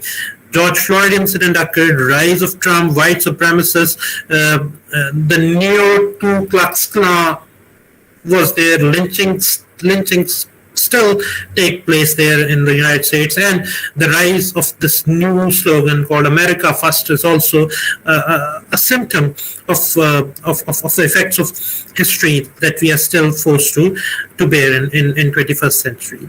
As our argument proceeds towards literary writings from peripheral and semi-peripheral regions from other parts of the world, I argue that the intention is far from offering a totalizing literary theory of the history of capitalism in literature. I'm not focused on the idea of this grand product capitalism and see how literature encompasses it. No, this is because no homogenized theory or a single body of text can grasp the complexity of capitalism, since it has produced differentiated expressions and experiences across peripheries. Nobody can say that capitalism began from 1492 when the New World was discovered. No. Nobody can say that this was there in the Greek times as well. Nobody can say that when somebody threw some grains on ground and the first bird ate the first grain, this was the beginning of capitalism, because nature is by default capitalist. Survival of the fittest doctrine works in nature as such. Nobody can say like this. But as far as the genesis of this concept is concerned, this is very difficult to say when this whole process actually began, because it is quite complex and multifarious in its orientations. But we can say that there were various phases of capitalism. Agrarian era, feudal era, or the city-state era was perhaps the early phase of capitalism, and we have seen it grow further and further, and we are currently living the era of technocratic post-industrial capitalism, and new literature being produced is not about industries, just like Charles Dickens' novels or Hardy's novels were about 18th century industrialization in Britain. The modern texts are all about the new guise of capitalism, and we have to see how far it is marginalizing the oppressed, the already oppressed. Also, when discussing specific literary works, the complexity is amplified, since to do justice, each writing must be aligned with their specific geospatial historical tracks in relation to capitalism's intervention. This resonates with Ijaz Ahmed's incisive critique on the phase, the third world literature employed by Frederick Jameson. For Ijaz Ahmed finds that the phase third world literature conveys a positive reductionism. His assertion that significant issues of social and linguistic formation, political and ideological struggles that shape the... does somebody want to say something? No, all right. Struggles that shape the peripheries and semi-peripheries cannot be contained within any unified, internally coherent system of knowledge. It's similar to my former argument. Just as third world literature cannot be qualified as one, because there are different histories, different population groups, different cultures on planet Earth. So we cannot qualify third world writings as a homogeneous whole about the same subject, because culturally and politically, historically, all those populations evolve differently. Attentive reading of African writers as Ngugi, Achebe, O'Keefe, and Ockrey help in identifying social relations of power and exploitation in complicated and variegated forms. Set in post-colonial Africa, these works represent a new crisis of representation as capitalism penetrates in the newly formed nation-states. In broad spectrum, European... So, as capitalism penetrates in the newly formed nation-states, capitalism evolved and expressed itself in different guises in different territories. The ultimate aim was to glean raw material and produce sophisticated goods in the metropolis and earn capital. In broad spectrum, European colonial masters' hasty departure from the continents of Africa and Asia left them in a constant form of backwardness. This echoes Frantz Fanon's expression, the wretched of the earth, a freedom given as opposed to taken that led to retarded developments of societies.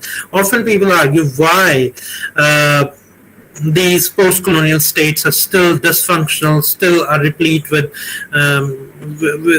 archaic challenges like malgovernance, poor governance system, governance, poor institutions, etc., etc. Fanon argues that these nations were given freedom, rather they didn't take this freedom from the former colonizer. This by no means is an attempt to belittle or overlook the efforts of the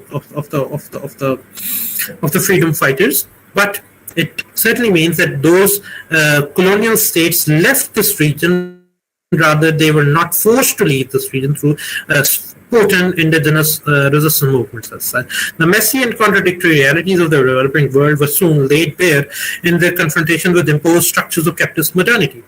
So the Westerners went, the European colonialists went, but they left behind their system, their legal system, their political system, and most importantly, their economic system, the banking system, the dependence upon the IMFs and etc.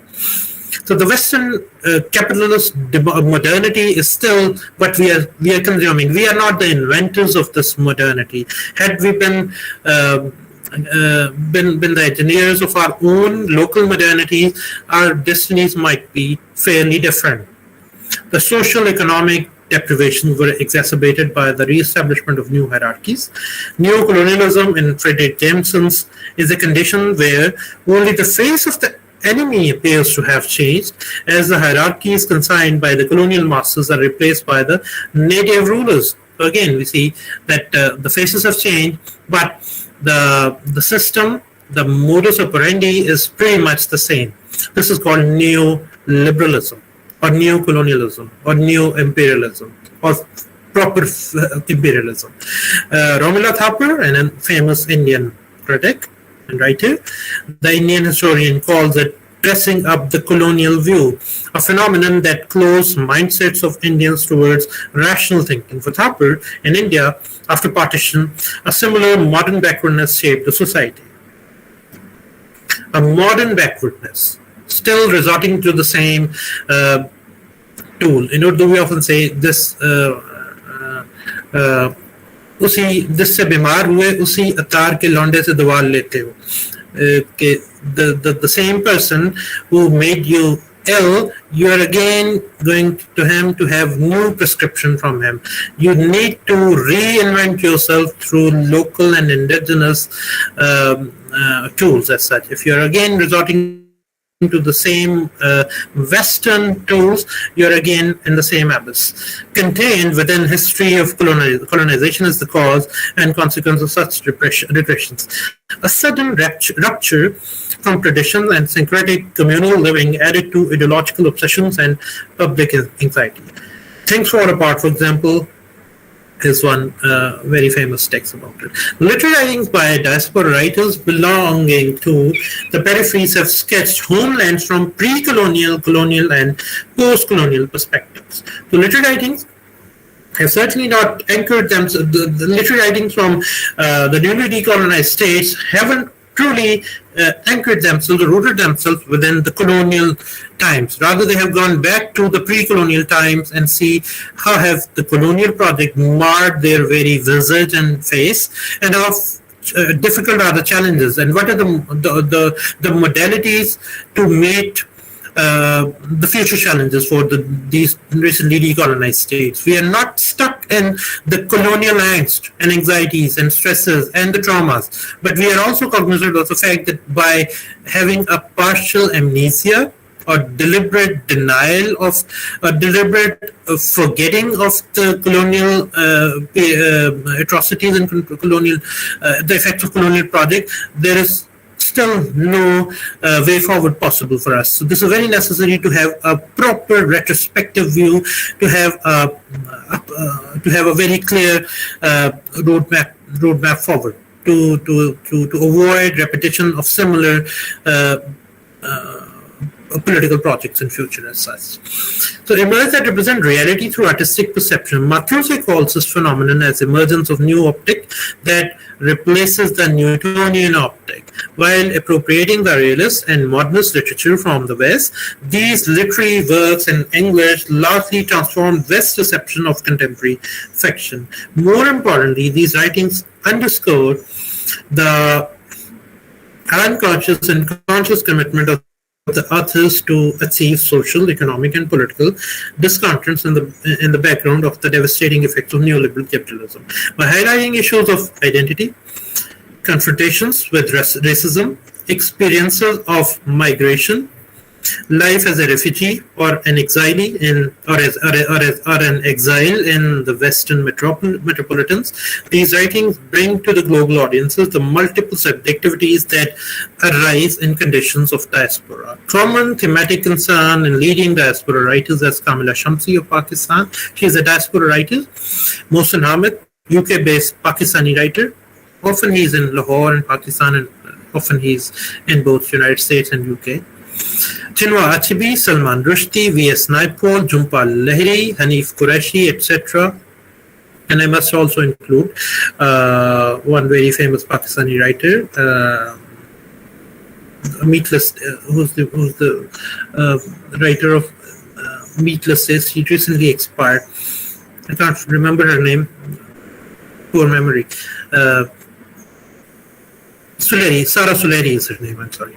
Yeah, so allow us to conceive them as imagined communities. The remarkable contributions by writers of diaspora expose structures of oppression and exploitation in post-colonial societies owing to the penetration of capitalism and its corollary. Characters living on borders, interstitial spaces, navigate through the constricting social and economic realities of existence to bring back a history of capitalism. Under the umbrella of post-colonial and cultural studies, these works have contributed to articulation of the exilic experience in advanced capitalist centers in the Western hemisphere by circumnavigating exclusion and alienation across a global geography that seemingly promises accommodation. However, the dilemma arises with the expanding range of diaspora community writers. The range and focus of the work has shifted considerably. Yeah, obviously this has been at least 75 years since India and Pakistan were decolonized. Generations of diaspora populations and diaspora writers have grown old over there. And there is multiplicity of discourses and themes also available in those writings. Some are exclusively writing on the effects of colonialism, partition, post-partition era, the dichotomy of discourses, the dichotomy of East-West binaries, etc. But there are others who are exclusively writing upon the challenges faced by the diaspora populations in the West. So there is always a vast variety of writings available from the diaspora writers' writing. That's why there is often a challenge, a resentment offered by the native writers in Pakistan and India when they say that those diaspora writers do not truly represent our concerns because they are not currently living. They are culturally alienated or away from where we are living. We are more aware of our challenges than those privileged first world diaspora writers. It can hardly be gainsaid that their representations of home take an ambitious meaning. The sense of disjunction. So the idea of home being a geographical site and home also being a cognitive site is further problematized in the diaspora writing. For instance, when they imagine themselves as global citizens, they say that we are part of the global citizens, and we are no longer clung to the very idea of nation or nation state, which was reductive, outdated, and obsolete. So this kind of concerns are often witnessed in new writings that are coming from the diaspora writers of South Asian descent. This sense of disjunction is expressed by writers as Jhumpal Lahiri and V.S. Naipaul revealed conception of home far from a material reality. A lot of criticism finds diaspora literature to have persistently relied on situating specific characters in only specific material circumstances. In addition, literary texts, nevertheless, are profoundly shaped by influences from modern literature from the West and hence run into the danger of transcribing capitalism's history in a monolithic discourse. Often, since they are born and raised in the Western cultural cradle, there is always a danger that the writings that they produce are often written in the capitalist mold as well. Literature being part of the culture industry is still being produced for the gallery. The kind of readership available over there, the kind of writership is also available in a very reciprocal way. They write what they want to read. For example, they often project South Asian population and South Asian culture as regressive, conservative, orthodox, and this kind of writing sell very well. For example, Monica Ali's writing from Bangladesh, it had a very provocative effect in Dhaka and elsewhere in Bangladesh, but it was not a shocking piece of writing for the Western English readership as such, because they somehow wanted to read this kind of writings. I move on. These works have been accused of eliding peripheral agency time and again, especially when non-European writers make an attempt to narrate and reconstitute themselves in the larger cultural, intellectual, and institutional communities in which they participate. The differences and inequities are neutralized. The intention here is to assert that writings subsumed under the academic jargon of post-colonial literature, cultural studies, or diaspora studies are not the only representations of tendentious voices from the peripheries of the globe. So we just don't want to assert that the post-colonial writings which are written in response to the colonial project are the sole voices coming from the newly colonized states. The local regional literature, which was exempt from any allusion to the colonial projects, they also reflect a great deal about the kind of cultural fermentation that took place in those regions, and also see how the sub-histories of those non-European states actually evolved over the years. How non-Western modernity was different from the Western capitalist modernity as such. This is very necessary to see post-colonial writings from non-European states separate from the writings which were not post-colonial writings per se, but the writings which were there in those regions and their local dialects and registers or local languages since centuries. So, for example, Sindhi literature, for example, Gujarati literature, Bengali literature, for example, or Urdu literature or Punjabi literature per se, these literatures should have been read and projected as standalone pieces and not as political artifacts written in response to a political act like colonialism. The proliferation of the devastating effects of capitalism should make us revisit writings that have historically and concomitantly, in the most authentic sense, resisted Anglo-centric imperialism. So Western writings are not the only writings produced in history. There were civilizations there. We see that in ancient cultures, women were more free than they are currently, even in the West. For example, ancient Egypt, we see goddesses, Greek goddesses, for example. We see queens in Persian culture as well, and we also see the Egyptians see valorizing the women in those cultures. So we can't say that women got their rights only through those 3 or 4 waves of feminism since 19 or 1700s onwards. Rather, if we probe into the non-European cultures and their writings, we can somehow witness their own version of modernity with more force and palpable presence than we probably see in Western writings as late as 2000s.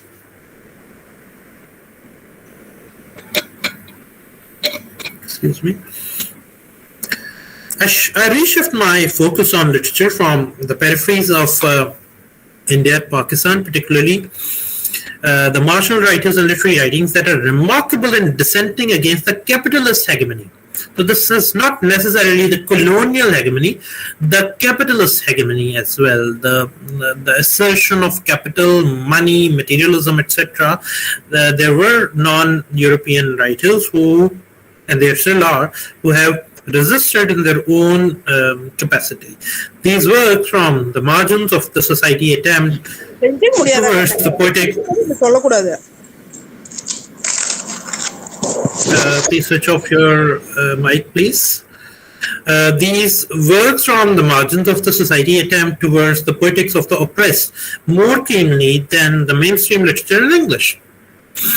So the oppressed are given more voice and agency than the English writers or English writings have done. So this is very necessary to see and explore writings that were produced in other writings, for example. We are living in Pakistan right now. We have various discourses available, where we have various kinds of literature available. Some written in Punjabi from, let's say, 400-500 years ago, or at least 300-400 years ago, from Bulleh Shah, from Waris Shah, etc., from Baba Farid. We have Sindhi literature here. We have Urdu literature, obviously, and we have Anglophonic English post-colonial literature also. And we use and we teach English literature in our institutions as well. So there are plurality of discourse, a plural discourse, diverse number of discourses available, diverse number of literatures available. But when we read literatures from those languages which are not the mainstream languages, like Pashto, like Saraiki, like Brovi, like Balochi, we see a different flavor. We come across different voices. We come across different themes. For example, the Pashto literature from Khushal Khan Khattak of Pakhtunkhwa of Pakistan, that literature is immensely beautiful and attractive in terms of its juxtaposition of transcendentalist themes. The local mystical subjects are explored in such a magnificent way, which somehow are in entire antagonism with how we see Pakhtunkhwa in our mainstream projection, in our news or in our journalistic discourse. We often see Pakhtunkhwa province as prone to radicalism and prone to hardline politics as such. But when we read literature from that region, it has different voices. Similarly, literature produced by the Saraiki writers, from Sindhi writers, those works also have their own peculiar flavor, which is soaked in mysticism and also in voices of resistance against oppression, against class conflict, against tyranny of the capitalists as such as well. So those writings we hardly come across, or those kind of themes we hardly read in or come across in writings which are produced by English writers.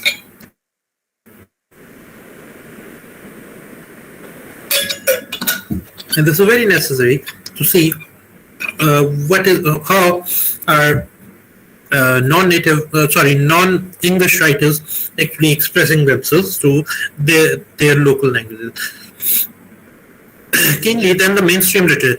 Anchored in peripheries of a vast complex geography, this literature is a product of local regional writers come activists of India and Pakistan. These literary writings bring out parts of social life that have not been subsumed by the homogenizing tendency of the capital. As I said, we have a very famous disabled poet named Shakir Shujabadi in south of Punjab, in a region called Shujabad in Pakistan. He is physically disabled. He is almost similar to Richard Hawkins, who expired 2-3 years ago.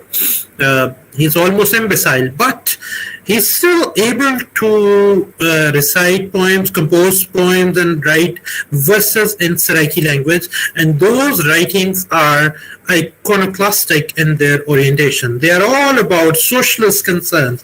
See how the global history is basically a struggle between the oppressed and the oppressed, and those writings are extremely provocative. Whenever his verses are read in public meetings or mushairas, what we call public readings of poetry, his verses have an enthralling effect upon those who are not used to seeing activist and left-leaning poetry in public.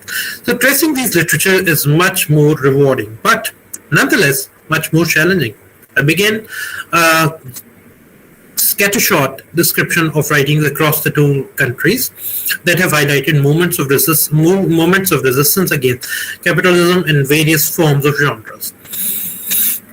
It is of key significance to note that class struggles specific to feudalism emerge in literature from across South Asia through local folk tales. Subversive reading of folk classic as Heer of Waris Shah.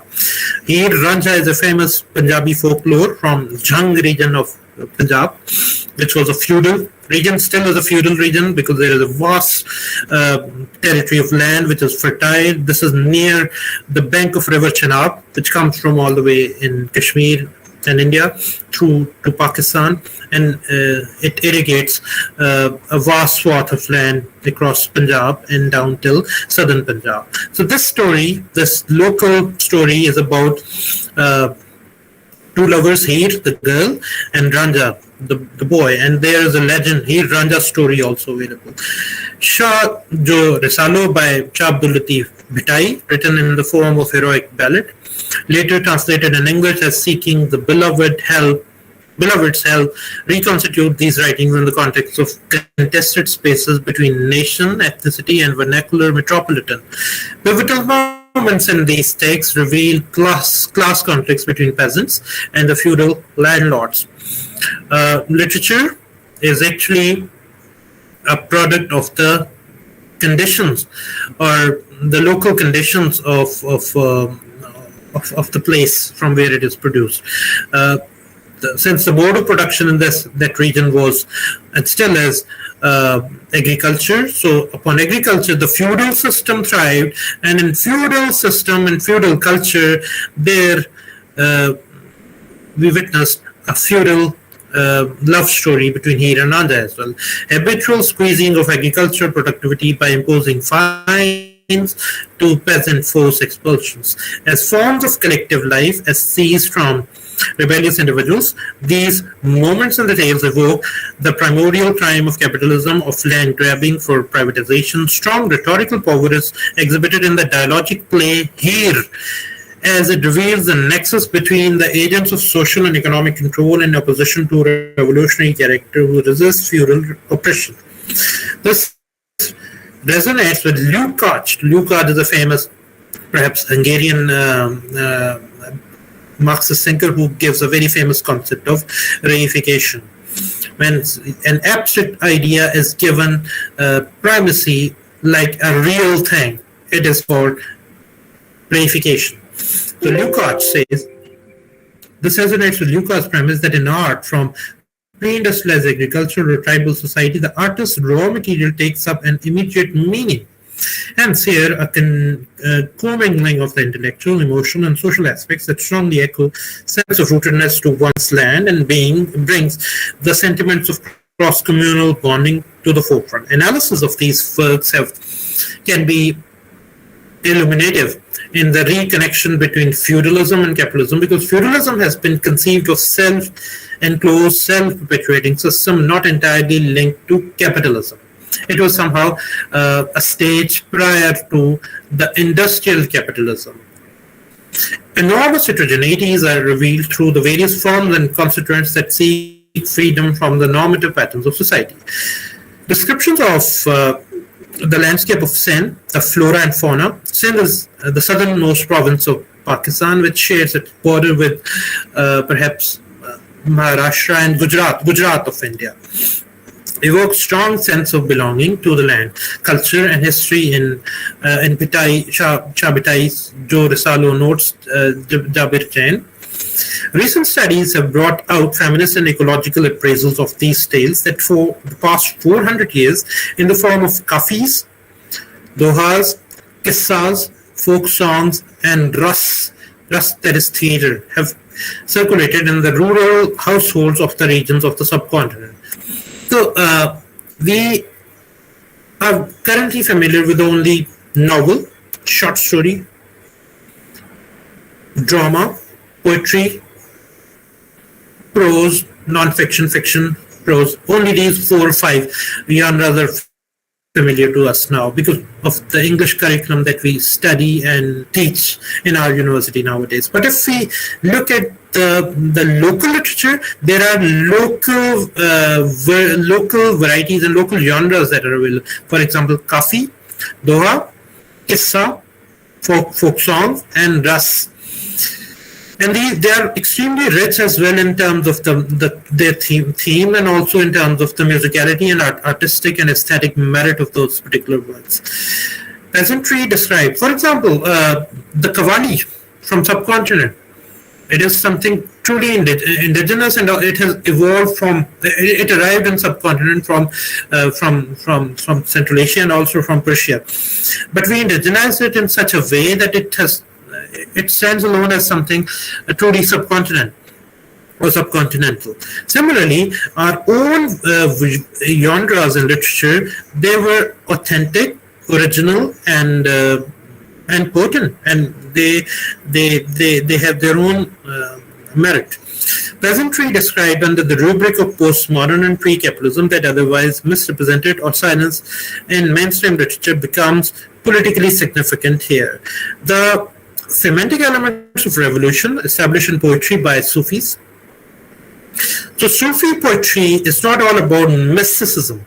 It's not about forging an informal connection between God and man or human beings. There is a revolutionary message as well to induct piety in populations as well, to make them spiritually strong from within. So this was the broader revolutionary message of the Sufi poetry as well. So the semantic elements of revolution established in poetry by Sufis and saints imagine the poet as a non-conformist or heretic, which is revolutionary in itself. So the poet in Sufi poetry or in those in their works has a pivotal importance. He is a kind of a harbinger of change.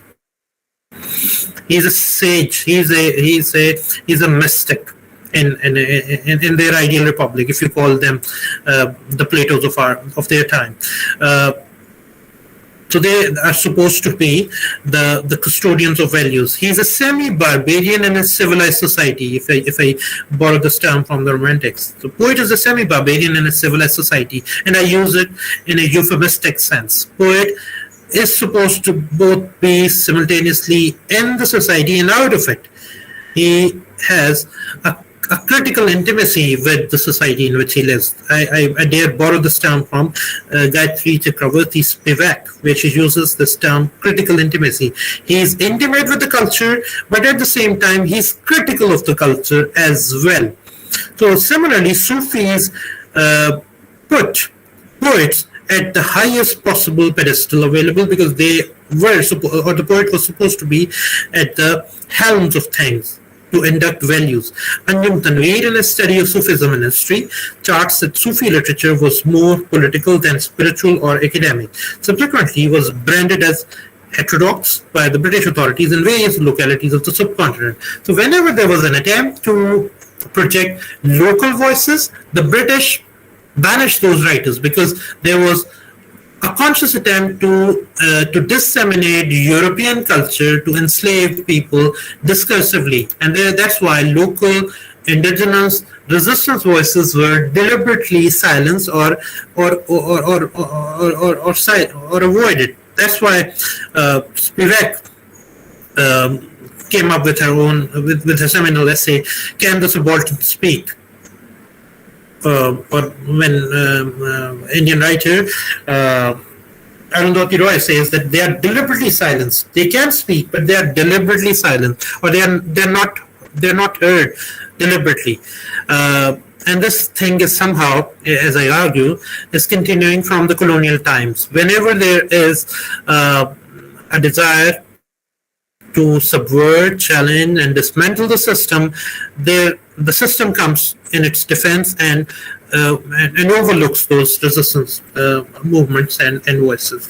The freedom of thought and speech through poetic renditions held a strong disparagement of the high-handedness of the rulers and other political abuses of the age.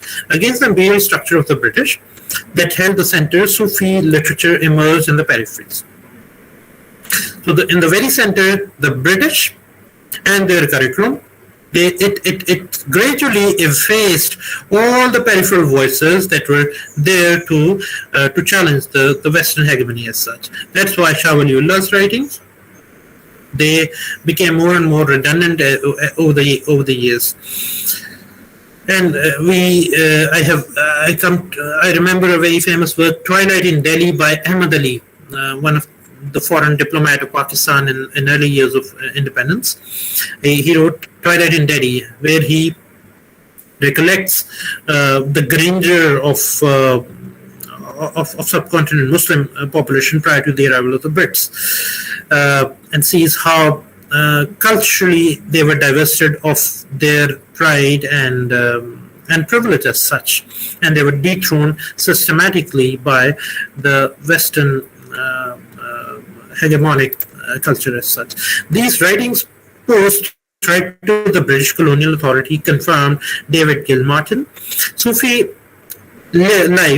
Sufi lives in earlier era exemplified the permanent ache between center and periphery that defined the great empires of Islamic civilization in India. A significant dimension of Sufi literature's revolutionary aspect is revealed in body of works titled as Chakki Nama. Chakki is a mill in which you grind wheat to get wheat flour for roti, for loaf, for bread. The grindstone song and Chakarnama, the spinning wheel song, the Sufi song in Dakkani language, a certain contradiction to the use of elitist Persian by affirming direct influence of the local rural population, defied against the British prescription of using Persian as the literary language in Indian central provinces. The locals sang the Sufi tradition of songs in Dakkani, their local vernacular. The dominant theme of these oral songs is devoted to God.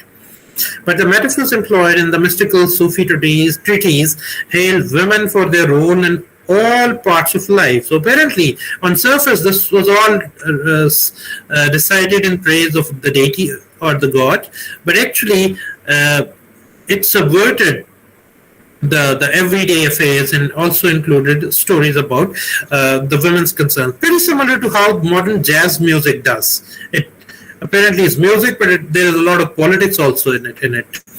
Folk poetry of Sufi origin penetrated into the local households of India, where a bulk of this poetry was sung by non-elite women. It is fascinating that the incipient feminist voices in these texts do not mimic any Western ideology. Very similar to the folklores that we have inherited from our Punjabi villages. They are very, very indigenous, local, and native. And there is, as such, nothing that is borrowed from the West.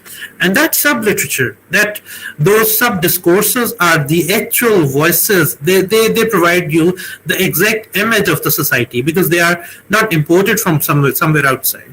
The forms of the song include lullaby, Lorinama, wedding songs, Shadinama, married women's song, Suhagnama, and it is still sung in remote regions of rural India. When we hear Sindhi music like Mor Tod Tilerana, like Jiye Sindh Wara Jive, these are some local songs which come from Sindh region. And if when we hear something coming from the northwestern frontier province, when we hear something coming from the Brovi language, there is as such no induction of British, European or Western cultural symbols as such, and those things are truly native. They are rooted in the native soil, and they are the actual literature. Same is the concern that we want to put forward here, that the local regional literature or literature, whether it is written in English, but about the local subject should be the roadway forward. Married women songs, etc., they have their own flavor. After partition, in the shade of the British colonial rulers, Pakistani state strategically struggled to impose textual versions of a uniform Sufi Islam, records David Gilmartin in his study titled Sufism, Exemplary Lives and Social Science in Pakistan. So, while not recognizing the revolutionary potential within Sufi poetry and Sufi Islam, the newly independent Pakistani state somehow made a mistake by not incorporating it or appropriating it in the national culture. The Sufi tradition that embraced plurality of humankind, irrespective of language, class, ethnic, or religious boundaries, was divested of its distinct and local flavor through imposition of state-funded textual versions of it as part of a project on national reconstruction of Pakistani culture. So there was a conscious attempt made by the state to abrogate it and to massacre its face by inducting the state-approved curriculum. In an attempt to build a model of Sufi piety that could be embraced by the ideal national citizens of Pakistan, this homogenization largely echoes capitalist ethos. However, the affirmative result has been that relationship between folklore and literature and provincial writers and writings continues up till present in India and Pakistan. So the basic reason that we deduced from the state's attempt was that state was capitalist. State put its weight in the American bloc as such, and the national curriculum somehow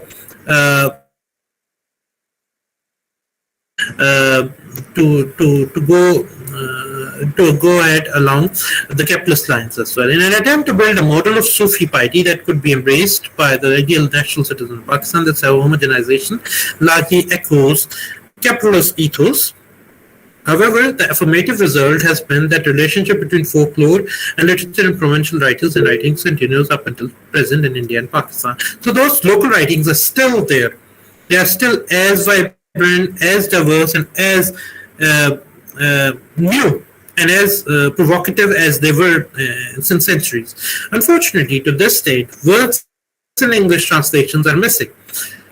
So Sindhi literature, Saraiki literature, or even Punjabi literature is not translated, and I don't know the reason why. Perhaps capitalism, perhaps the market doesn't want alternative voices and alternative discourses to eclipse the mainstream Eurocentric, Western or Anglophonic discourses as such. Thus, the global, even the social reach of these writings has remained limited. Just as we are seeing Japanese writings in English, just as we are seeing Turkish writings in English translation, just as we are seeing Najib Mahfouz writing, just as we are seeing Latin American writings in English, there is an urgent need to translate these local rich literary works into English for global readership and see the ripple effect of them. These writings are by no means deficient in terms of their artistic merit. Most of these literary productions remain unavailable worldwide since the language of the metropolitan has not been adopted by vast populations in Asia and Africa, remarks Ijaz Ahmed. Though not in folk tradition, but in similar vein, the Progressive Writers Union, a cultural front of the Communist Party of India in 1930s,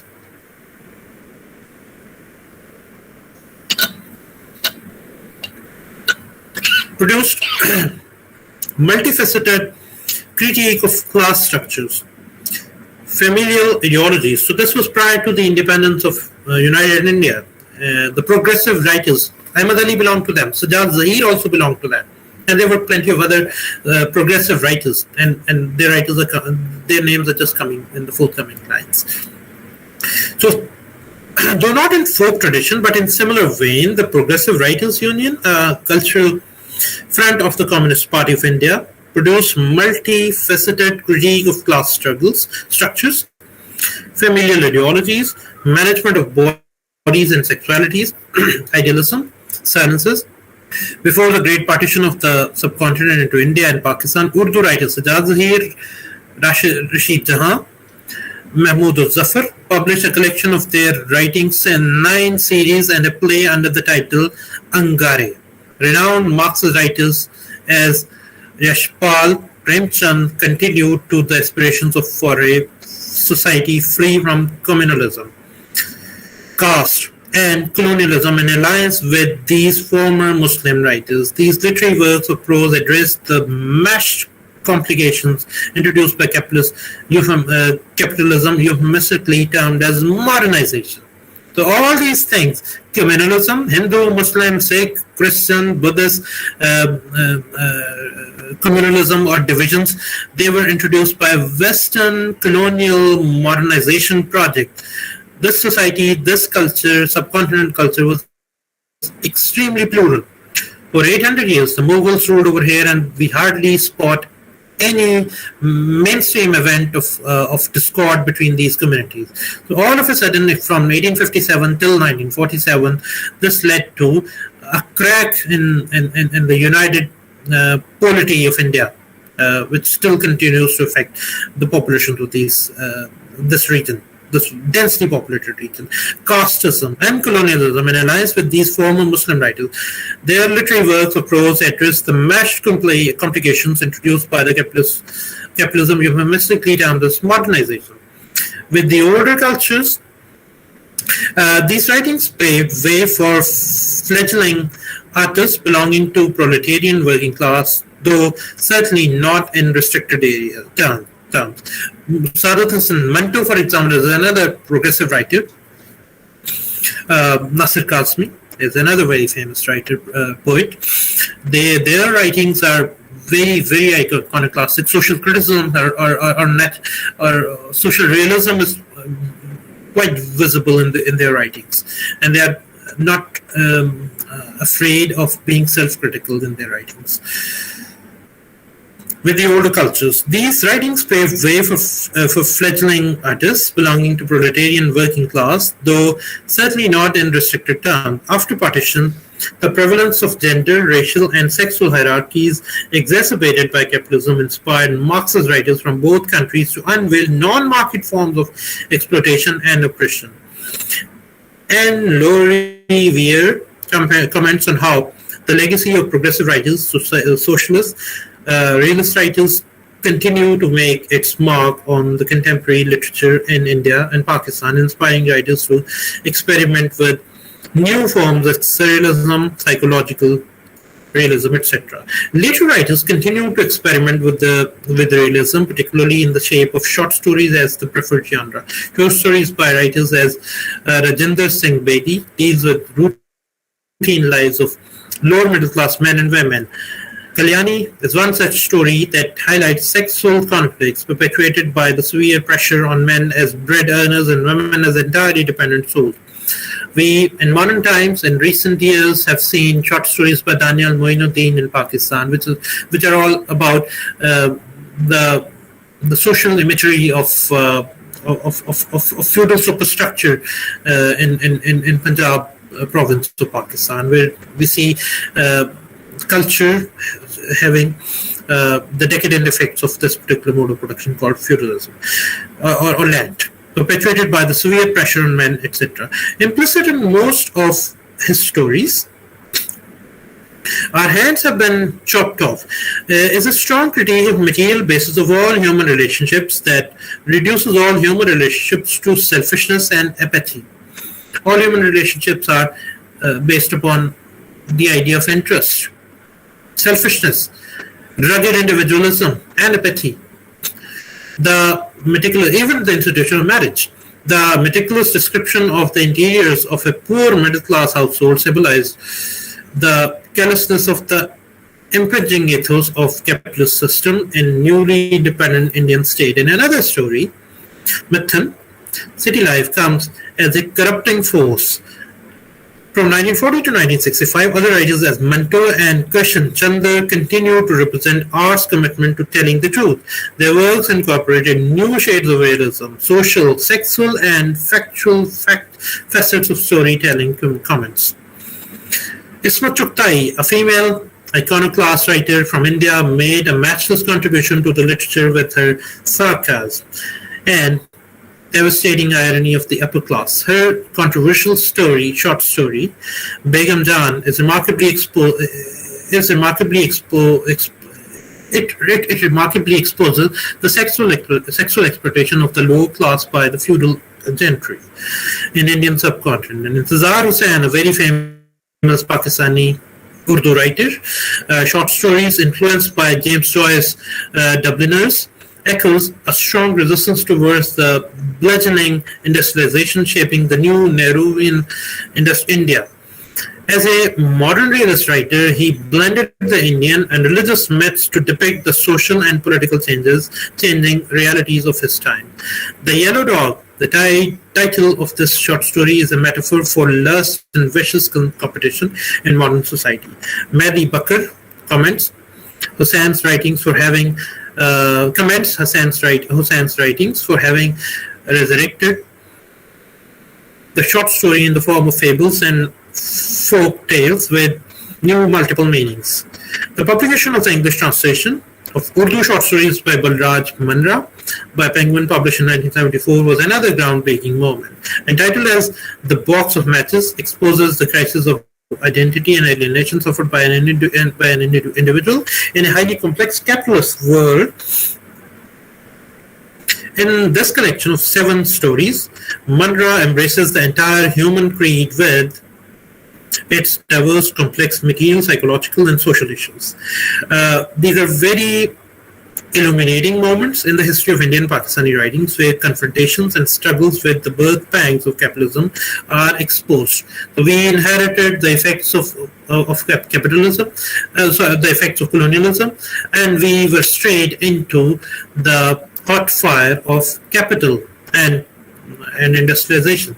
One cannot lament enough for the obscure status relegated to the works in the history of Urdu literature. Later, as Pakistani struggle for the loss of freedom under the ruthless military regime of General Ziaul Haq, leftist intellectuals as Faiz Ahmad Faiz and Habib Jalib were able to draw activists from a wide range of classes, working class to the upper middle class factions of society through revolutionary poetry. Habib Jalib is remembered as the people's poet and remains to this day the quintessential proletarian writer. His very famous line is "Main nahi manta aise dastoor ko subah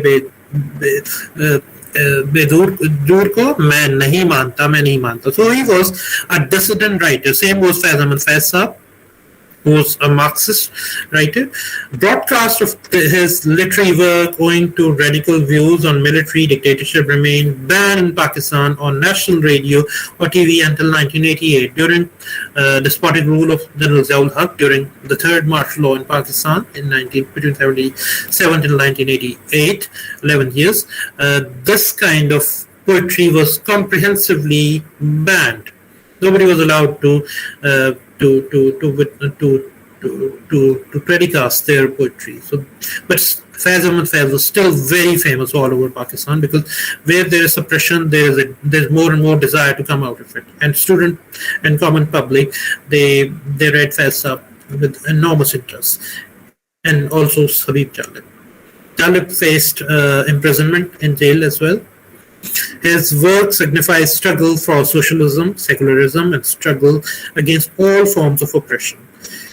In the words of Paul Kumar, highly politicized and self-aware women's poets as Kishwar Naheed and Fahmida Riaz emerged with titles as provocative as The Body Lacerated, Be Sinful Women, to resist the onslaught of patriarchal domination in Pakistani society. Fortunately, these writings through translations reached global audiences and still garner universal appeal in sensitizing the marginalized and oppressed sections of the society. So these writings have been fortunately translated and are available in Western markets, and they have had a fine effect. Remnants of the theatrical performances kept alive by parallel theatre in India and Pakistan are grounded in struggle against the capitalist neoliberal structure. Assis, Sengupta, and the other contributors in the book titled Mapping South Asia Through Contemporary Theatre, essays on the theatre of India, Pakistan, Bangladesh, Nepal, and Sri Lanka, published in 2014. Publication provided a summary of the interplay of politics and theatre in 5 countries in South Asia. South Asia is a loosely categorized term for the countries Pakistan, India, Nepal, Afghanistan, and Sri Lanka clarifies. Sengupta, there is Vijay Tendulkar from India. His writings are also extremely provocative and replete with social realism. Ayad Akhtar, a diaspora Pakistani writer, he's known for his drama in English.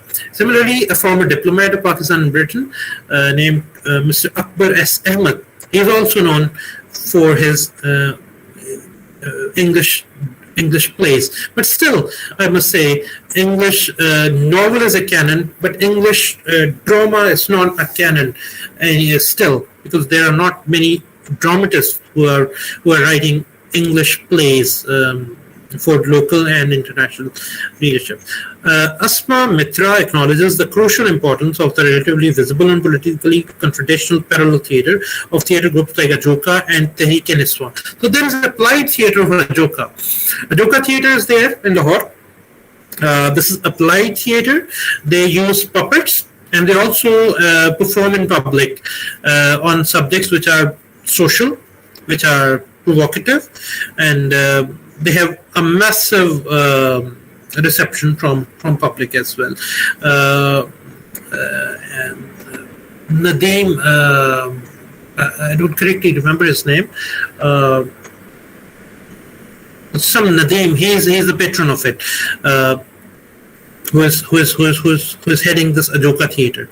Tehreek-e-Niswa, the women's movement, the theatre activity in Pakistan, a country in which theatre as an idea is almost necessarily non-existent, deliver populist, non-hierarchical, and anti-colonialist messages. In Pakistan, theatre produced as at the margins is more popular than theatre produced at the center. So, theatre that we see in the center, that is to say, which is for commercial purposes, this is less popular than the theatre which is produced for non-commercial purposes in public. The primary theorists who have shaped Ajoka theatre's writings are Bertolt Brecht and Augusto Boal. German theorist, Marxist theorist, Bertolt Brecht's alienation effect, famous epic theatre is being replicated in our part of the world, and people are extremely impressed by its local appropriation because it is exciting people to become activists against any kind of political oppression that they witness. Theatrical performances create raw immediacy that delivers familiarity of experience to the audience, and concomitantly, through subversive messages, contribute to being a liberating force in societies. The non-realist folk-inflected musical gestural traditions incorporated in these performances delivered in local languages from another unique feature that has kept the theatre vigor alive in South Asia. So we are improvising. We are not merely copying Shakespearean or English or Greek theatre and say that we are continuing the Western tradition of theatre. Rather, we are improvising a lot with our local concerns, with our local technologies, etc., etc. So we are not performing theatre of the absurd in our part of the world to see how our local population reacts against it. Rather, we are using our local symbols, local subjects, and local languages, etc., to perform and see how the reception is, and reception is excellent. And there is commercial drama also, which is performed and broadcast on TV, and it has a massive effect upon the population as well, and a good effect too. Indian theatre evolved through the decentralized, desensitized, non-Hindi, non-national theatre project through vernacular street theater. Radical Dalit performances bring new understandings of the working of neo-colonial policies adopted by the state. Habib Tahir's Naya theatre group, the Bengali Badr Sarkar, revived a revolutionary theatre and recruited activists from all range of classes. Interestingly, these plays too are preferably performed in local, regional languages or more commonly spoken and understood forms of spoken language. So we are no more elitists. We are not slaves to the English register or English dialects or English medium as such. Rather, we are using our local, easily understandable language to have larger appeal in public. So this form of art called as de-sublimating art or anti-art has the spores that could germinate new aesthetic forms of art and writing. That is Marcuse. A case in study is the return of love poetry and Marxist thinking in Punjabi poets in Indian Punjab. Roughly around the end of 20th century, poets as Tara Singh, Nirmal Arpan, Tasbir Singh, Mushtaq Singh, and few others situated theme of love in the context of Punjabi's fraught cultural and political position in modern capitalist Indian state. Works as Geet Mera Nahi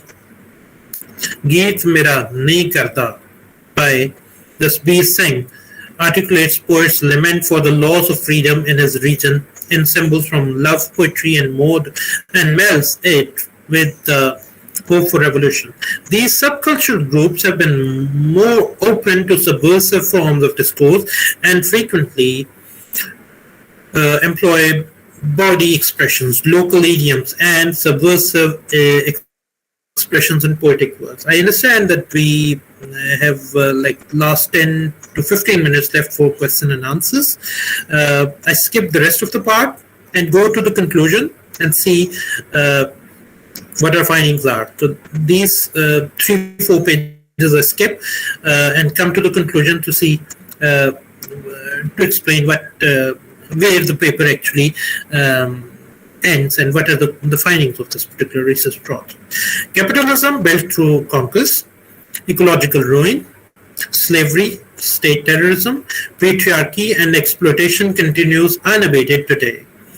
However, political, economic, and historical discourses fail to account for the dilemmas of social material inequities and disorder perpetuated by the advanced state of capitalism. I conclude that literature works from the peripheries, semi-peripheries, without precluding the center, are capable of revisiting the sedimented history of capitalism through multiplicity, hybridity, and heterogeneity. So you cannot only allow the English discourses or Eurocentric discourses to go ahead and not let the peripheral literatures and voices to be heard. They must be allowed so that in the name of hybridity, multiplicity, plurality, democracy, heterogeneity, all these voices must be heard and given an equal democratic space for to disable the possibility of hegemony of singular discourses of perspective, because we all know that the grand narrative of enlightenment, the grand narrative of colonialism was behind the political project of colonialism. So we must always give space to the alternative voices so that the possibility of a repetition of same political project must be minimized or nullified. Nevertheless, it is through multiple representations of culture and ethnic identities in literature from the margins of India and Pakistan that pave way for non-Western forms of active resistance to capitalism and its corollary. More importantly, these works inform on how forms of oppression mobilized by the capitalist mode of production have been intersectional. This body of writing could shape future perceptions of a proletarian literature not entirely in Leninist classical tradition, but for its distinct cultural value posited in the unpredictable patterns of convergences and forms of resistance. Only this can capture the nuanced, complex, and most horrendous implications of the history of capitalism. So these are my end notes, so to say, which are diverse, and there are references down there. They are also very long as such.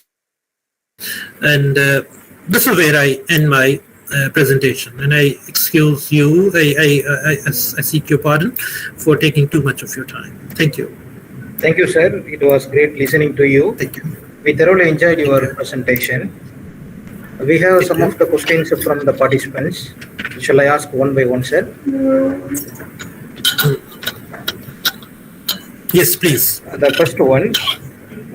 Sir, could you suggest a few authentic sources to find materials to read Pakistani literature? Well, if you ask me from modern writers, there are quite a few.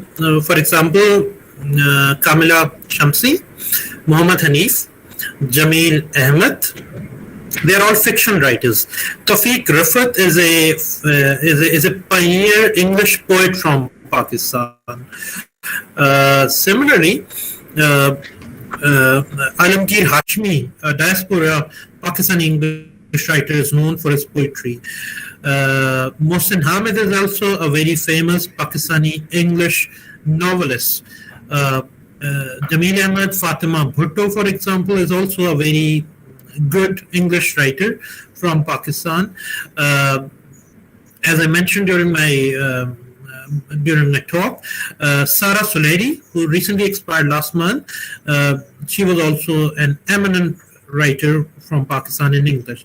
As far as drama writing is concerned, I mentioned Ayad Akhtar from Pakistan. His name Ayad Ayad, and Ayad Akhtar is a famous English dramatist from Pakistan. Akbar S. Ahmed is another English writer from Pakistan who is known for his plays. He's wrote one play about Dara Shikoh.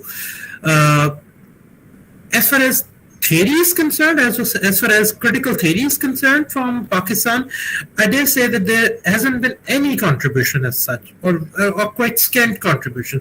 There are writers who are writing in English, who are contributing in international journals, magazines, and international sites, but we do not have an Adorno of art. We do not have a Karl Marx from Pakistan. We do not have an Orientalist like Spivak from our country. We do not have Homi Ke Bhabha from Pakistan. But there are tendencies, there are people who are writing and subverting and trying to confront and resist the Eurocentric Western discourses in whichever way possible. So these are some of the writers who I currently recollect from Pakistan, and their writings are of immense importance. There is a Dutch writer as well, Dutch Pakistani writer, who wrote about Ziaul Haq's regime in 1980s. I don't really exactly remember her name right now. Shakila Khan or something like this. These are some of the writers who I currently remember who are very good in Pakistan in terms of English writings. Thank you, sir. We have one more question. What are the contributions of diasporic writers to Pakistani literature? Well, this is quite intriguing, a question in terms of the reception of those diasporic writers. For example, Kamila Shamsi, when she writes, or for example, when Mohsin Hamid writes, or when any other diaspora Pakistani writer writes about Pakistan, the local student community and also academics often resist, saying that they do not qualify as Pakistani writers because they are residing elsewhere and they are writing for the gallery. They are writing for the Western readerships. They intentionally misrepresent Pakistan and Pakistani culture and society for the sake of larger readership or for the sake of good market as such. But I don't have such an essentialist reading of their of this particular perspective. The contribution of diaspora writers is immense, I must say, because they're not stuck in the old concerns like partition, 1971, terrorism, etc., etc. Rather, they are bringing in new subjects through their writings. For example, there are writers who are talking about the concerns of the immigrant populations, the third or fourth generation people from Pakistan. For example, the kids who were born in 1970s, they are now grown-ups, and they have their own concerns as far as racial profiling is concerned, as far as Islamophobia is concerned in the West, as far as the idea of hybridity is concerned, as far as their idea of modernity is concerned, the idea of home and lack of home. These ideas are being explored by diaspora writers through their writing. So I think had they not been there, we might not get a very authentic and first-hand expression of these particular subjects. So I think diaspora writers are immensely important. Mohsen Hamid's very famous work, like Reluctant Fundamentalists, Voices, gives vent to this particular idea of profiling, racial profiling after 9/11. He wrote another work after 2015 or 16, which was titled Exit West. So this was somehow an allegorical statement about the lack of reception or lack of hospitality the non-white population had in the West. So there are voices that are Kamila Shamsi, for example. She wrote Home Fire, another very famous novel from there. This writer, Sarah Suleri, she was daughter of Mr. Zaid Suleri, a former journalist from Pakistan. She wrote her famous novel Meatless Days, in which she contested the two-nation theory, which is a very sacred theory in Pakistani political jargon. And her work has been given enormous reception both here and the West. So these writers are certainly very, very important for me. You cannot essentially qualify them as non-native writers. Rather, they are more cosmopolitan. They are acquainted with the current challenges and the future challenges, perhaps more than those who are more enclosed within the parochial concerns in Pakistan. So this is my statement on the diaspora writers. They are extremely important. Thank you, sir. The next question: does Pakistan literature still focuses on the theme immigration? Yes, it does. It does, but not in totality. Those writers who are local, who haven't traveled abroad, or who are the kith and kins of this population, they talk about or they write about subjects which are of local orientation. For example, Mohsen Hamid's one famous work, How to Get Filthy Rich in Rising Asia.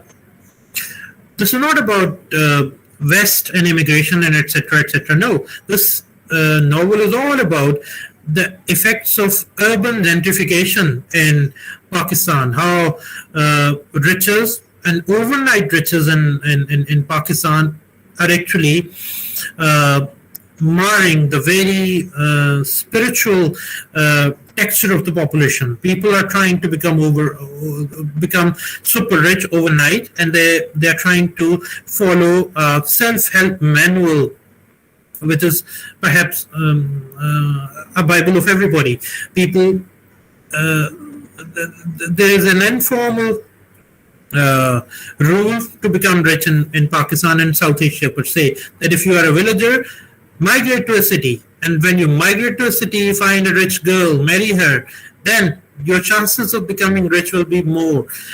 Find a job, do embezzlement, and escape law, subvert law, and reward others through bribe, and this way you will become rich. So this work is all about the latest trend in South Asia, where it is somehow normal to become rich through fraud, embezzlement, and scams. So I can dare say that modern works are consciously exempt from or consciously not inclined towards the theme of immigration. Similarly, another work by Jamil Ahmed. This is about North Waziristan in Pakistan, where war on terror was waged during General Pervez Musharraf's era. It is all about the existentialist crisis of the tribal communities in a war-torn area. According to Jamil Ahmed in his famous novel The Wandering Falcon, in a war-torn area, the local war-affected population has three options. One, to flee, become migrants, either internally displaced, become part of the internally displaced population, or migrate to another country, just like the Syrian people are doing since that civil war in Syria. So the first option is to leave your native country because you cannot afford to live there, you are not safe. Number two, to fight. This is the third possible option, perhaps. And number three is become extremely vulnerable and stay. Women and children often prefer to flee. Those who are influential and who have resources to fortress themselves, they stay. And the third most, who have no other option, they wage a resistance. So this novel is about this precarious option which was available to the people of North Waziristan, and I think this was a very ingenious effort on the part of the novelist, because we hardly probe into the anxieties and precarities of war-torn population groups. For example, we often talk about Iraq War, we often talk about Afghan War, we read Khalid Hosseini's novels, we read works from, let's say, Zain Jokhatar from Middle East, but we hardly ever do a microscopic analysis of the populations which are truly affected by the war. So in that sense, I think our novelists are wholly and truly not focused around subject of immigration, rather they are exploring other subjects as well. And I gave you examples of two. One, becoming filthy rich and rising Asia, and another one, the local population being affected by capitalism, by war war of terror during Pervez Musharraf era in Pakistan. So this is my answer. Thank you, sir. The last question we have. Okay. Can we still find the traces of double consciousness in Pakistani literature? May I know what does the person mean by double consciousness? Because I just want to be very clear about this this idea of double consciousness. If it is about the immigration, if it is about diaspora, certainly there is this thing called double consciousness is replete. I can safely say that the idea of home is extremely contingent. This is too much in a flux. Those who are born here, who migrate to some other territory like West or Middle East, etc., they are supposed to have this anxiety or double consciousness because they are non-native others in foreign territories. Despite the fact that they have attained nationality, they have had equal citizenship status over there, but due to the effect of culture, values, norms, religion, language, wearings, culinary habits, etc., this thing is supposed to have a massive influence upon consciousness of those migrant populations, and it must have an endemic influence on this. I remember a writer from China, Gao Xinjiang, because his idea of home is also quite malleable, quite a lot confusing, or so to say, quite postmodern in modern sense of the word, in which this is much more progressive an option to have double consciousness, hybridity, and diaspora identity than to be nativist, indigenous, nationalist in your orientation. So I can say that Pakistani writers, particularly those who are residing abroad, they have projected this idea of double consciousness both as a kind of a limitation and also as a kind of a possibility for those who migrate, because it makes you cosmopolitan. It has its own demerits as well, because you are not a native citizen of a foreign territory. So you are supposed to face this anxiety when you are in a foreign territory.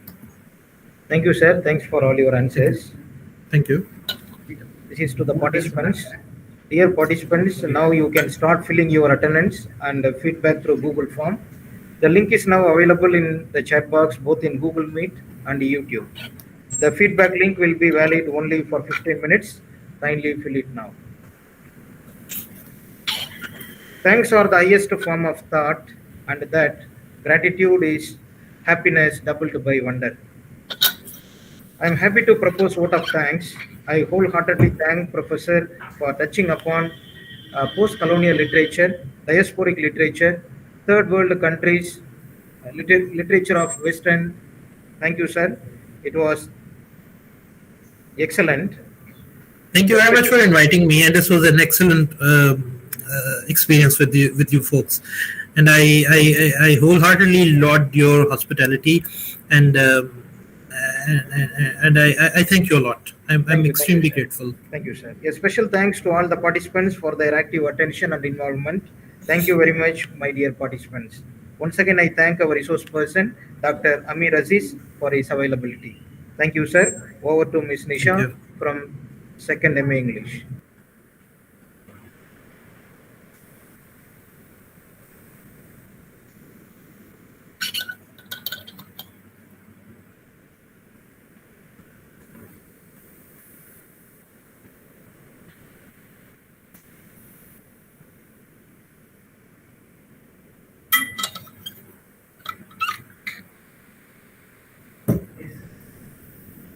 Thank you everyone for your active participation.